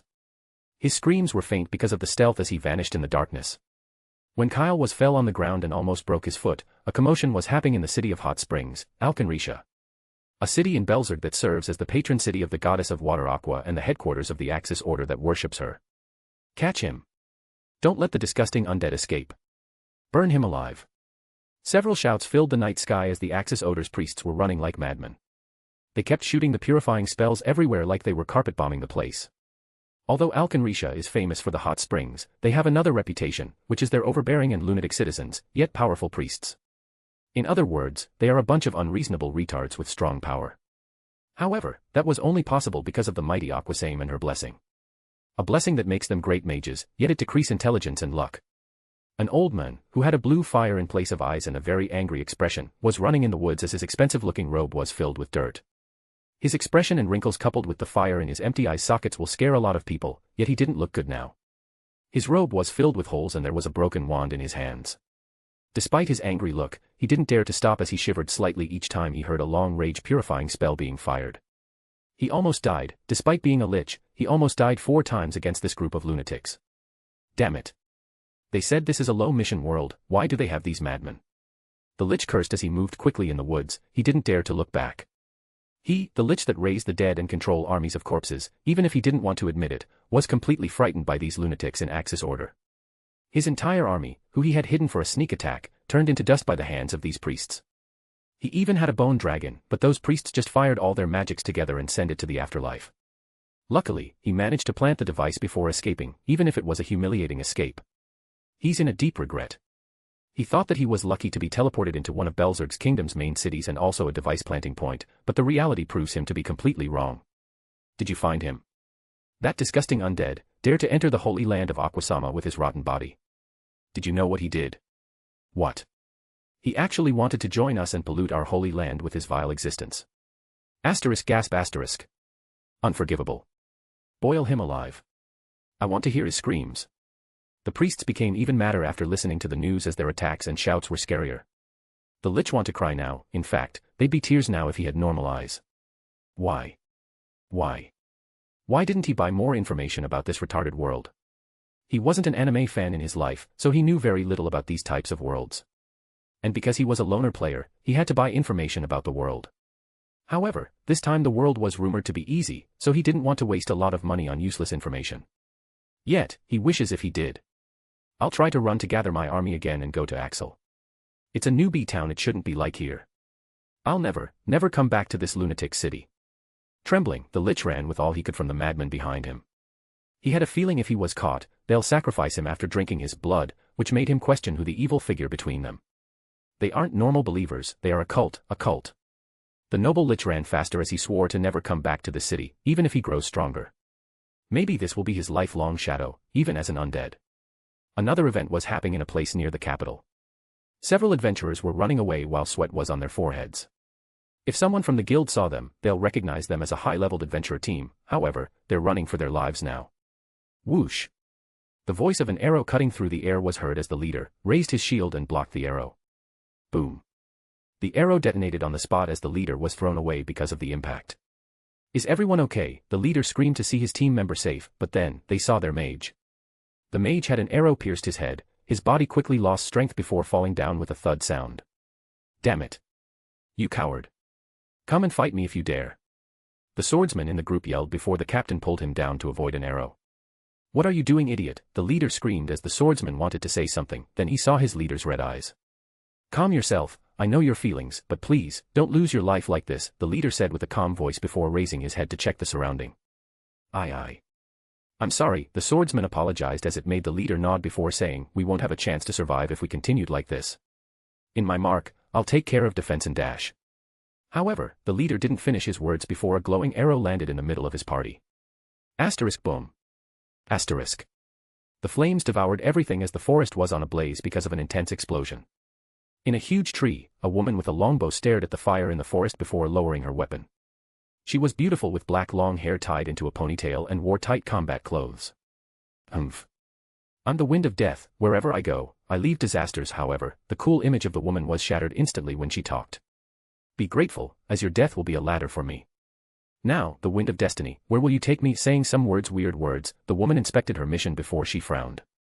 Her landing point was good as she found a device point here and planted it easily, even if there were some monsters around it. She was planning to check on Axel after she finished this group, which was her 10 group of adventure. If she continued staying here, she'll attract the kingdom's power, which isn't favorable. But her mission to affect the power of the kingdom didn't rise at all, even if she just killed a high-level adventure team. They were very weak to face my winds, yet, why didn't? The woman was surprised as she saw something in the middle of the fire. All the adventures turned into small dolls before they vanished in the flames. Meanwhile, the adventures with their reincarnated leader, who has a cheat item that makes dolls to create avatars, arrived safely at the city. Although the leader didn't want to say it, he whispered, "Thank you, Aquasama." He was on his way to report this and warn everyone about the murderer Archer, maybe gather some teams and investigate their previous place. However, they won't accept any night mission from the guild again. The woman's hair moved with the wind as she felt very empty before she said, how could the wind show it might if it didn't experience setbacks? This day I failed, but tomorrow, I'll win. She said with a serious voice, but then, she saw that the flames awakened several monsters. This place is the forest near the capital, which is one of the high-leveled monster zones. Griffins, mountain bears, wyvern, and several dangerous monsters were roaming around as they locked the woman, who was saying her chunny speech. The woman didn't have time to complete her cool speech, in her head, as she ran away immediately.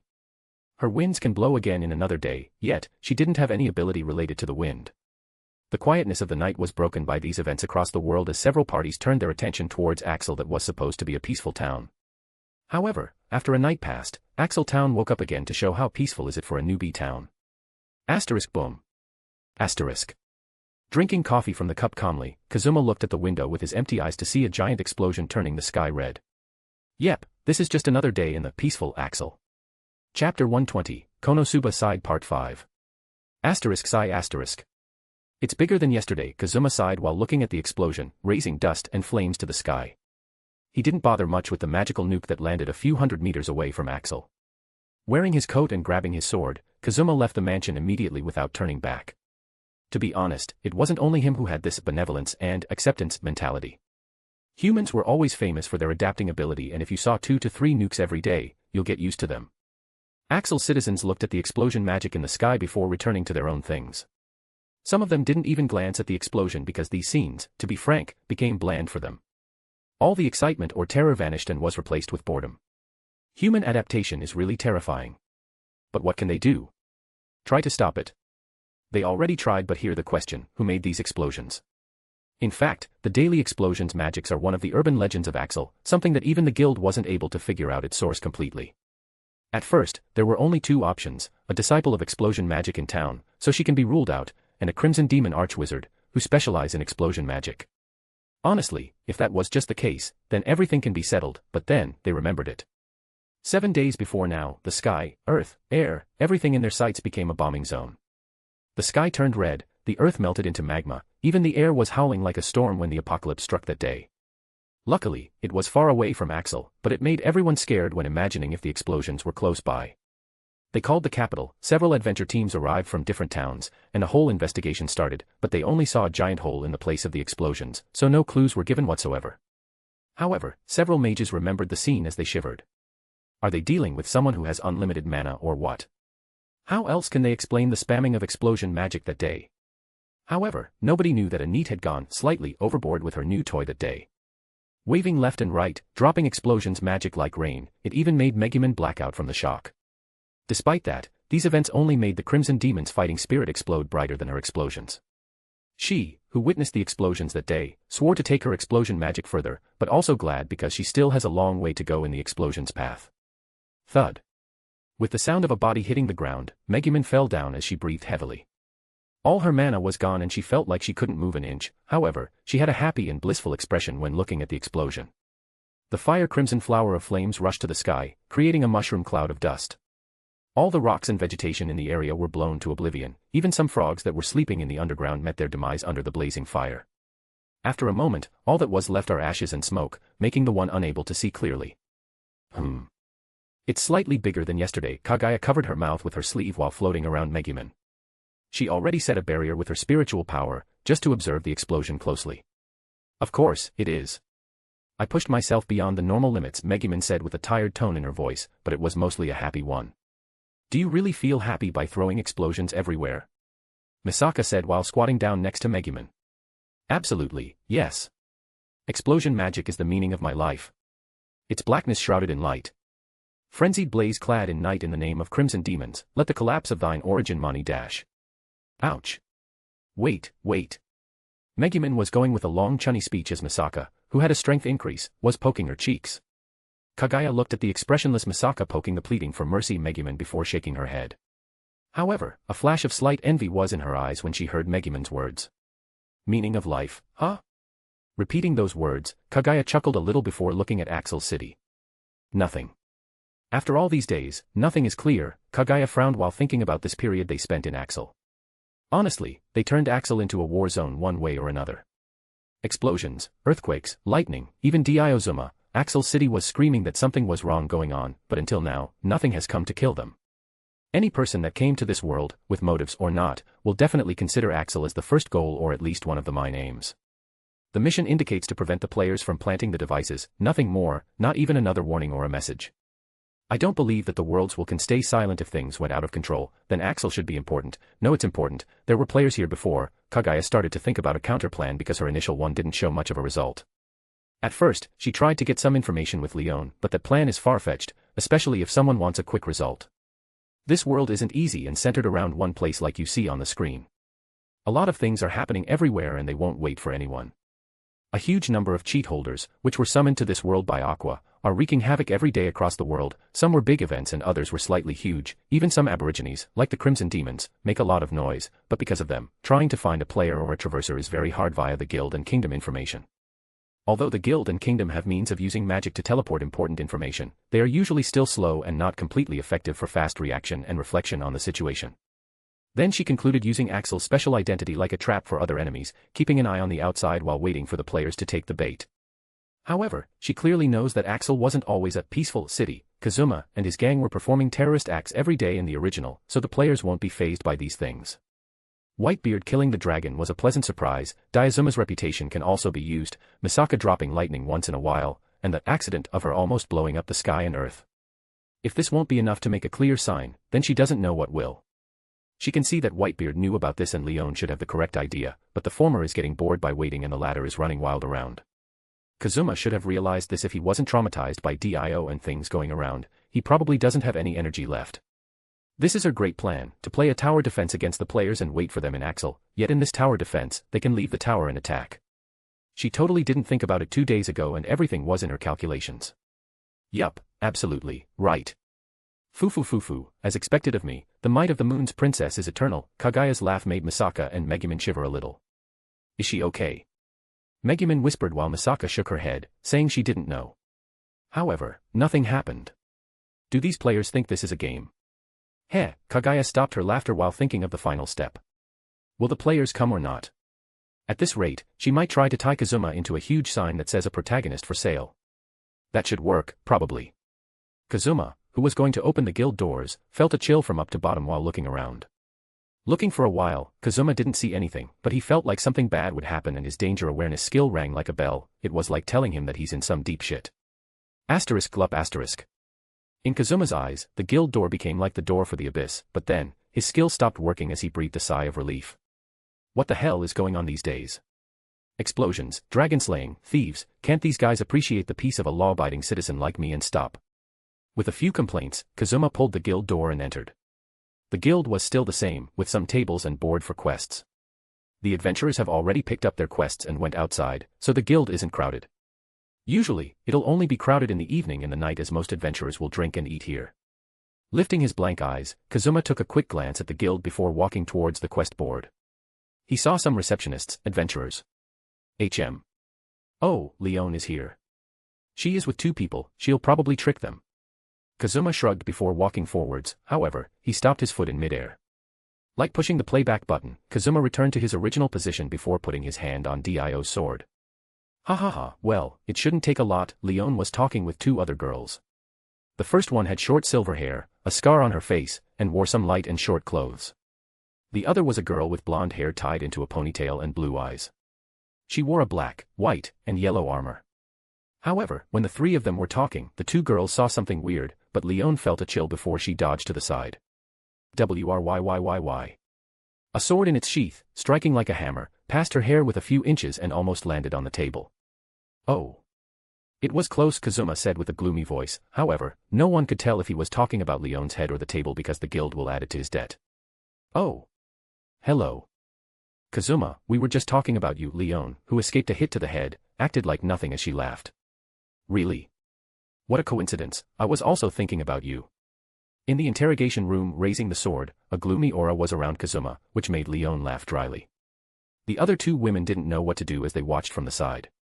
Oh come on, Kazuma, don't be mad. Can something like that affect you? Leon was talking, however, the only answer she got was a screaming sword in his sheath going to her head. She dodged quickly before she said, why are persistent about attacking my head? Leon, how could you think like this? Kazuma shook his head before he said, as a good friend, how could I attack you? I'm just here to knock some sense into your brain, nothing more, except my goodwill as a good friend. Kazuma was smiling warmly, like a very friendly guy, but the sword and aura around him were a completely different matter. The short silver-haired girl was in a dilemma and confused about the situation, but the blonde-haired girl looked at this scene intently. Her breathing was slightly rushed and her gaze had some envy when looking at Leon. Well, I'm sorry. Okay, Leon dodged again as Kazuma said, your sorry isn't enough for my suffering. It's just some interrogations, get over it, Leon said as Kazuma felt a string snapped in his brain before pulling his sword slightly. You thought this was a sword, but it was the sword almost left the sheath before Leon moved forwards and pushed it back. Kazuma, let me be frank, I don't want to see this sword's face or hear its voice, so look at the big picture. Leon kept her hand on the sheath while putting her hand around Kazuma's shoulder and looking in the same direction as him. Does that big picture include me and my sword, shooting a wind blade at you? Kazuma said with an expressionless face, but Leon shook her finger and said, do you know, with your help, I was able to make a good deal for you. What deal? Kazuma lifted his eyebrow before Leon grinned and said, I managed to bring a high-class job adventurer to consider joining your party. What? Kazuma was surprised slightly before looking at the blonde girl with a slight blush on her face and the silver-haired girl with a wry smile. Let me introduce you, this is Chris and Darkness. Leon said with a smile before introducing the two girls. Apparently, Chris is a thief-class adventurer and met Leon on a coincidence. After that, they became friends.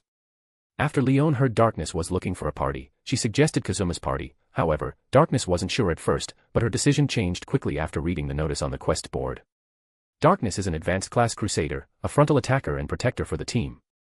Honestly, Kazuma was moved when he heard that, especially when he saw Darkness standing proudly, like a very capable person. A thief, huh? I wonder how. Kazuma glanced at Leon, but she just blinked, not caring about his gaze. Let me be frank with you, my team sucks, like honestly, if you were looking for a serious and capable team, I don't think mine is good. Kazuma sighed and told Darkness directly. Kazuma was it? Darkness said like confirming it, which made Kazuma said, yes, I'm Kazuma. The other day, in the morning, were those two slimy ladies were your allies, right? Darkness averted her gaze as she said some words that made Kazuma stare blankly and say, yes. He remembered Aqua and Megumin fighting against the frogs while he had to save them from turning into frog shit. What in the world did you do to them? Can you do it too, ahem? Sorry, as a knight, can I ask what happened to them? Darkness eyes flashed before saying with a smile. So, she's a girl with principle, even if I'm feeling something weird. Kazuma shook his head before telling the story about the mighty frogs, the calling of the Demon King. Frogs, in their mouths. Chris was uncomfortable by Kazuma's story. What? It's worse than I imagined. A serious look appeared on Darkness's face before she said, as a knight, I cannot overlook such horrors befalling on two girls of such tender age. Darkness stood up heroically in front of Kazuma before she blushed and said, would you please let me join your PP party? Kazuma stared at her for a moment before he took a deep breath and said, why? As a knight, and a crusader, it's my job to protect my allies from all the dangers they may face. Darkness said with a smile, but the slight blush on her face made Kazuma uncomfortable for some reason. We're a party of the weakest adventurer class, an arch-wizard that can only use magic once a day, and an idiot high priest. We cannot afford you with us. Kazuma didn't have the chance to finish his words as darkness got closer and said, don't worry at all, like I said, I'll be your protector and shield you all from all dangers, you can count on me, even using me as meat shield is also okay. Ah, there was something wrong after all, Kazuma sighed like giving up before he stared at darkness and said seriously, I won't care about you. If we were in a dangerous situation, I'll not hesitate to use you as a living shield, and if the danger increased, I'd abandon you immediately.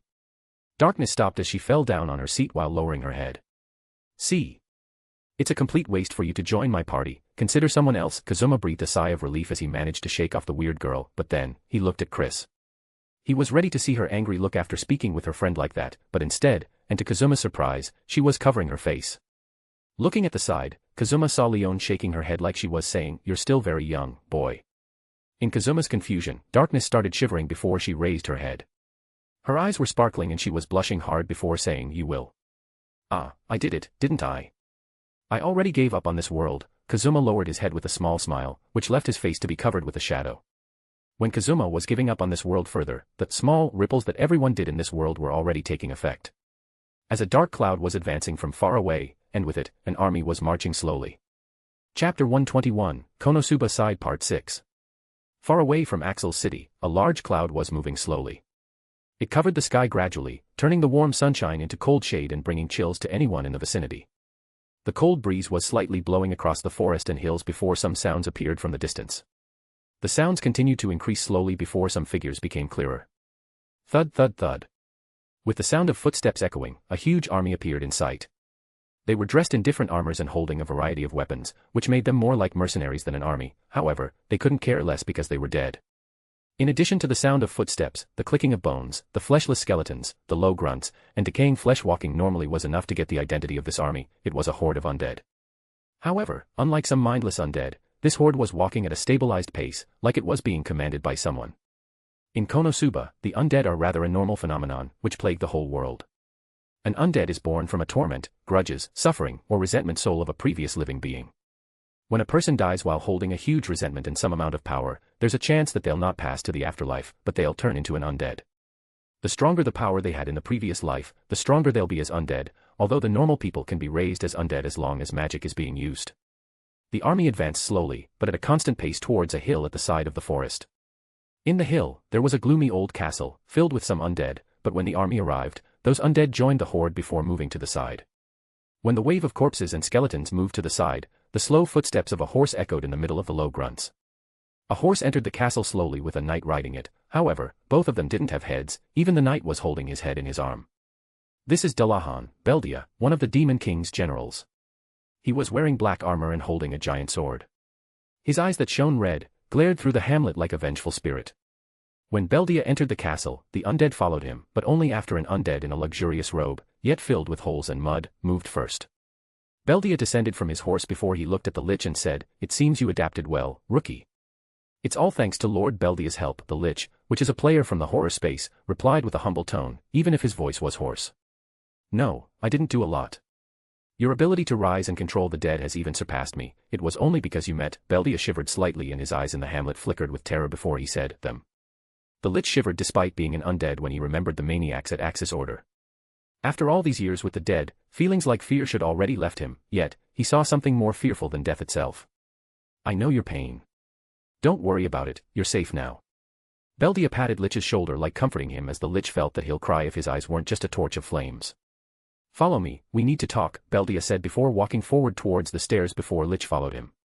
During this time, Lich had a very difficult life. Although he escaped the claws of the mad cult, he lost all his minions and army, leaving him with only his spells. But he doesn't have a lot of attack spells, so he had to work fast, yet, reality hit him again. The madmen in Axis Order actually went over and purified all cemeteries around their city. They even took the trouble to purify any corpse they met in the wild. They were waiting for him to come to them, so they could greet him, warmly. Using the advantage of the dead, Lich walked day and night without stopping. Only until he left the city with great distance, he felt slightly safe. However, when he wanted to create his army again, he sensed a huge dead energy. And that's how he met Beldia, who also sensed him and went to meet him. He thought that he'll have a battle, but instead, he was welcomed warmly. Especially after saying that he escaped the Axis Order, Beldia almost cried for him while admiring his capability, making him his assistant. Lich didn't care about it. He's in a very bad situation and Beldia is heading towards Axel, so he might join them. However, the main reason was that he was very, very grateful. Who said that liches doesn't have feelings? He was almost moved to tears 3 times during this journey. He used to think that other undead are just slaves and minions for him, but after today, he'll treat them nicely. They are far better than humans. You've a great opportunity in front of you, rookie. Beldia was walking and Lich behind him before he said, I have already acknowledged your capabilities after surviving them. To actually survive one of the main causes that the Demon King's side and humanity are on completely bad terms, you've earned my utmost respect. But this mission is also a good opportunity. Beldia and Lich shivered again. It seems the shadow will follow them for the rest of their lives. I've been ordered by the Demon King to investigate a mysterious light that appeared around the city of Axel. Beldia crossed the long hallway of the castle before reaching a room. The Demon King. If I could get his support as fast as possible, Lich was thinking in his head before he heard Beldia's voice. As long as you perform greatly in this mission, with your capabilities and my recommendation, you'll get an important position in the army. Beldia said with confidence before opening the door. What appeared in Lich's eyes was a huge hall. It was wide and had several pillars in it. A tattered red carpet was on the floor, leading towards a giant chair in the back of the room. For Lich, this was basically the classic final boss room. I see, I'll never disappoint you. Lich said with a grateful, yet excited voice while watching Beldia moving towards the chair. That's the spirit. Now, let's start the mission, Beldia said as his head that was in his arm nodded slightly. I can send undead to capture some living and turning them into undead to get some information, Lich said immediately, but Beldia shook his head before saying, good plan, but I already thought of a perfect one. Beldia sat on the chair before he looked at Lich before saying, my plan involves all the aspects. It's a plan from the Demon King himself. The Demon King. Lich was surprised by this mysterious figure he never saw being mentioned here. Beldia nodded as his eyes shone with dreadful red light before saying, wait. Ah, I see. Lich nodded before the flames in his eyes flickered before saying, what? Waiting. We'll wait for those foolish adventurers here. Beldia said with a deep, scary, and serious voice, which left Lich with his flames flickering slightly, showing his deep confusion. But, don't we have a bigger force and that city is just a beginner town? Lich couldn't help but say that as Beldia shook his head.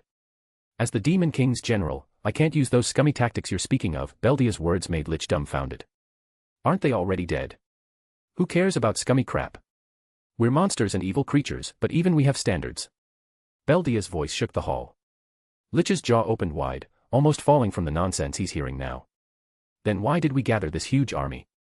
Why did we even train them slightly? Why are you even using magic to change the weather if you're not going to fight? Lich asked quickly as the flames in his eyes were going wild.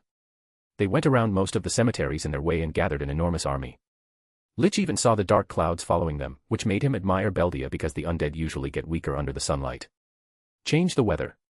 No, that wasn't me, Beldia gravely said as his expression under the hamlet changed. To think about it, it's that time. Beldia's tone made the Lich nervous. Those creatures should have woken up and this weather is because of them. What wrong with this world? Danger after danger, is this really a fucking easy world? Lich shook his head before he said what it is. There. Closing his eyes for a moment, Beldia opened his eyes and said with a light and normal voice, the flying cabbage. The seriousness in the scene popped like a bubble as the flames in Lich's eyes became small and said, excuse me, but can you repeat that? Lich asked with caution as Beldia replied casually, the flying cabbage. Oh. I thought I heard that, Lich said before lowering his hand, which made Beldia look at him with confusion. Did he say something wrong? With that, an awkward silence filled the hall, leaving only the grunts and the moaning of the undead outside as a green cloud was flying in the sky. Meanwhile, unaware of the great danger, Kazuma was having one of the most difficult times in his life. I should have known that something wrong was going on with her. Kazuma felt his head hurting while looking at Darkness, whose eyes were sparkling. My senses were spot on. Like Aqua and Megumin, she also had some loose screws. Kazuma felt like he's a very difficult situation before he said, I'm sorry, but I don't think my party is suitable. No. On the contrary, it's wonderful. Darkness said with great vigor that made Kazuma retreat a little. No, let's talk up dash. Kazuma wanted to refuse again, but Darkness stood up from her chair and caught Kazuma's arm. As a knight, I can't allow those two girls to suffer such fate. Darkness said as her breathing was heavy. Her eyes are scary. Super scary. My danger radar is going off again. Kazuma's face twitched as he sweated a little. Leon grabbed a bear from the side while Chris shook her head while also taking a one. Didn't you hear me? My party is trash. Look there, our priest actually knows party tricks more than spells. Kazuma took the chance and pointed at Aqua on the second floor of the guild, performing party tricks. I'd advise against ow. Kazuma tried to be reasonable, but darkness tightened her grip. Her strength was so strong it made him scream immediately before she let go of her hands quickly. That's even better.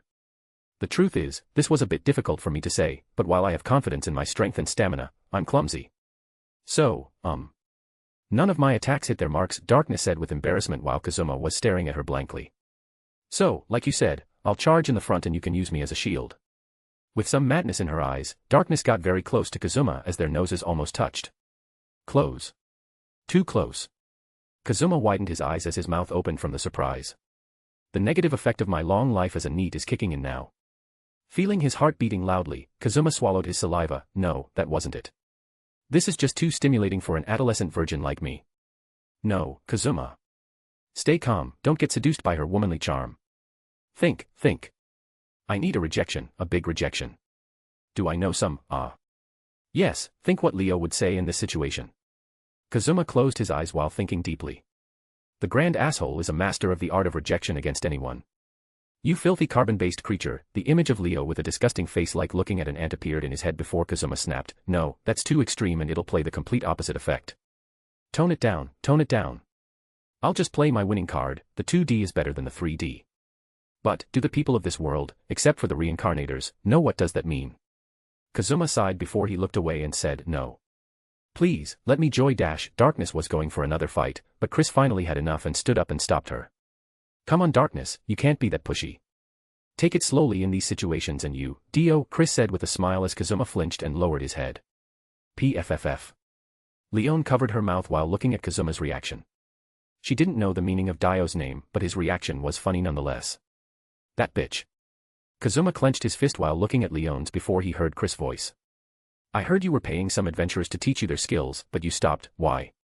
Chris said with a smile, but her smile became awkward when Kazuma lowered his head again. It's not like I wanted to, but I've no money and a huge debt on my head. Hee, even until now, the debt only increased. Hee, Kazuma laughed lightly as Chris felt a chill down her spine. Ha, don't worry, I'm sure you'll be okay. However, for now, how about I teach you some thief skills, like trap detection, steal? It's free, don't worry. Chris laughed awkwardly before her words made the light go back into Kazuma's eyes. He got some skills of thieves, but because he wanted more power, he focused on ranged skills. Totally not because he doesn't want to engage in any close combat. Also, Chris said the magical words for Kazuma. Free. Really? Thank you, Kazuma thanked her sincerely, which made Chris smile before saying, okay, it has been decided, let's go outside. Chris and Kazuma went outside before Leon and Darkness followed up. However, no one knew that on this day, Kazuma would receive an unimaginable power, a power that made him completely famous, especially with women. Just, not in a positive way. Chapter 122, Konosuba Side Part 7. With great power comes great responsibility, words to live by if you're a normal person with some sort of humanistic view on life or a spider boy with some things to take care of. Those words strangely appeared in Kazuma's head. Actually, he didn't care about those words at all, nor he gave them a damn, but today, he might have learned a little bit about them. Kazuma entered the Adventurer Guild while staring at his right hand in a daze, yet seriously. His look and face made everyone feel a strange pressure, a pressure that made them not dare to look at his eyes, of course, if you ignored Chris, who was crying, and Darkness, who was blushing like a tomato while breathing heavily. I never thought a day like this will come. Kazuma clenched his right fist while feeling his unimaginable power. He just learned a skill, a cheap, slightly useless, and weak for other adventurers, but he felt this skill was made for him. A skill that pushes his untouchable luck to its limits, like the skill snipe and auto-dodge. Kazuma knows his advantage clearly, which if this world has game elements, then luck is a thing and could be used. All those years as a NEET and a gamer showed him the power of luck, so he went for it immediately. He rushed to learn snipe and auto-dodge almost instantly after hearing Aqua's explanation. Sniper is a skill that allows shooting an arrow with accuracy depending on the user's luck, but Kazuma figures that he can use other small projectiles, although it'll cost him more stamina. Auto-dodge allows the user to dodge attacks, but the activation is dependent on luck. Equipped with snipe, aimbot, and auto-dodge, dodge hack, Kazuma felt the ultimate power of luck, which was basically doing 360 while jumping with his eyes closed. He also wanted to learn deadly backstab, a one-hit kill skill based on luck, but his financial condition was hit hard. However, he knew that he can't always leave it to luck, but that doesn't deny its power, especially after getting another luck-type skill, steal. Steal, like its name, allows the user to steal an item from the opponent. Higher luck results in a more valuable item stolen. Kazuma didn't have much hope for this, except for using it with stealth, because the versatility was low. However, he just learned the true nature of this skill. This is an attack on morals and shame. Aim to confuse the enemies and even make them lose their desire for battle. With those thoughts, Kazuma looked at Chris, who was covering her face, before he sighed. Truly, what a terrifying power that I got. Kazuma said with some emotions as he walked with heavy steps. Leone put her hand behind her head while walking. Her gaze was slightly weird while looking at Chris and especially darkness. This world is honestly weird, or maybe I'm used to my world atmosphere. Of course, I'm used to it. Leone remembered the last scene she saw as she grinned. Kazuma waving Chris's panties in the air while laughing like a madman in the face of the tearful Chris and the aroused darkness. That was honestly a sight to behold for Leone. Oh, hi, Luna. Leone suddenly spotted someone before she went and greeted a receptionist from the guild. Ah, Leone-san, nice to see you. The guild lady, Luna, who registered Kazuma, smiled while greeting Leone. Nice to see you too, Leone replied warmly before she said, I wanted to ask you something yesterday, but I didn't find you here. I had some extra work yesterday, so I didn't show up. Luna shook her head before she said, however, you're talking about the capital, isn't it? You know me, huh? Leone smiled widely as it made Luna sigh and say, oh, you. In this period, she became very familiar with this new adventurer. Lune felt Leone like a very curious type of adventurers, always asking about the other regions and what happened in them to accumulate knowledge for a future adventure. With your current level, the capital is still a faraway goal, Luna said seriously, but Leone shrugged her shoulders and said, no worries, I know my abilities, but it wouldn't hurt anyone if I prepared early. At least you know. Lune's eyes flashed with some worry as thought about something and said, it's better if you choose another target instead of the capital, at least during these times. Did something happen? Leone said with confusion in her tone, but her eyes flashed slightly. Lune sighed again before looking around and said, it'll be announced shortly. There is a strong monster in the plains of the capital. A monster using arrows to hunt adventurers' parties. I see. Leone's eyes flashed slightly before she started a conversation with Luna while walking towards the reception table. Kazuma stared at this as he felt something weird. Not because Leone seemed to play innocent and get some free information, but because of the Japanese honorifics that everyone in this world used. As I expect from reincarnators, we've already assimilated this world's culture. Kazuma shook his head while having a feeling that this won't be the last thing he'd see from other reincarnators. Suddenly, Kazuma spotted two familiar figures up ahead. It was Misaka and Megumin. Staring at Misaka holding Megumin before dropping her on the chair like a sack, Kazuma didn't even flinch before he said, yo. It's Kazuma-san. Misaka didn't care about Megumin's protest about the bad treatment before she looked at Kazuma, who was walking with two strange women. Kazuma, Megumin raised her head with difficulty, just to see because her hat covered her face completely. Yes, I'm Kazuma, Kazuma replied like a reflex before Megumin said with difficulty, I want to. Rejected, Kazuma said instantly without bothering to hear what Megumin wanted to say. Why? Megumin raised herself a little before falling on the table again. Does it have something to do with explosions? Kazuma said with a smile as Megumin, whose head under the hat, flinched before she said, of course. Then. Rejected. Kazuma's smile vanished before he said, you're already blowing up all Axel's fields. Don't tell me you want to blow up something bigger, little girl. Little girl. Megumin went silent as she was muttering something under her breath like a curse. Kazuma stared blankly at her before shaking his head. Where's Kaguya? After dealing with the explosion lowly, Kazuma raised his vigilance immediately. The time-stopping need is missing, and coupled with the chill he received in the morning, Kazuma doesn't feel good about this. She is with Whitebeard, ****, you know, Misaka recalled something as she shook her head. Ah, it's that, ****, Kazuma also sighed as he shook his head with Misaka. He clearly knows where Kaguya and Whitebeard are now. Meanwhile, outside of Axel's city, exactly at the green fields where the newbie adventurers start their journey. ***bomb.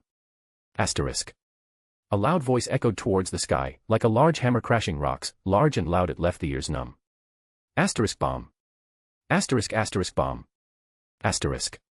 The sound continued, and with each moment, it grew stronger. Slowly but surely, the ground started shaking slowly, even the air was vibrating. The sound source was akin to the eye of a storm with some violent winds blowing the dust away.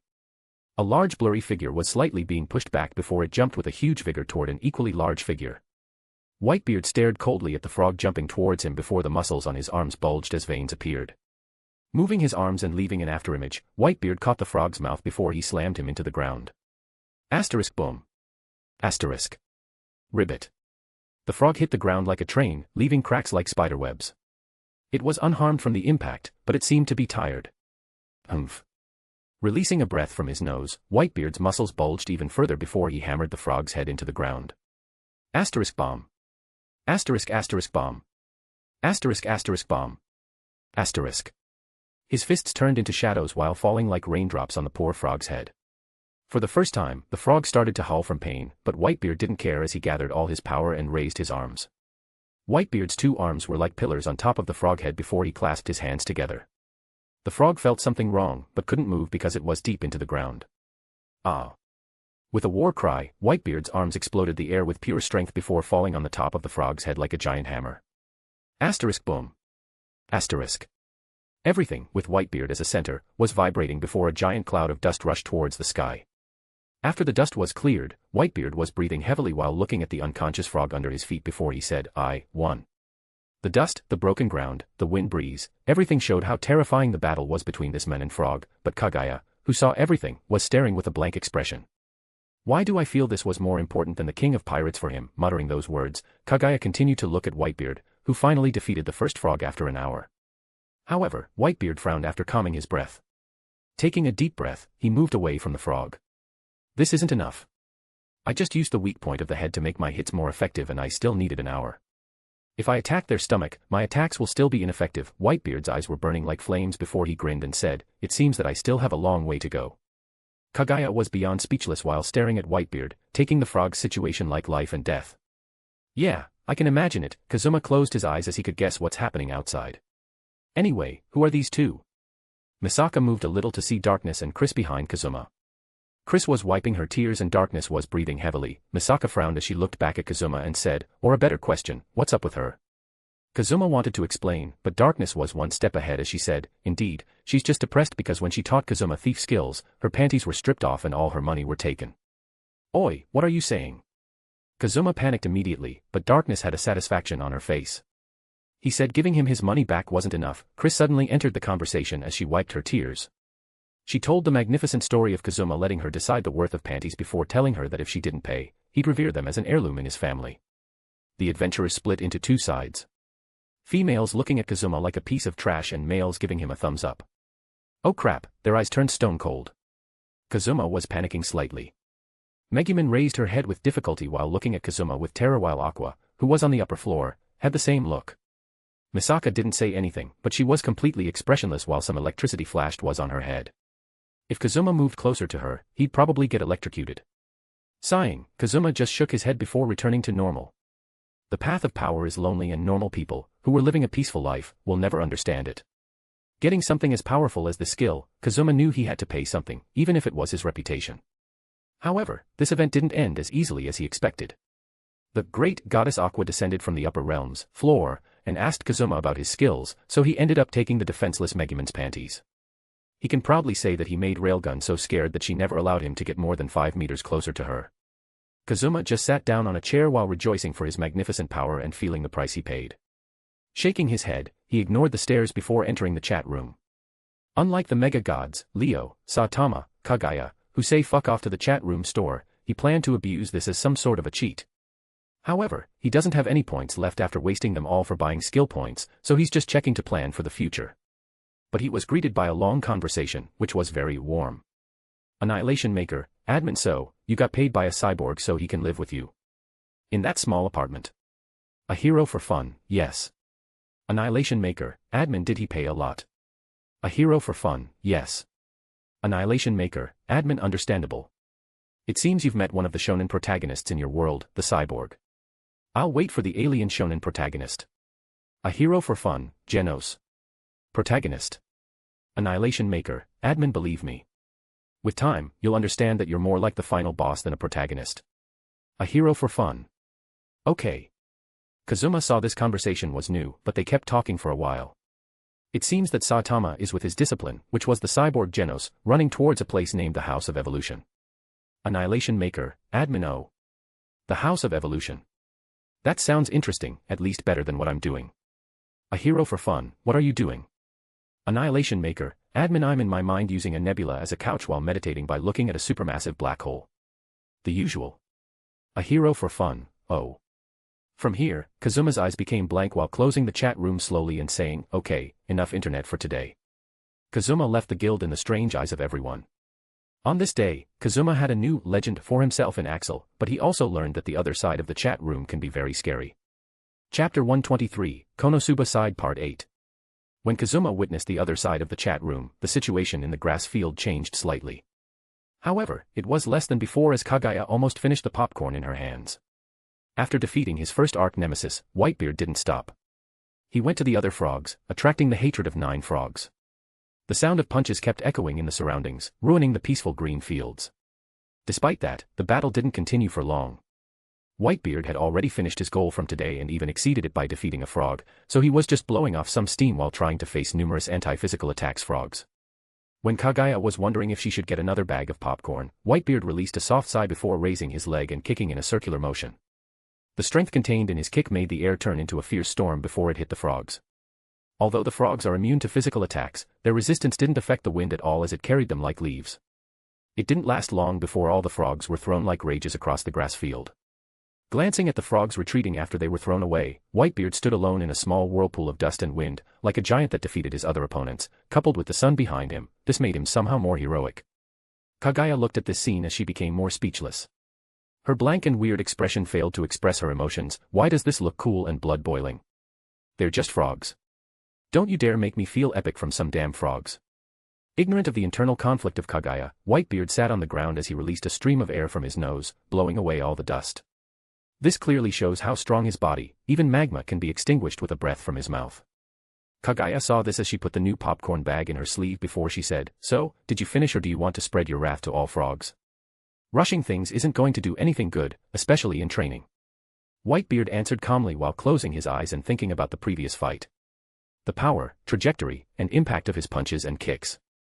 All these were taken into consideration to master a way to hurt those frogs. Honestly, despite his first desire to defeat frogs easily, he has to admit that these creatures are the best punching bag for him. Usually, and after he reached his level in his world, he didn't have that much feeling to continue training without a stop. After all, it was rare for others to take a direct from him. Unless they use the devil fruit's power, even a giant won't be able to safely take his punch. How long has it been? This feeling, this desire to advance and push beyond the limits, Whitebeard grinned a little while thinking in his mind. I see, then did you notice anything during this time? Kaguya shook her head to clear the thoughts about the frogs. She had a feeling that she'll never see those kappa in Gensokyo the same after this trip. Whitebeard shook his head before opening his eyes a little, like a slit before he said, I used the observation hockey to scan the area multiple times, but there wasn't anything out of the regular. There wasn't anything during these days for sure. However, the enemy could be lurking around. Kaguya nodded before she said, moreover, how skilled are you in observation hockey? Observation hockey isn't my strong point. If I were to compare myself to the true masters of it, I'll be just in the middle level. Whitebeard shook his head, admitting his weakness without any change in his expression. We also need to consider the fact that there might be some or even a lot of abilities that can ignore detection. Kaguya frowned. She felt this mission is annoying. To be honest, Kaguya doesn't care a lot about the mission, but if Leo cleared the mission in the Abyss, Type Moon, and they didn't clear Konosuba's mission, she can clearly see the ending. Kaguya can feel that Leo would rub this event for more than thousands of years in their faces as long as they talk about the mission's subject. She can't give him that satisfaction. She refused to give him that. Kaguya was burning with her own fighting spirit, which made Whitebeard raise his eyebrow before he stood up and took his Naginata from space. Whitebeard doesn't have a storage type ability or even an item for that, but how to say, they had someone in the chat room who actually bothered to check the whole chat and find some interesting things. That person was Kazuma. He didn't find a lot of things to do after he used all his points, so like every great NEET, who got a new game and finished it, he started messing around. Maybe he'll find a glitch or something. He didn't find a glitch, but he found something interesting. In the function of sending gifts, the chat member had to select the item they wanted to send and put it in a small space. The small space can only contain one item, however, as long as he doesn't confirm send, he can keep that item there for a long time. Inspired by his great discovery, the rest of the chat room members did the same, except Kaguya with her dimensional sleeve. However, why didn't Kazuma find Satan to get or buy a space storage item? Well, he had all the reasons to think that the benevolent Satan would give him a bracelet with Pucci's face on it that can say, Dio-sama. Just that thought was enough to send chills down Kazuma's spine. As for Kaguya, she had some of those items and can even bring some from Gensokyo, but she found this funny, so she's waiting for the climax. Good spirit. I never thought you'd actually get fired from this mission, Whitebeard said with a smile, but his thoughts were slightly wrong and Kaguya didn't bother to correct them. Although my observation hockey isn't that strong, I might be able to advance it to the next stage, Whitebeard said while taking the adventurer card from his pants pocket. You can. Kaguya was confused, but then, she saw Whitebeard's card and said, you actually used that card and got Thief class, huh? Kaguya felt this is ironic and fitting because Whitebeard is a pirate. However, she also understood. Using the skills of detection and perception in the Thief class, Whitebeard's trip to master the observation hockey will be much smoother than learning it normally. So, how long will it take? Kaguya asked the important question as Whitebeard said, I wasn't far from the advanced level, so it'll not take me a lot. Oh. Then you'll get an ability to foresee the future. I wonder what the limit of hockey. Kaguya put her hand on her chin before she said, will it be something like the voice of all things of Roger? The voice of all things. Roger. Gwahaha. Unfortunately, that's impossible, at least in the regular ways. Whitebeard laughed like he heard a very funny thing. Roger was a dreamer, a man who can see the stars in the bright light of the day. Gwahaha. Whitebeard laughed again as his loud voice made the unconscious frog from earlier wake up before running away. It's been a while since I heard someone mentioning his name. Whitebeard gazed at the sky before thinking, to think I'll be completely healthy and even travel to such places. This is very interesting if I think about it. With this, I might be able to say that I explored beyond you, Roger, but if I didn't surpass you in our world, then, Whitebeard grinned like he could see the sea in his world before he said, what pride would I have? Kaguya saw Whitebeard suddenly burning with an intense fighting spirit as she softly sighed before glancing at the chat room. The chat was flickering with light multiple times, which showed that the other members were chatting inside. Taking a look, Kaguya's face quickly became expressionless when she saw the Xiaxia level stuff in her face. Neet princess, oi, what are you doing? Annihilation Maker, admin chilling in my mind for some time. Neet princess, next to a supermassive black hole. Annihilation Maker, admin very, very chill. I didn't move any muscle. Neet princess, any muscle. Annihilation Maker, admin yup, I even stopped some unnecessary organs, for example, my heart. Neet princess. You know what? I don't care, but I want to ask something. Annihilation Maker, admin Oh ho. Don't tell me, you're facing problems in your mission, isn't it? Kaguya could already feel the incoming sarcasm and even see Leo's annoying smile, which almost made her close the chat. Neet princess, no, of course, not. How could I, the moon's princess, get troubled by a small mission? Annihilation Maker, admin Is that so? Neet princess, yes, it's an undoubted truth. Annihilation Maker, admin it seems you're very capable, Kaguya-san, ha ha ha ha. Neet princess, oh, you're sweet, Leo-san, you're also very capable, fu. Whitebeard and Saitama stared at the chat as they felt a weird atmosphere. They could easily see Leo and Kaguya smiling, but their smile wasn't warm at all. Annihilation Maker, admin so, what did you want to ask? Neet princess, I just wanted to ask what the signs for the hook existence. Or if you can detect it.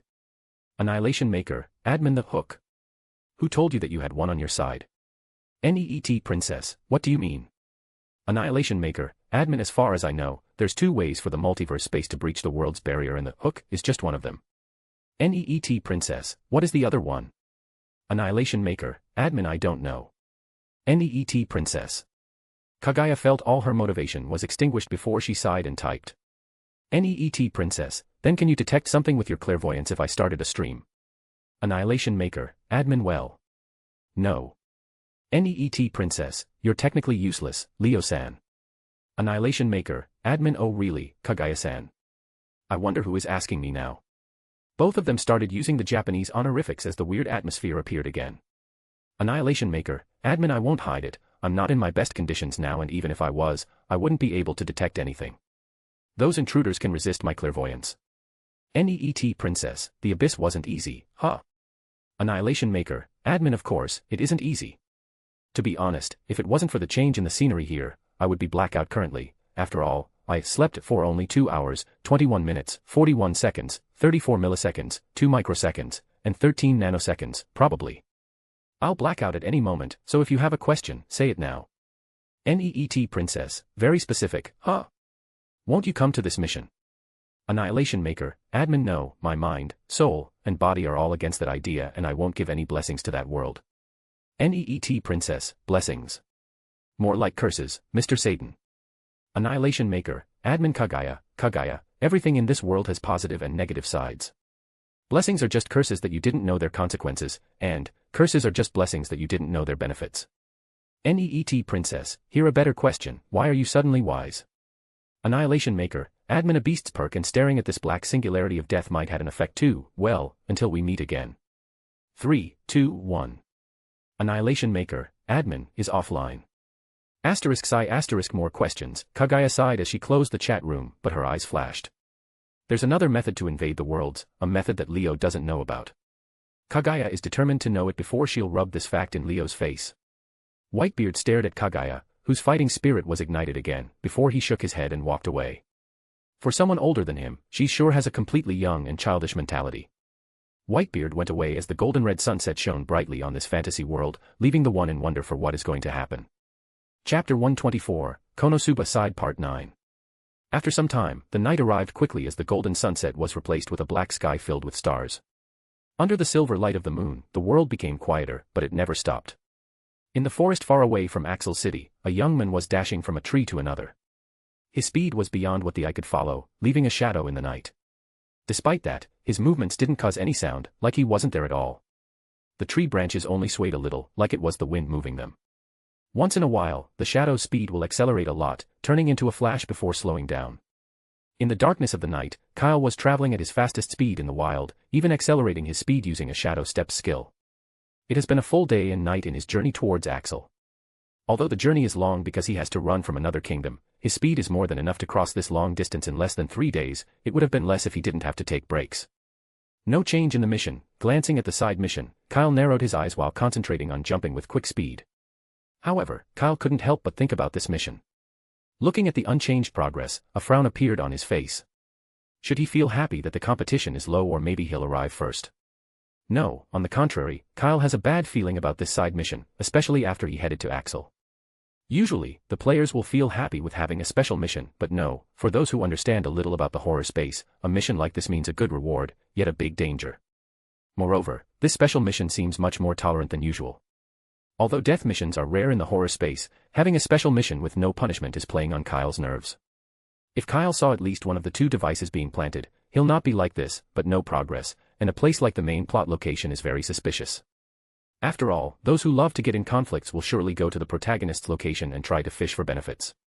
However, he chooses to go into the other kingdom and steal some stuff while waiting for the storm in the plot points to calm down. Yet, nothing happened. For a player, this calm is really abnormal. The more he thought, the more Kyle felt something big was happening behind his back. This feeling is the worst because it reminded him of his first mission where he was almost completely helpless. I have passed the capital, so it shouldn't take me a long time. I need to change my plans. Kyle thought about his situation, but then, his eyes widened. Without any hesitation, he moved his head back at his fastest speed. A black shadow of an arrow passed in front of his eyes. The arrow didn't have any sound, and if it weren't for slight airflow and Kyle's instinct, he'd be headshot now. However, he didn't have any time to slow down before another arrow appeared like a ghost behind him. Ignoring the pain in his neck because of the sudden movement, Kyle took his dagger and blocked the arrow before jumping to another tree. Despite that, the arrows were like ghosts in the night, coming from random directions while aiming at his vitals. Kyle twisted his body in midair avoiding another arrow before landing on a new tree. Damn it, is it a player or someone else? No, that's not important for now. Quickly scanning the surroundings with his eyes, Kyle didn't have hope of finding anything, even after looking at the chaotic trajectory of the arrows. He can clearly see that the enemy is very professional and didn't leave any clues to their location while gasping Kyle's location precisely despite him using stealth. No, this isn't completely helpless. The arrows aren't that fast, maybe it had something to do with their sneaking ability. Kyle thought of a quick plan before he moved because the arrows appeared again. The enemy changed his location, or maybe this is a trap. Avoiding an arrow by moving arrows the numerous trees, Kyle frowned because of this slight pause in attacks. The arrows were a lot, but they were very precise and hidden, which means the enemy is trying to play safe. Kyle waved with his dagd, shattering 2 arrows before activating a speed skill and disappearing. When the buff disappeared, Kyle appeared 10 meters away, but he met with 3 arrows from different directions. Switching his grip on the dagger, 3 flashes appeared before the arrows were cut down, but before Kyle calmed down, his eyes widened. Just behind the arrows, 2 others were hidden. Even Kyle couldn't detect them because the airflow of the first 3 disturbed his senses. Gasping my weakness this quickly. Using all his strength, Kyle rolled backward, avoiding his death before trying to stand up. However, the enemy didn't let him go as 5 arrows arrived. These were more visible than the others, but they were faster and blocked his escape route. Not only that, when Kyle tried to stand up, his foot slipped a little because of the mud on the ground. In this situation, this is fatal. Kyle didn't even have the time to curse in his mind as he waved his dagger desperately and blocked 2 arrows. This was definitely a trap. He was guided into this muddy ground as he lost his chance to escape. In his desperate expression, another arrow appeared from a hidden position. It had a slight shade of red color and was treating the air like a missile. However, at this moment, Kyle's desperate expression vanished as he touched the sheath of his dagger. A transparent barrier instantly appeared, blocking all the arrows before Kyle used shadow steps. He vanished from his place like a flash before flying towards the red arrow's direction. 140 meters away, a woman holding a longbow frowned before she used her finger to tape the bowstring. When Kyle passed the red arrow, the arrow shone with a bright light before exploding. An ear-splitting explosion echoed in the night as the forest was ignited on fire. However, the woman didn't care about the result as she wanted to retreat. The last arrow should have exposed her location, but then, she raised her bow. From behind her, a dagger appeared like a mirage before getting blocked by the bow. Then like mist vanishing, Kyle appeared like a ghost behind her. Fuck. It's the wind freak. Kyle cursed when he saw the crazy woman before he stabbed again in a tricky angle. The dagger moved like a snake while aiming at the woman's neck, but she just let go of the bow and rotated to the left, avoiding the hit before grabbing the bow with her other hand. In an instant, she took another arrow and aimed at Kyle in this close distance. Kyle had to retreat while throwing the dagger in his hand. The woman also had to move back a little before she changed the target to the dagger. The arrow deflected the dagger, but the woman didn't relax because Kyle took an Uzi from his storage space, and without another thought, he shot. Kyle saw the wind freak had a barrier expanding from her bow before he closed the distance while using all the bullets of the gun to suppress the woman. His speed was very fast as he was already near her and ready to attack from the gap in the barrier. The woman was slightly blinded by all the bullets on the barrier before Kyle raised the dagger as she opened her mouth and bit some sort of a pill. Bang. The pill did the same effect as a flashbang, which made Kyle miss the attack, but he didn't stop. Despite being blind, he still raised her leg and kicked the woman, sending her flying, but she just used his kick to make a distance. What the fuck is wrong with you, wind freak? This isn't even a killing mission, why are you after me? Kyle cursed while staring at the woman he called wind freak, landing on the ground. Humph. You're just in the way, that's all, the woman answered coldly before she frowned and said, and you dare to insult my way of wind. What a joke. Come back when you have a fucking wind ability, you delusional bitch. Kyle directly mocked the woman like he already had enough of the wind bullshit. You.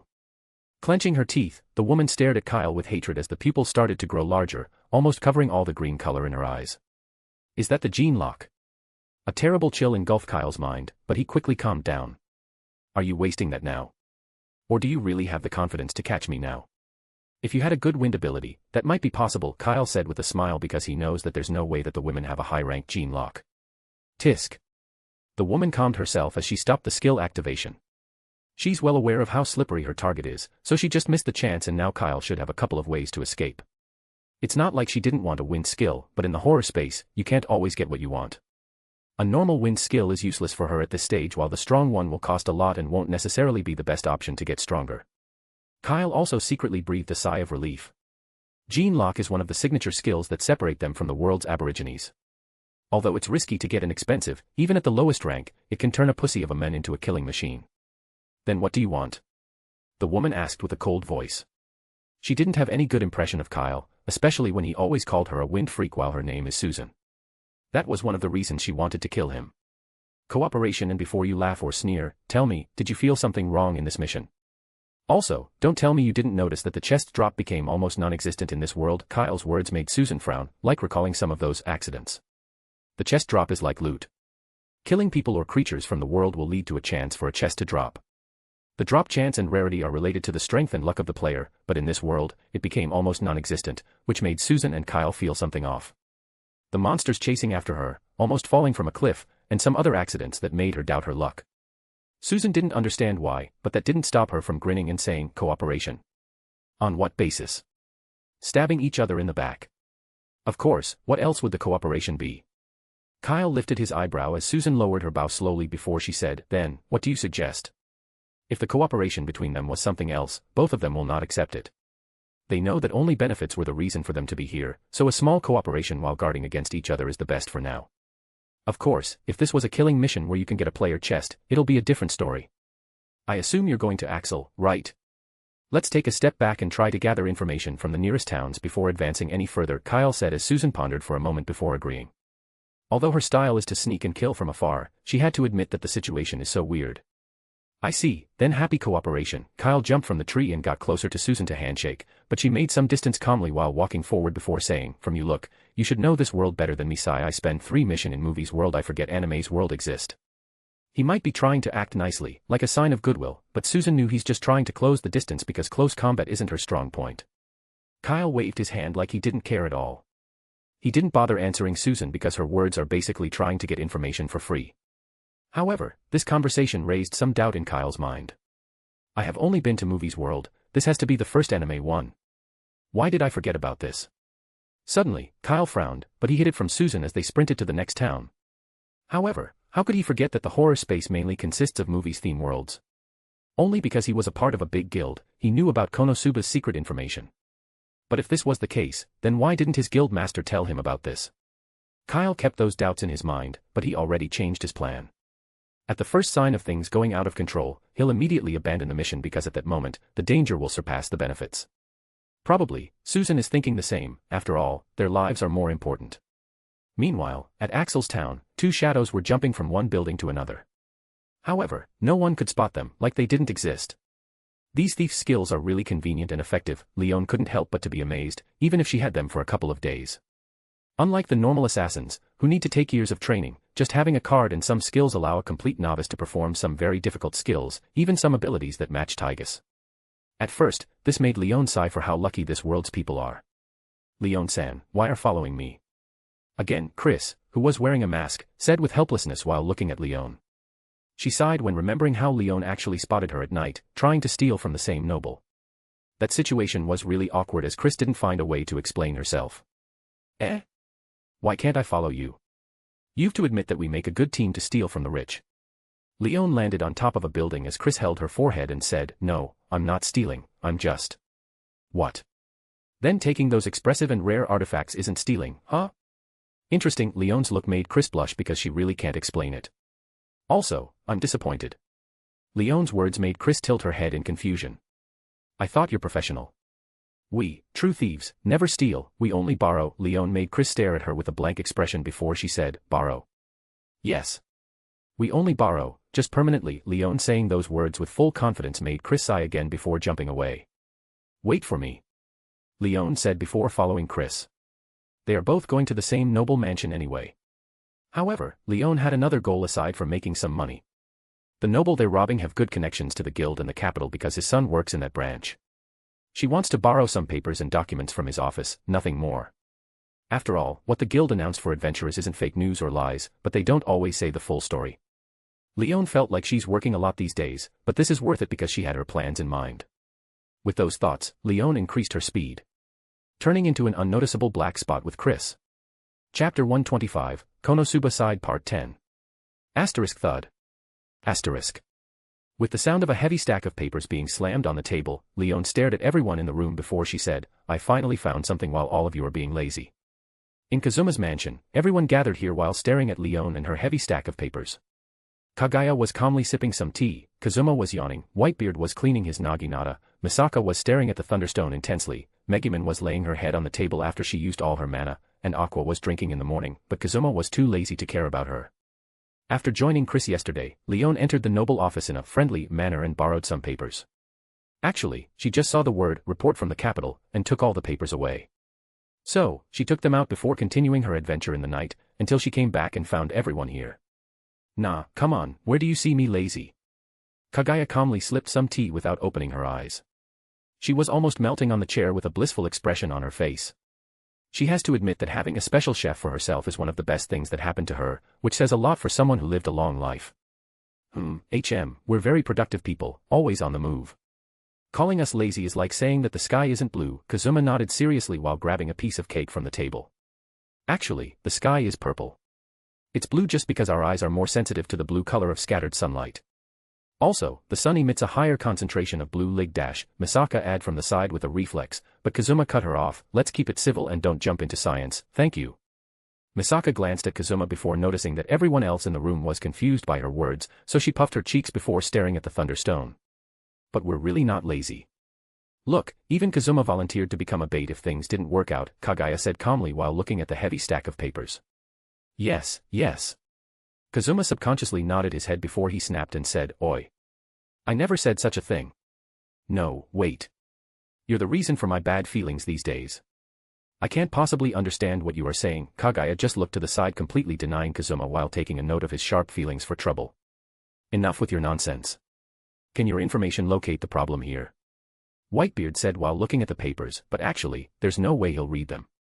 Just their numbers are enough to give him a headache, so he just wants to know where to go and punch. Does this have a relation with the enemies, who are worse than the Demon King's army? Megumin raised her head before falling down again. Yeah, they're pretty much hidden very well. Kazuma rubbed his head like he's having a headache. He never saw a day of peace from the day he arrived in this world, and especially after this mission started.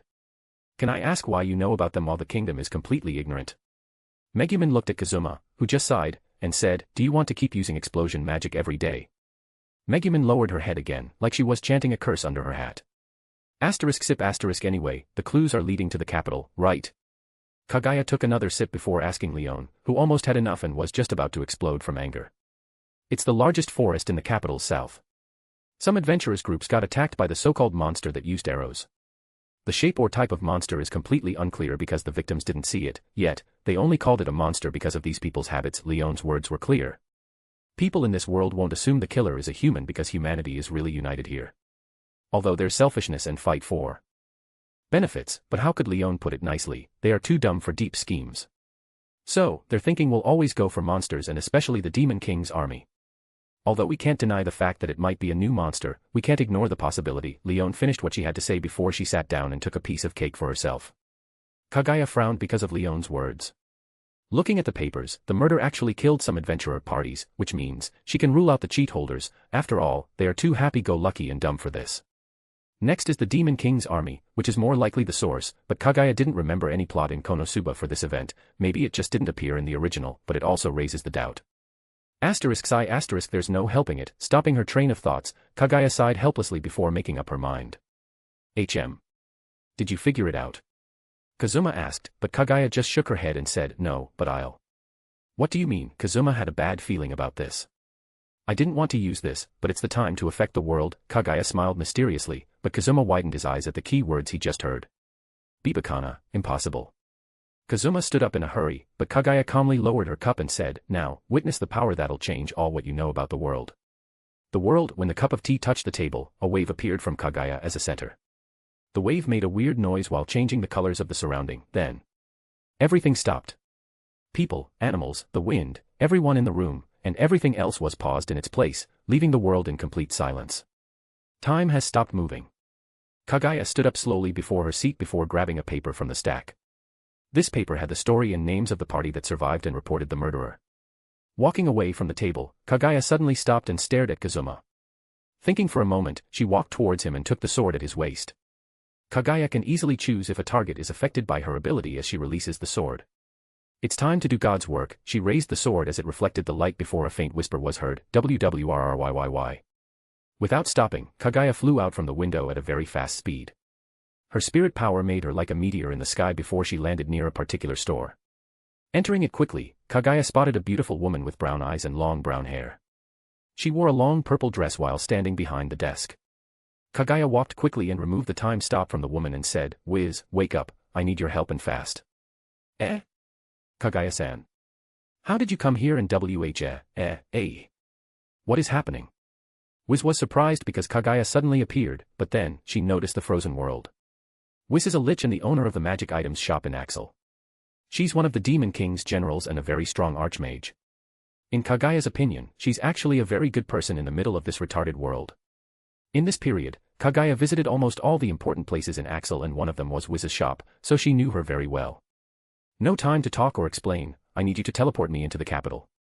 Here, take this. Kaguya waved her sleeve as a bar of gold flew out and stopped in midair. What? Wiz didn't understand anything, but Kaguya wasn't going to stop. There's no time. The whole world is in danger, Wiz. Look. Even a goddess was dispatched because of the situation. Kaguya stopped the time on Wiz before she went back and dragged the drunk Aqua here, which was all done instantly in Wiz's eyes. She doesn't want to do this, but she didn't have a choice. Although she has her own teleportation magic, Kaguya doesn't have a mark on the capital. Wiz started to feel dizzy. She clearly saw that Aqua is a goddess, but what is happening now? The world has stopped. Kaguya is telling her that something big happens. She doesn't know what is going on. Wiz didn't understand anything as Kaguya kept pressuring her again and again before she just gave up and said, teleportation. Kaguya made sure her ability doesn't affect the teleportation before a colorful magic circle appeared under her feet. The light gathered around it before it flashed and Kaguya disappeared from her place. What is going on? Wiz was still able to move in the stop time as she looked at Aqua, smiling weirdly while floating in the air. Kaguya opened her eyes to see herself arriving at the capital. This was a hidden place where Wiz has a mark for her teleportation magic. She quickly flew away and scanned the capital from above. Spotted the guild building, she just landed down before storming inside. Her eyes looked at everyone, who were frozen, before locking a guild's receptionist and walked toward him. Removing the time effect on the men, Kaguya looked at his shocked expression before she said in a heavy voice, where is she, he, or maybe it? WRRYYYYY. Dio's sword added a more threatening aura as the man was panicking. What is happening? The man was shocked by everything and everyone froze around him before Kaguya waved her sleeve and smacked him on the forehead. Slap. Her sleeve did the same effect of a slap, which made the man retreat a little, but there was a weird talisman on his forehead. His eyes lost focus before Kaguya said, tell me what do you know? The man started telling Kaguya everything about the murder case because of her hypnotizing talisman. Using his talisman, the weak target will tell Kaguya all that she wants while deleting the memories of their meeting. When Kaguya got what she wanted, she just took the talisman back before applying the time effect again. As I expect, that where is she interrogation method is only effective for the OG edgelord Batman. Kaguya shook her head before checking her gains from this raid. I have a location and some information, but just to make sure. Kaguya whispered before entering deep into the guild. After a while, Kaguya came out with a frown. She just asked all the big figures in the guild, but she didn't get anything useful, so she left and flew to the sky towards the market. A team of adventurers were frozen when they were chatting before Kaguya landed from the sky and raised her sleeve. The team leader, who survived Susan's arrows, got the same treatment as the guild's receptionist before revealing more information.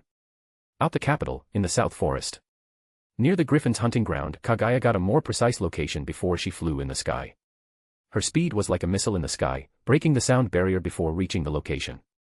It was a burned ground filled with ash and dust, like a large fire ignited here. Tisk, there's nothing at all. Kaguya covered her mouth with a sleeve before flying away. She took this place as a center and started checking for any clue. After almost an hour of flying around, Kaguya only found a broken arrow, which didn't have anything on it, even a string of energy or aura wasn't present in the arrow. We really lack some proper investigation methods. No, we need some mystical ways to find something from this side. Trying to find a very small number of people in a large world is very hard, especially if you didn't have any good clues as Kaguya felt helpless. Grabbing another talisman, Kaguya put it on the broken arrow before hiding it inside of her sleeve.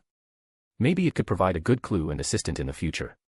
But at least, I know there's a high possibility for it to be the target. From all the different sides of the story and clues that Kaguya heard in the capital, the attacker should not be from the Demon King's army because the strongest generals are all known for Kaguya and only them can do something like this. It's very unlikely for the humans to target each other, not to mention killing, so this had to be our target, but they have completely vanished during these days. Kaguya floated before looking around one last time. Teleportation. Finishing her business, Kaguya used the teleportation magic as a colorful magic circle appeared under her. However, if their goal is to kill adventurers, they can't hide for long. As long as the slightest message arrives about a murderous archer, Kaguya will stop the time immediately and check. With a flash, Kaguya disappeared from her place and appeared inside Kazuma's mansion. This was tiring. Complaining, Kaguya walked slowly and returned the sword to Kazuma. Sitting down on her seat, Kaguya raised the cup of tea before saying, the time resumes. What happened to you? Leon asked Kazuma, who stood up with a panicked expression. Kazuma checked his surrounding and belonging before he patted his chest and said, I'm safe. Everyone, I just checked and we finally know one of our targets. But they are nowhere to be found, yet, we didn't come out empty-handed. Kaguya sipped some tea, which was still hot as everyone was staring at her. What just happened? Everyone had the same question inside of their heads, but only Kazuma said, damn time manipulators. With that, Kaguya just shrugged her shoulders before starting a long conversation about the capital and the murderous archer. However, they all forgot about Aqua, who was lying down inside the shop while Wiz didn't know what to do. Chapter 126, Konosuba Side Part 11. After the great time movement by Kaguya, everything went back to the usual routine. Despite knowing the result of the investigation, which is a player using arrows, the group didn't know where or how to find him, her, or it. Honestly, the group started to get annoyed by this mission. How the hell are they supposed to find someone in a vast world? Both conditions and means are bad, leaving them empty-handed. Whitebeard saw that things had ended as he left the mansion immediately. He just said that he's leaving for a while before heading out of the city towards the mountains. Maybe he took a quest or he's just walking around, the group didn't know. Leone didn't have more means. Although she's used to gather information, her work zone was never this huge. Sighing, she also felt a little frustrated, but this isn't enough to put her down. She also left while dragging Misaka away. Misaka said that she's going to check the market, which coincidentally, was Leone's goal. So, she just dragged her with her. Kazuma just chose to not think about the mission and focus on other things. Although he doesn't know how big this planet is compared to Earth, he was already over it and classified the objective of finding something as borderline impossible. Anyway, he has more important things to take care of, like the kind woman who was assaulted by Aqua in the morning. It was direct death threats and an attempt to murder as Kazuma had to hold Aqua. The kind lady, Wiz, actually delivered Aqua to them, after she fell asleep in her shop. Apparently, Wiz is a strong mage. She was using magic to make Aqua float while delivering her to them. Despite all his desires to say keep her, Kazuma just sighed and thanked Wiz. He just talked with her for some time, but Kazuma can already see that Wiz might be one of the nicest people he saw in his life. He couldn't throw a curse, Aqua, at her, he still has principles, goddammit. However, at that moment, Aqua rose from her sleep like a zombie and attacked Wiz, telling Kazuma that Wiz is a lich. If this was a lich, then what does this make you, Miss Goddess? Staring at Aqua, who was struggling like a madman, and the worried, yet concerned Wiz, Kazuma felt his world's view was broken again before he just stopped Aqua and bid farewell to Wiz. Despite being angry, Aqua shut up immediately after taking a hit to the head and receiving a threat to make all her missions involve frogs from today. After solving this problem, Kazuma faced his second challenge. The city finally couldn't handle the brilliant ball of flames and ashes every morning, especially after the apocalypse that day. The guild directly told Kazuma, as the leader of his party, to stop Megumin's explosions or choose a far place from the city if she wanted to train her magic. Kazuma agreed with a blank face. To be honest, he felt slightly sorry for the citizens in the city. They actually tolerate those explosions until now, even asking them politely to stop. They are very nice people. Megumin complained that these people didn't understand the charm of explosions before quickly crumbling and apologizing under the eyes of the guild's staff.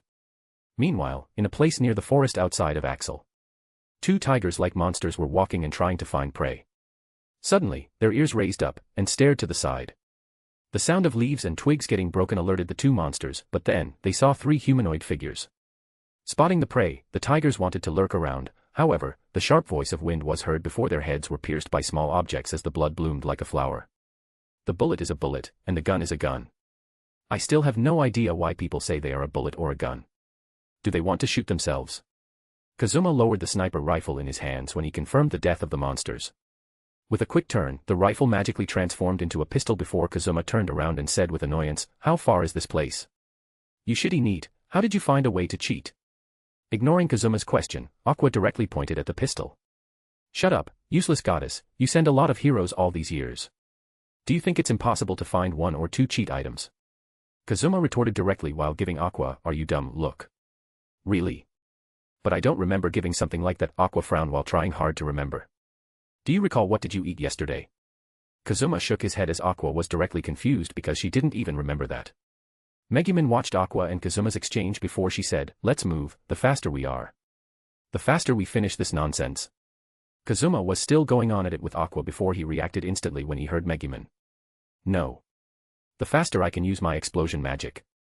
Megumin corrected Kazuma, but he and Aqua just said, "Isn't that the same thing?" "No, it's not."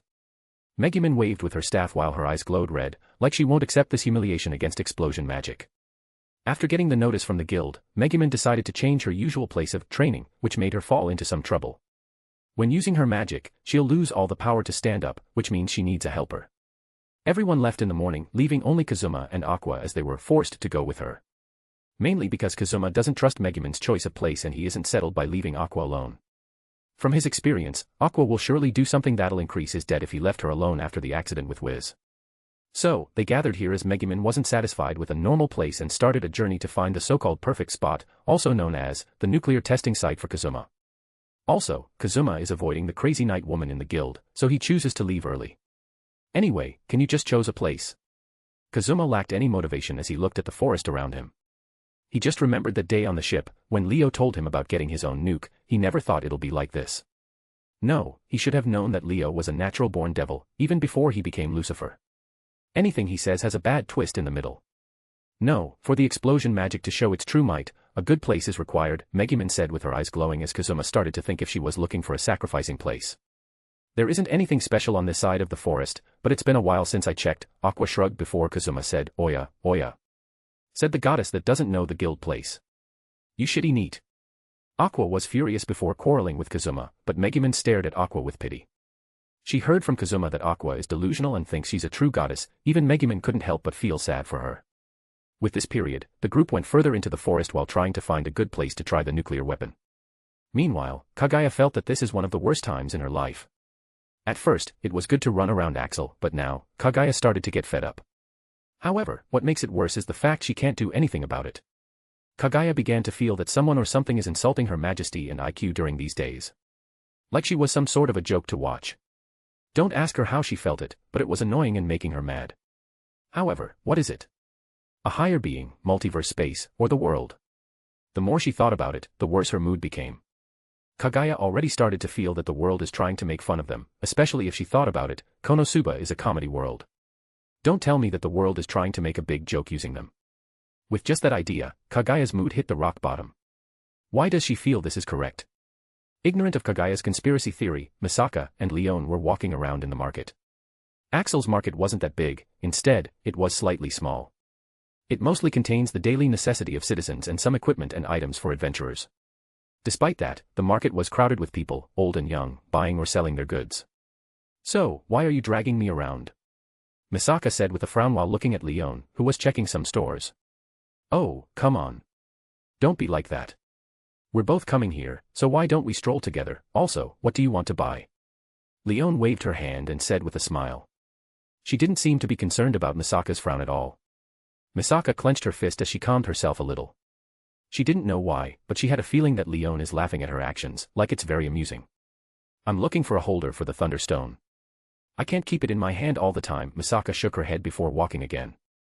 Although she can put the stone inside the chat room, she can't use that during the battle. Even if she wasn't all that professional in fighting, Misaka knows that she can't use the chat room during a fight, so she wants something to quickly access the Thunderstone's power, like a necklace or a bracelet. However, if this was the Academy City, Misaka is sure to get what she wants on the spot, but in Konosuba's world, she can't be sure how they'll make something that can fit the Thunderstone. During these days, she found the Thunderstone is like a battery.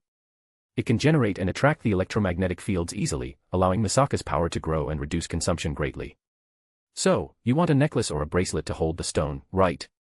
Seeing Misaka nodding, Leon thought for a moment before saying, got it, follow me. Leon smiled before walking forward. Misaka hesitated a little before going after her. They walked on Axel's roads as Misaka saw a lot of new interesting sights. She noticed that this was a new place in the city where she never came before. Well, Misaka always went around the guild's location and the mansion, which made her never check the whole city. Suddenly, she noticed that people in this place know Leon. A lot of them greeted her, especially some children who went toward her with excitement. Leon played a little with the children before she grinned and pointed at Misaka. Misaka had a bad feeling before those children surrounded her. They kept asking her if she was also an adventurer, about magic, and a lot of other questions. This made her in a dilemma, but then, she noticed that Leon was laughing at her situation. Okay, everyone, leave that big sister alone, we still have things to do, Leon clapped as the children showed a reluctant expression before she said, don't worry, I'll come later. With a big cheer, the children waved as Misaka and Leon left the place. You're sure popular, especially with those children, Misaka was liberated before saying with some curiosity. She noticed that Leon seemed more local in this place than some citizens. Me. Well, I have my way with children, Leon shrugged her shoulders before looking forward and saying, oh, we have arrived. Misaka looked to see an old shop with some weapons hanging outside and the smell of the burned wood coming from inside. Oi, Al, are you there? With Leon's shout, a middle-aged man walked from inside while rubbing his hand with a cloth. It's you, Leon, how has it been? The man named Al said with a smile before Leon started a conversation with him. After a while, Leon mentioned Misaka before Al said, sure, no problem. Looking at you as Leon's friend, I'll give you a discount. You're okay with iron as a material? Al said before Misaka, who was still figuring the situation, nodded and said, yeah, it's okay.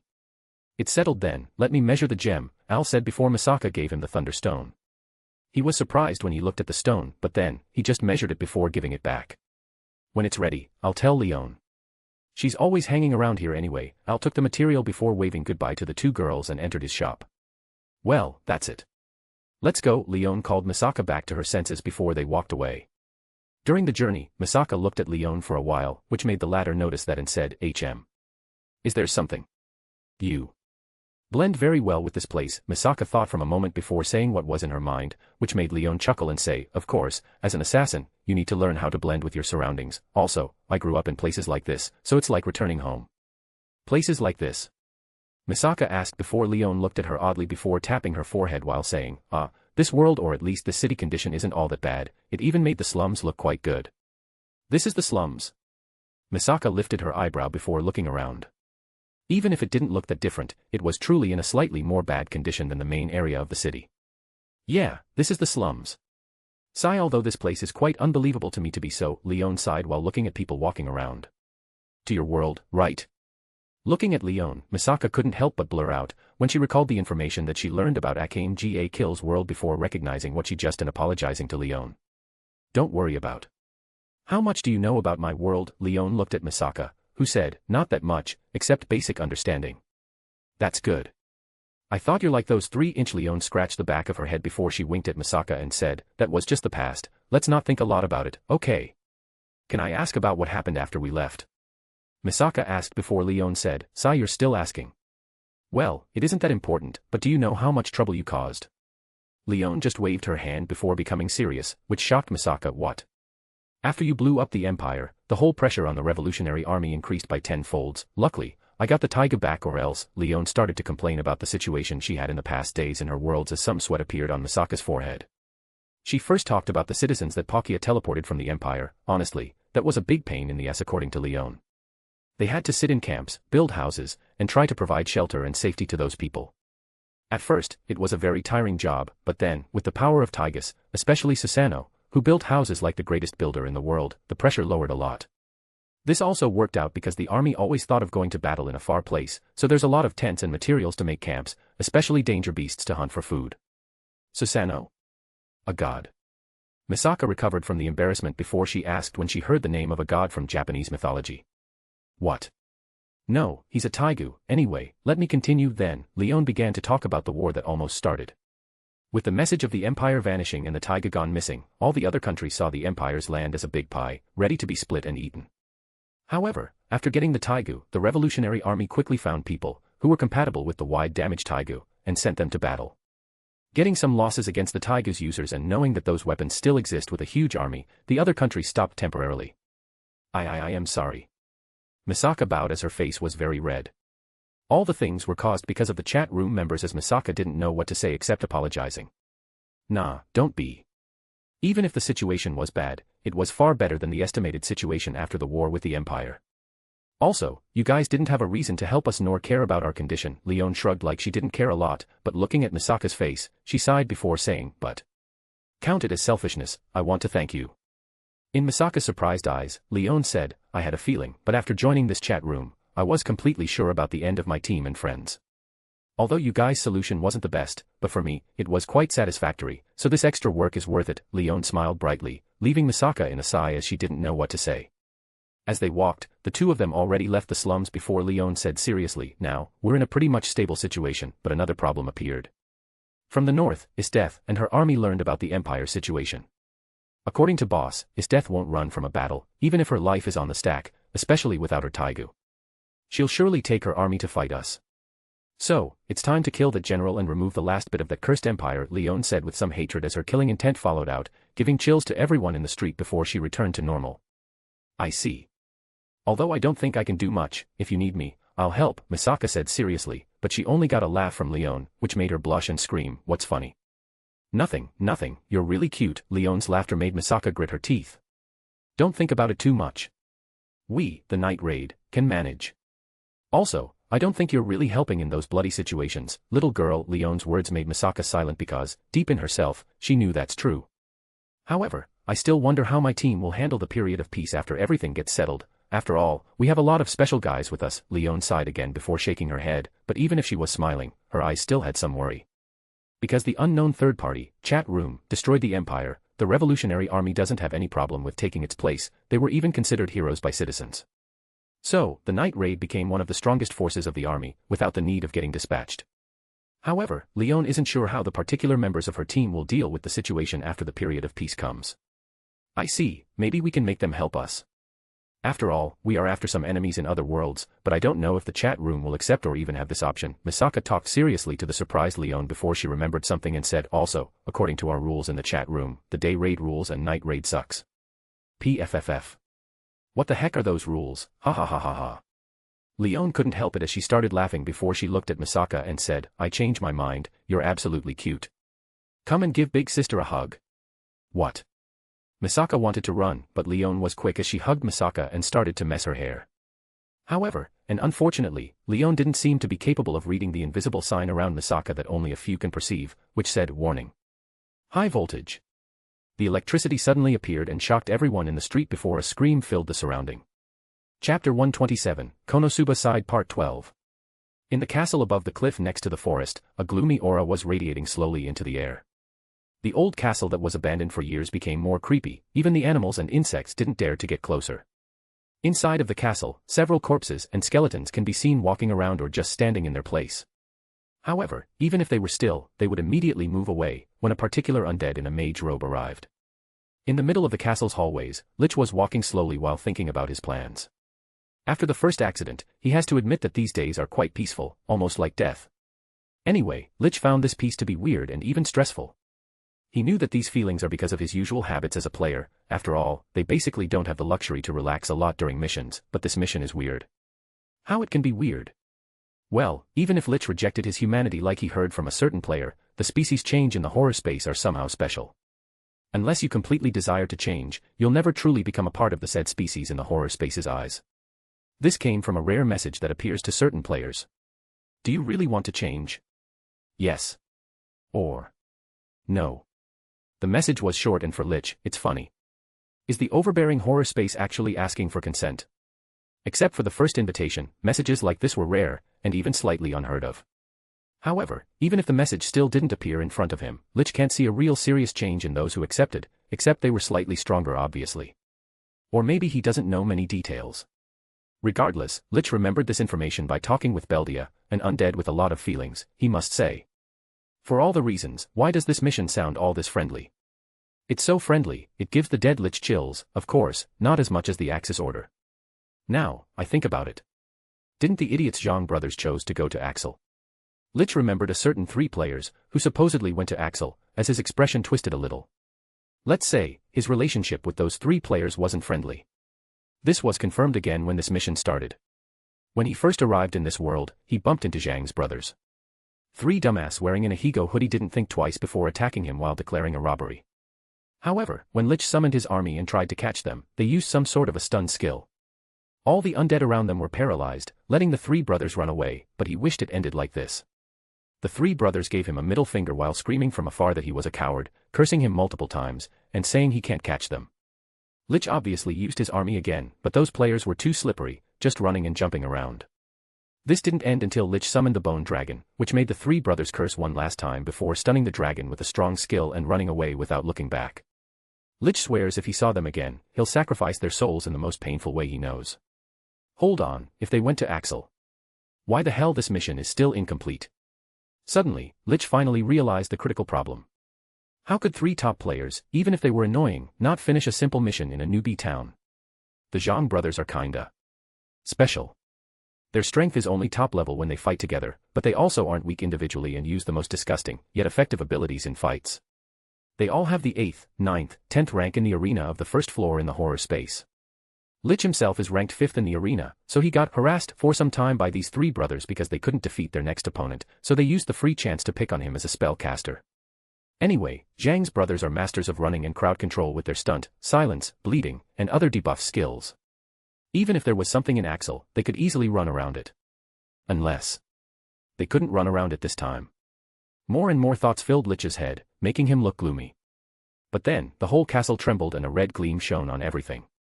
What is going, ahhhhh? However, without even giving him a chance to notice the violent mana reaction, Lich was blasted away by a wrathful crimson explosion. Like taking a hit from a meteor, the whole castle started cracking as a flower of flames blasted towards the sky, bringing a cloud of smoke and dust. Luckily, the explosion hit the castle directly, so the undead weren't affected much. Some of them were blown to pieces, but those were skeletons, who immediately started to look for their bones around. At a corner in the broken hallway, a wrinkled hand appeared from under the rubble before Lich stood up and looked at the flames burning around him. The sun was clearly shining from the large hole, which brought him some discomfort, but he didn't care about that. What the fuck? Staring at the cracked castle, those were the only words Lich could say to express his faint emotions. Meanwhile, on the road where people can see the castle, Megumin fell on her face while Kazuma and Aqua were staring at the ball of flames as their clothes and hair were moving with the wind. That was the best, Megumin whispered softly while kissing the ground with her face. Her tone was like she did one of the biggest achievements in her life. However, her two partners didn't share the same feelings as her. Blowing this castle won't cost me money, right? It's an abandoned property, right? There's no way its owner would pop up someday, right? Please, someone, tell me I'm right. Kazuma hung his head low while praying for a bright future. Why should a goddess like me waste her precious time here? Moreover, when is lunch? Aqua didn't care that much while looking at Kazuma, picking Megumin up. Let's go, Kazuma said before walking forward with a grim look about his future. Sure, Aqua agreed before leaving with Kazuma while thinking about lunch. When the three left the place, Lich rushed to Beldia's room to talk about this situation. However, when he arrived, he saw Beldia sitting on his throne with a dreadful aura. So, they finally came. Adventurers, with a deep and grim voice, Beldia's red eyes shone with an ominous gleam before he said, Rookie, it's time to start. What? Lich would blink from confusion if he had eyes. Foolish humans. Always running to the danger like moths in flames. Now, with humans knowing our place, they'll gather their warriors, mages, and come to fight us. And when that happens, we'll get everything we want. Beldia stood up from his throne as his aura of death was blowing around. Beldia-sama, why don't we chase after them now? Lich didn't understand what was happening anymore. Someone came and nuked your house, but you are still hanging around. No need. During my life, I understood adventurers clearly. They'll always come and raid any place with a lot of monsters. They'll directly fall into my trap, where I, Beldia, will capture them easily. Beldia's eyes shone with a red light, but in Lich's eyes, he looked like one of those scammers that say, trust me, I got this, or there's nothing to worry about, I'm a professional. Enough with that. Suddenly, Beldia walked forward and past Lich before he said, come with me. We're going to track them. The flames in Lich's eyes burned brightly. No, we're going to something more important. Beldia waved his hand as his cape was flaying before he said, we'll help the undead to fix the castle. Excuse me. Lich tilted his head like he had trouble hearing. We'll go and fix the castle to show those adventurers what is waiting for them, Beldia said with a deep voice, but then his voice became mild and said, also, our look is very important. We can't keep it like this. Lich had many questions as a lot of complicated thoughts flashed in his brain before he said, we're undead, why do you care about looks? Despite his internal conflicts, Lich sighed as he joined the construction team made from the dead. There's still time for the mission and he can take things slowly. However, he also needs to take it carefully after remembering Zhang's brother, even if he saw the castle bombing in the information he brought, which shows that the plot is at least still moving normally. Chapter 128, Konosuba Side Part 13. After bombing the castle, Kazuma and his party walked towards Axel. It didn't take them long to reach the city, especially while using a gun. They didn't stop at the gates as they walked towards the guild because Kazuma wants to see how much he can get for the monsters. However, when Kazuma opened the guild's door, he was comforted with a scene that urged him to close the door. Please, let me join your party. Darkness stood up as soon as Kazuma arrived, like she was waiting the whole morning here. Darkness was standing heroically with the attitude of a knight while looking at Kazuma. The perseverance and firmness were clearly shown in her voice, but her sparkling eyes made Kazuma almost raise his pistol and shot a paralyzing bullet. Sadly, Kazuma has more than one feeling that Darkness will like that instead. He let out a sigh of helplessness, but then, he noticed her eyes were on Megumin on his back. Megumin collapsed on Kazuma's back because she wasted all her mana. Kazuma didn't feel anything except a pain in his back because of this lowly, but seeing Megumin completely vulnerable, thousands of unspeakable fantasies were unfolding in Darkness's eyes. Oi. Why are you looking at me like some sort of a criminal? And why do you seem jealous? Noticing the watery eyes of Darkness, Kazuma had a chill all over his body. This woman seriously has a problem. Ignorant of Kazuma's dilemma, Megumin raised her head slowly before she said, you still won't accept her, Kazuma. Right, Kazuma. She's a crusader. With her, we'll have 3 advanced classes. There's no reason to refuse. Aqua tilted her head while looking at the Kazuma, sighing. Kazuma knows that it'll go this way if his 2 good-for-nothing teammates knew about this, so he was just sighing. However, at this moment, he felt something weird as his eyes looked behind Darkness. Kagaya was sitting on a seat at an empty table at the corner of the guild. Her eyes and smile were clearly saying that she was watching a good show. Just that look was enough to make Kazuma clench his fist, and with a furious expression, he said, "You bastard." However, at the line of sight, his target was misunderstood by darkness as she twisted her body back before trying to resist, but still, she released a slight moan. Kazuma took a step back at this reaction. Honestly, he started to feel scared from this level of masochism. However, darkness didn't care about his reaction as she recovered a little and said, "Barely knowing me and even when I talked to you politely, you called me a bastard. My eyes didn't mislead me." Kazuma solidified in his place before he looked at Kaguya, only to see her smile getting wider. He instantly knew that he fell into a trap. No, it was more like Kaguya giving him a shovel to dig his own trap before falling into it. Let's just sit down and talk slowly. You are also here, huh? Sighing helplessly, Kazuma walked forward before he noticed Chris at the side. He would have noticed her faster if it wasn't for this female night outbreak. Regardless, Kazuma took the group to the table of Kaguya before he glared at her, but then, he chose to solve the problem at hand first. There's no point in focusing on a losing battle against a time manipulator.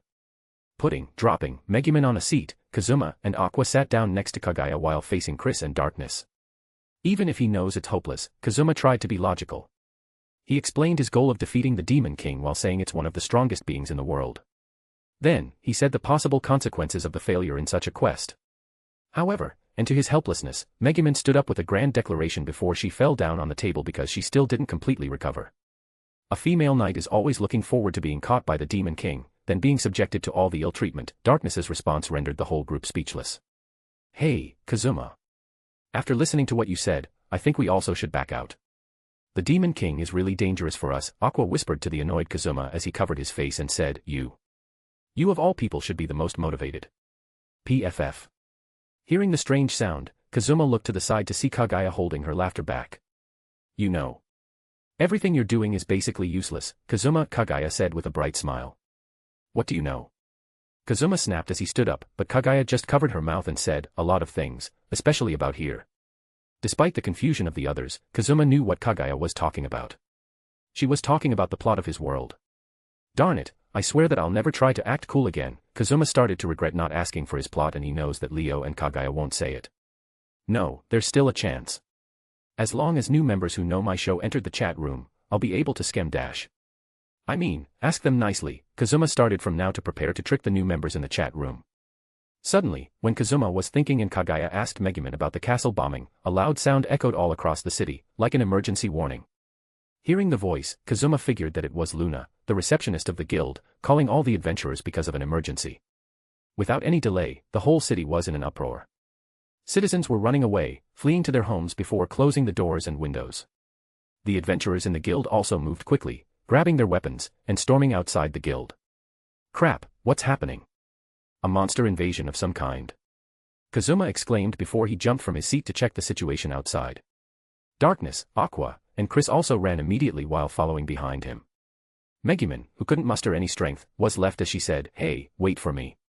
However, she could only move a little and she needs more time to recover, but even so, she won't be able to launch the explosion magic a second time today. Kaguya watched Megumin with amusement before she grabbed a talisman from her sleeve and said, "Don't worry, I got you." With a swift movement, the talisman was put on Megumin's hand before a link was established between her and Kaguya. Using the link, Kaguya moved a little of her energy into Megumin. Without any warning, Megumin jumped from the table as her eyes were glowing with an intense red light before she trembled and said, How? Megumin felt her body was filled with mana and recovered rapidly, then she looked at Kaguya with stars in her eyes and said, "You did it, right? Can you do it again?" Megumin was excited. If Kaguya can use this power again, even for one time a day, she'll be able to use explosion magic more than once a day. Kaguya just smiled at Megumin's question before she said, "They already left, you know." Megumin felt like she had been splashed with cold water as the glow in her eyes dimmed before she ran out of guild while screaming, "Wait for me." When everyone left, the guild became quiet. Kaguya tapped the table with her finger before she grinned and said, "All according to the plan." As a woman of culture, how could Kaguya not know about the flying cabbages horde? And more importantly, Darkness' performance during it. However, what is important now is Diazuma, who has a gun. Unlike taking missions and hunting monsters alone, Diazuma will really show his might in front of everyone, and it'll be much better if he used his arsenal cube. There's no way this event won't spread and attract some attention, especially the attention of people that know about guns. Also, Kaguya was to film this glorious scene of Darkness and Kazuma's reaction as a trophy from this world. With the sight of a new collection at hand, Kagaya's mood became better after she felt the world is playing tricks on her before she said, I honestly don't understand why people want to keep the plot intact, unless they get benefits from it, but most of the time, they don't. Well, Megumin already started bombing the castle of Dullahan and the flying cabbage arrived. Kagaya stood up from the seat before she sighed and said, Sigh, I also wanted to see that scene. I really wonder how much different it'd be from the original with the addition of Zuma. Suddenly, Kagaya, who wanted to cover her mouth with her sleeve, stopped her hand in midair, even her expression froze. Diazuma. The sword. The gun. The more she spoke, the weirder Kagaya's expression and quieter her voice became before it turned into whispers, the cabbage and the castle. But shouldn't the cabbage be first? No, it shouldn't be because the timeline is wrong. Wait. Kagaya snapped before she said, No, this can't be. At that moment, Kagaya froze in her place as her expression was gloomy before she said, Wrong. Everything is wrong. Without any warning, a wave of power rushed from Kagaya before everything was frozen. The time has stopped. In the absolute silence of the time stop, Kagaya stood there quietly. Her expression kept changing. Sometimes like she was in deep thoughts before frowning. However, Kagaya suddenly looked at her hand before her expression sank immediately and even became slightly pale. No, I need to see it myself. Kagaya's eyes flashed before she rushed outside the guild before flying. Crossing the distance quickly, Kagaya arrived at the gate as she saw the adventurers and Kazuma's party here. They were holding weapons and staring at the front, like waiting for something. Flying above the gate, Kagaya landed on top of the wall before she applied a simple illusion on herself. She immediately removed the time stop and watched the group underneath. Is this really a monster invasion? Kazuma questioned, but he still took his gun and sword while looking at the front. Here they come. One adventurer said before a green cloud appeared from afar. What is that? Kazuma was shocked as he saw a huge horde of flying cabbage. Prepare yourself. Suddenly, Megumin rushed to the front and did a pose in front of all the adventurers. As everyone was cheering, explosion. When everyone was in a commotion because of the flying cabbage, Kagaya was observing the scene as her expression became gloomier with every second passing. She saw Aqua explaining the situation and the guild staff announcing the cabbage's price, then darkness rushed forward to protect some adventurers, but she ended up taking all the hits while everyone praised her heroic deeds, which left Kazuma speechless. If this was any other time, Kagaya would be laughing at Kazuma, but now, she only felt a terrible chill.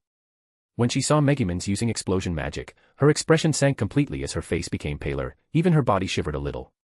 However, Kagaya quickly recovered before closing her eyes and taking a deep breath. After a moment, she opened them and continued to observe the situation. The fight continued normally until the adventurers defeated most of the cabbage and started collecting their loot. Aqua helped to keep the goods fresh while Kazuma was using baskets to collect the cabbage.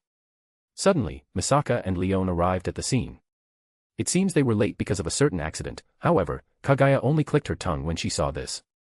Anyway, the battle against the cabbage finished successfully as the adventurers carried their goods to sell them to the guild. Kazuma and others weren't an exception, even Misaka and Leon helped them.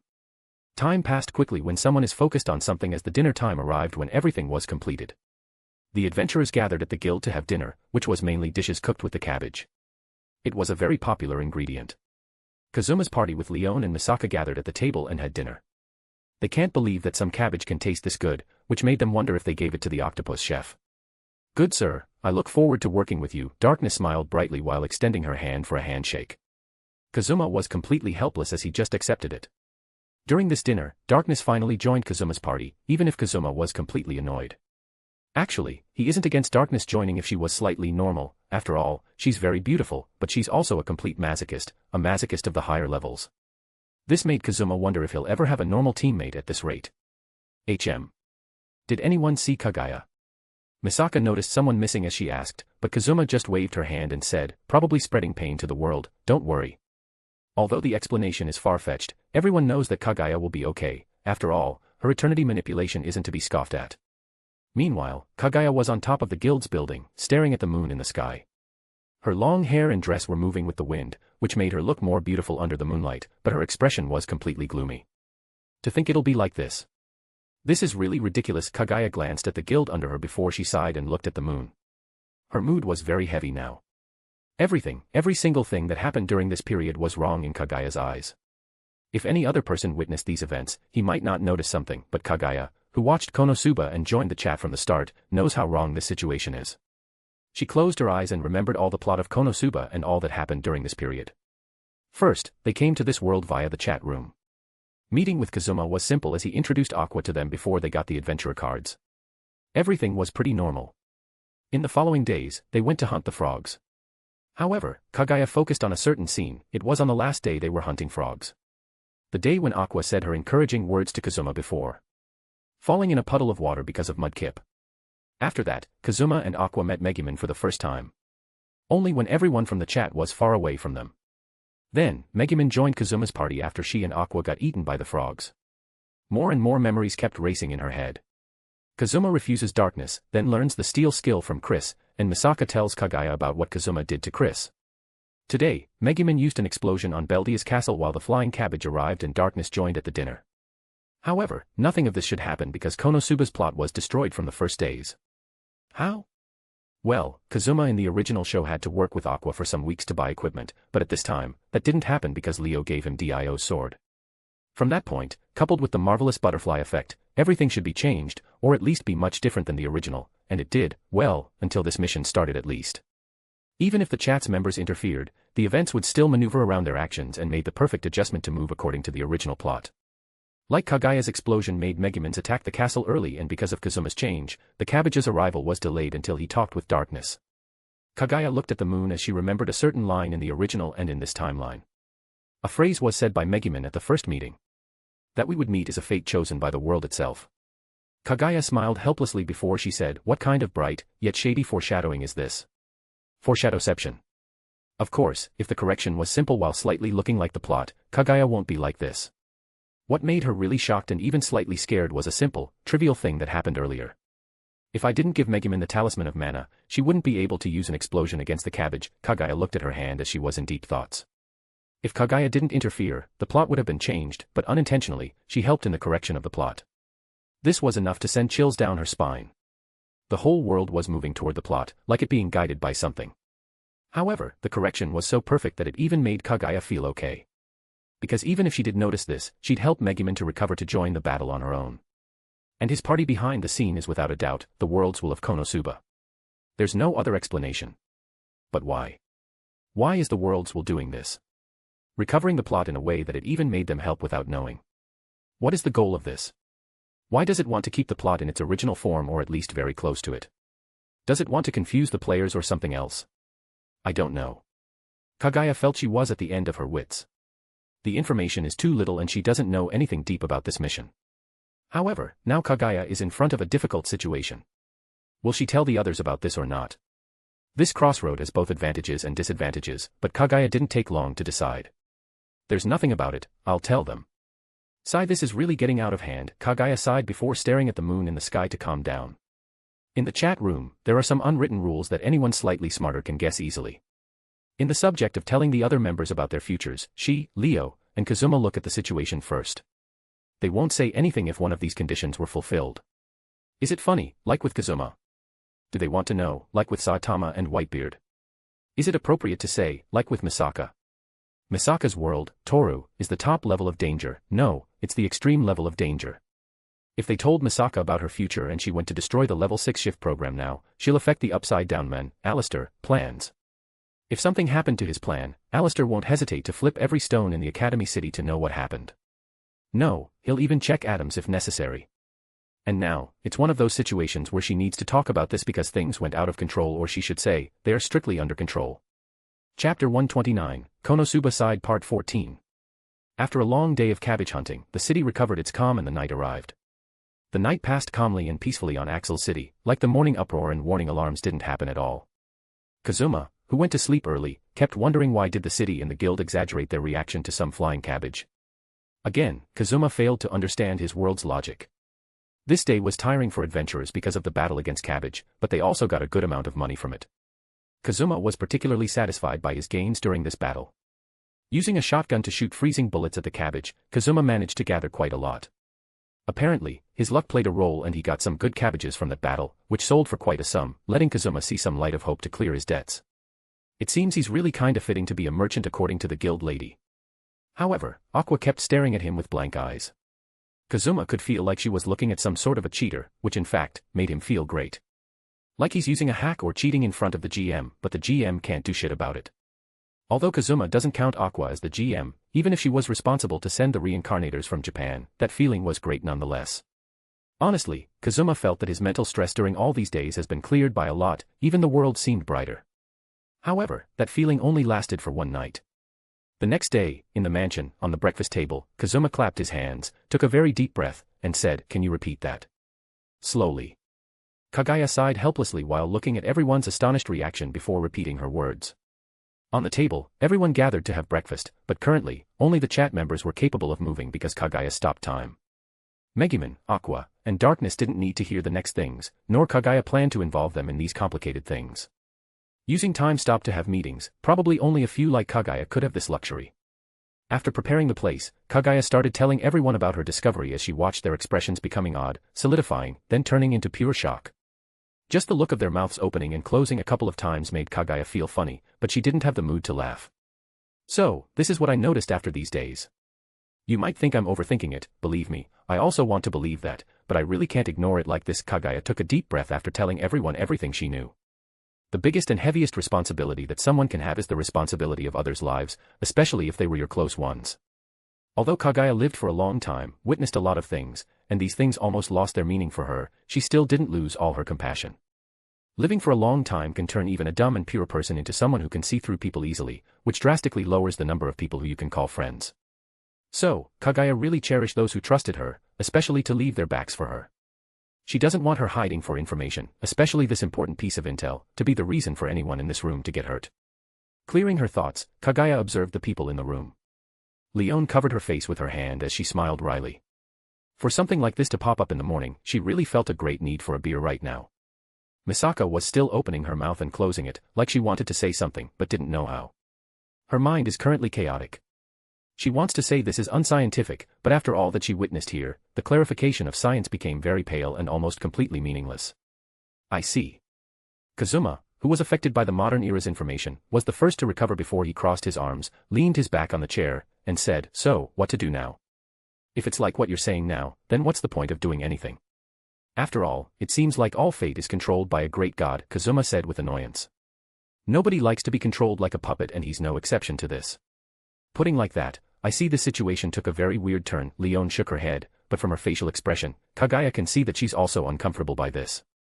"Then, does this plot correction work as a mental control against us?" Misaka closed her eyes for a moment before asking Kagaya directly.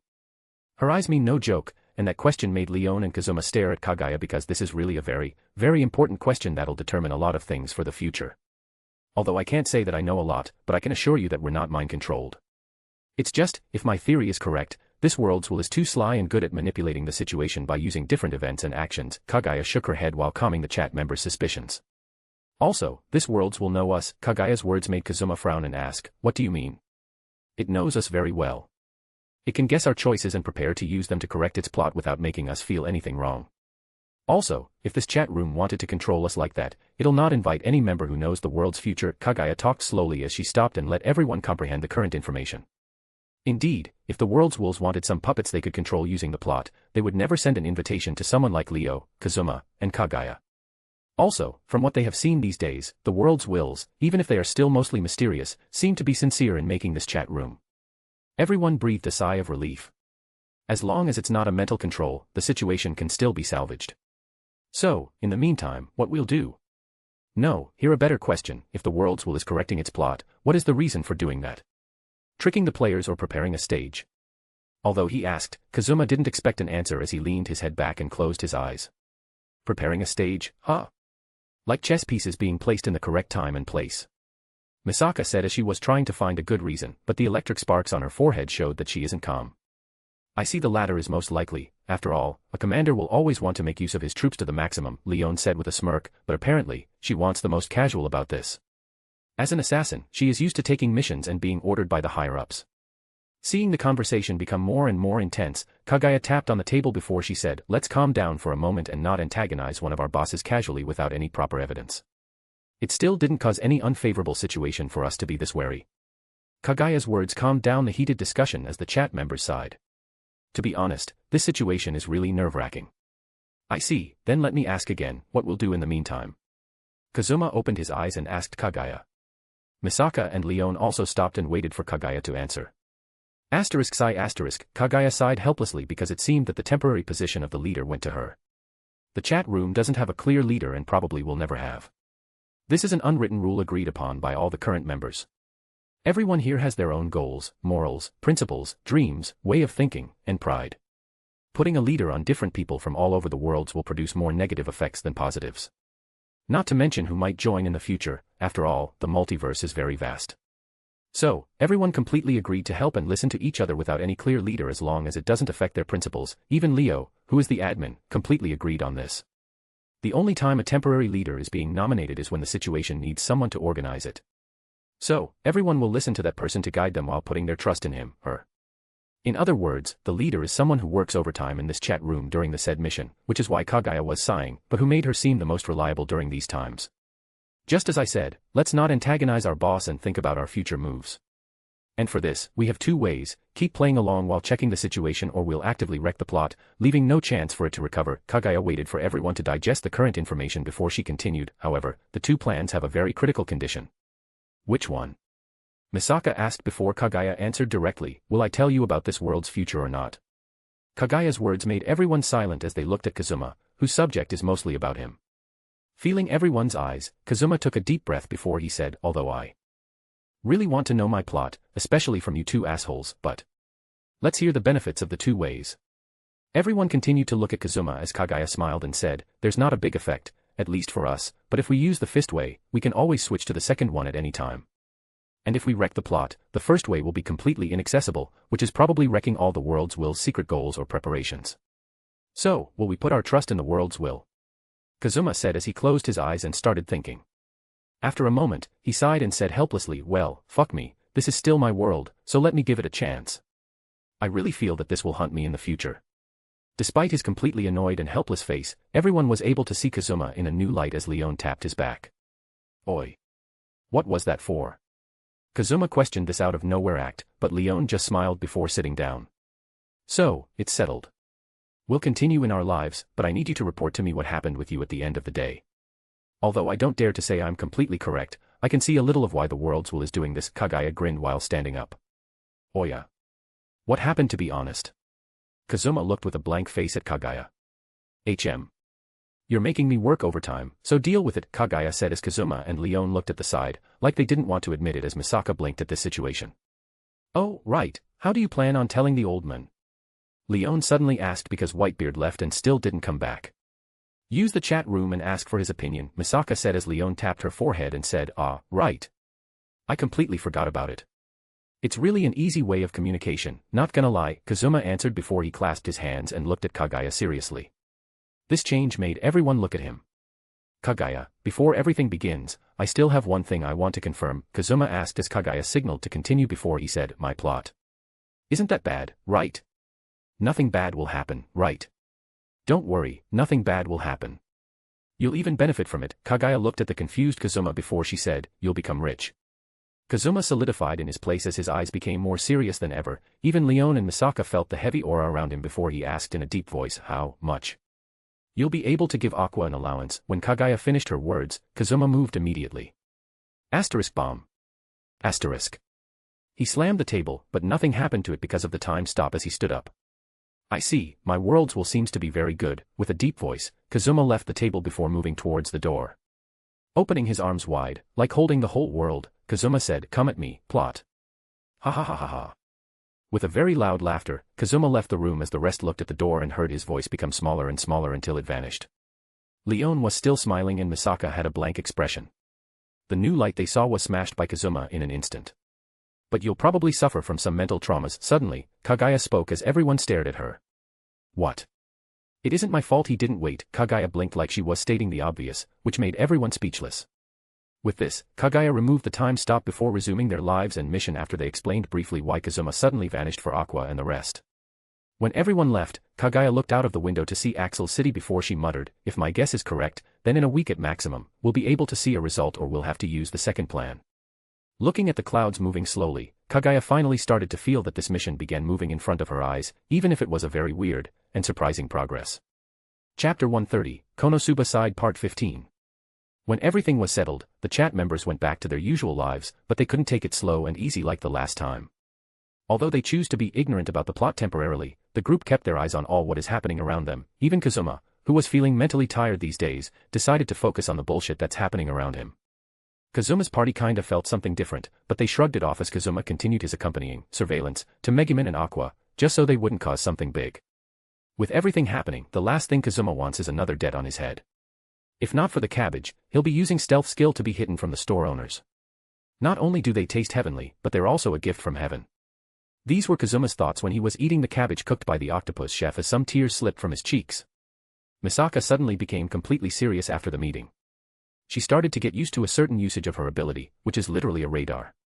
Using her ability of electromagnetism, Misaka, as a center, can release electromagnetic waves to see images of the surroundings without using her sight, giving her no blind spots.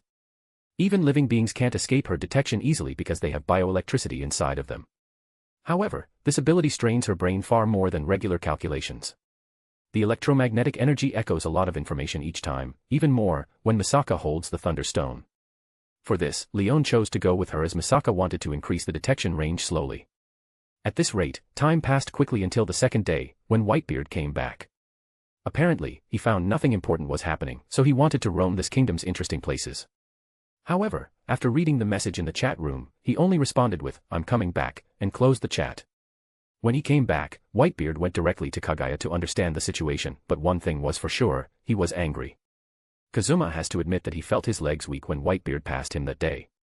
The aura around him made Kazuma lose all desire to fight, even Misaka was slightly pale. Whistle the old can be really scary when he's angry, right? Leon asked Kazuma with some sweat on her forehead, but Kazuma couldn't really answer her because this is the first time he saw Whitebeard like this. Facing Whitebeard, Kaguya could guess that he was angry because someone was playing tricks behind his back. Although Whitebeard doesn't understand, nor does he want to understand the way the worlds will think, he will not allow someone to try and decide his actions. He is Whitebeard.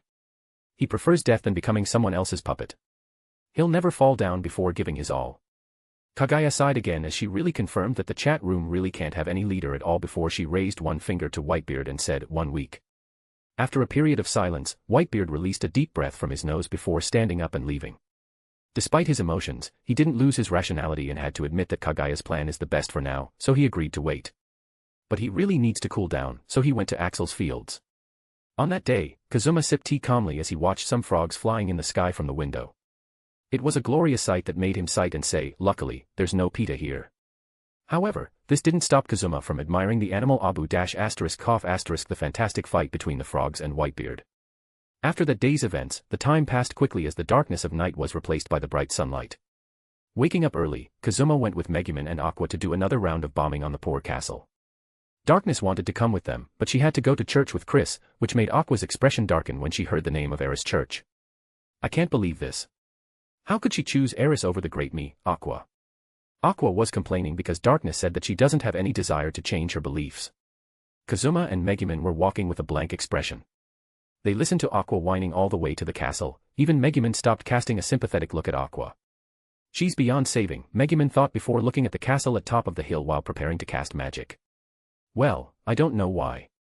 Maybe, just maybe because it's a better goddess than you. Kazuma finally exploded as Aqua froze in her place. Her expression was quickly replaced by horror while pointing at Kazuma before she said, "Kazuma, don't tell me that a demonic presence has affected your mind. What nonsense are you talk, oi?" Kazuma suddenly saw Aqua jumping towards him and holding his hands. "Oh, poor soul, the demonic clutches are very horrible, but fear not. The great Aqua-sama is here. Now, say with me and strengthen your belief." Eris, pat her chest. Aqua was shining with a holy aura while holding Kazuma's hands, which was like casting a blessing. "Oi. Let go of me. Why the hell is your strength so high as a priest?" Kazuma was struggling to escape Aqua, but her strength was too strong. "Hey. Pay attention you two." Megumin pointed with her staff to Kazuma and Aqua, who ignored her. They wanted to continue ignoring her, but to be honest, having that staff pointed at you was far scary than a rocket launcher for them. Humph. Darkness blacker than black and darker than dark. Megumin quickly chanted as the mana was going high wire around her before she screamed, "Explosion." A red gleam descended on the castle far away before a huge explosion fell on it, making the air vibrate and wind raging a little. "And we're done. Let's go back," Kazuma said while releasing Aqua's cheeks that he was squeezing. When Kaguya walked to pick up Megumin, he noticed something from the forest to the left. Even Aqua, who was massaging her cheeks, snapped and turned to look. With heavy steps, several skeletons and zombies appeared from the forest as they slowly surrounded Kazuma's party. Zombies, skeletons, classic undead. Kazuma lifted his eyebrow while looking at the classic monsters. Looking at how the monsters were slowly surrounding them, Kazuma grabbed a cube from the chat room before he turned it into a shotgun. However, despite the current situation, he was excited. Kazuma, what AR-? Megumin wanted to stand up, but Kazuma stopped her and said, "Don't worry, I got this. All those hours in Left 4 Dead prepared me well. Finally, they will show a result." Kazuma raised his shotgun to aim, but suddenly, he noticed a change. The undead, who were surrounding them, walked past Kazuma and Megumin and headed quickly towards Aqua in the back. Feeling the divine and holy aura in Aqua, the dead souls, who desired to go to the afterlife, rushed directly to where they'd most likely get purified. Turn undead. Despite being shocked, Aqua quickly cast purification spells and obliterated all the undead in the vicinity. Kazuma had to close his eyes because of the dazzling light before looking at Aqua standing in the middle of rags and bones. How could undead actually appear here? Is this an evil plan from that lich? Aqua recovered from the shock as she stood proudly. What wrong? Did this goddess dazzling light fascinated you, Kazuma? Don't worry, as long as you join the Axis Order, you can observe the god. Wait. Don't point that thing at me. Aqua had a smug look before noticing that Kazuma was pointing a pistol with a paralyzing bullet at her.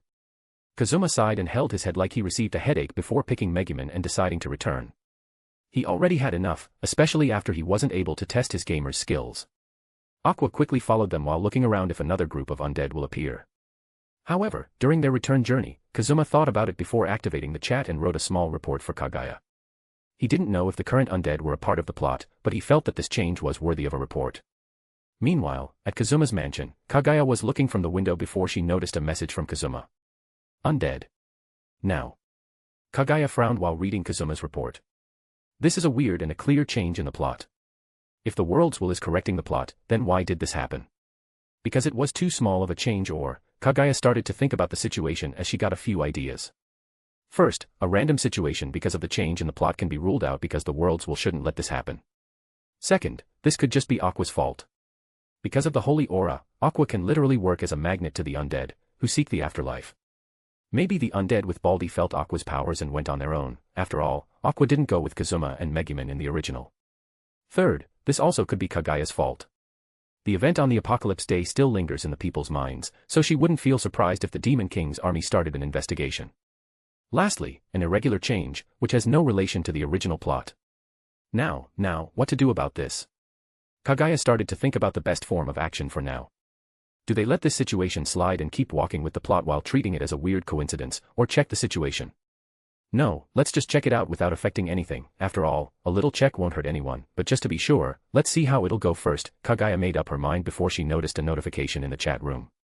Annihilation Maker, admin, I'm back.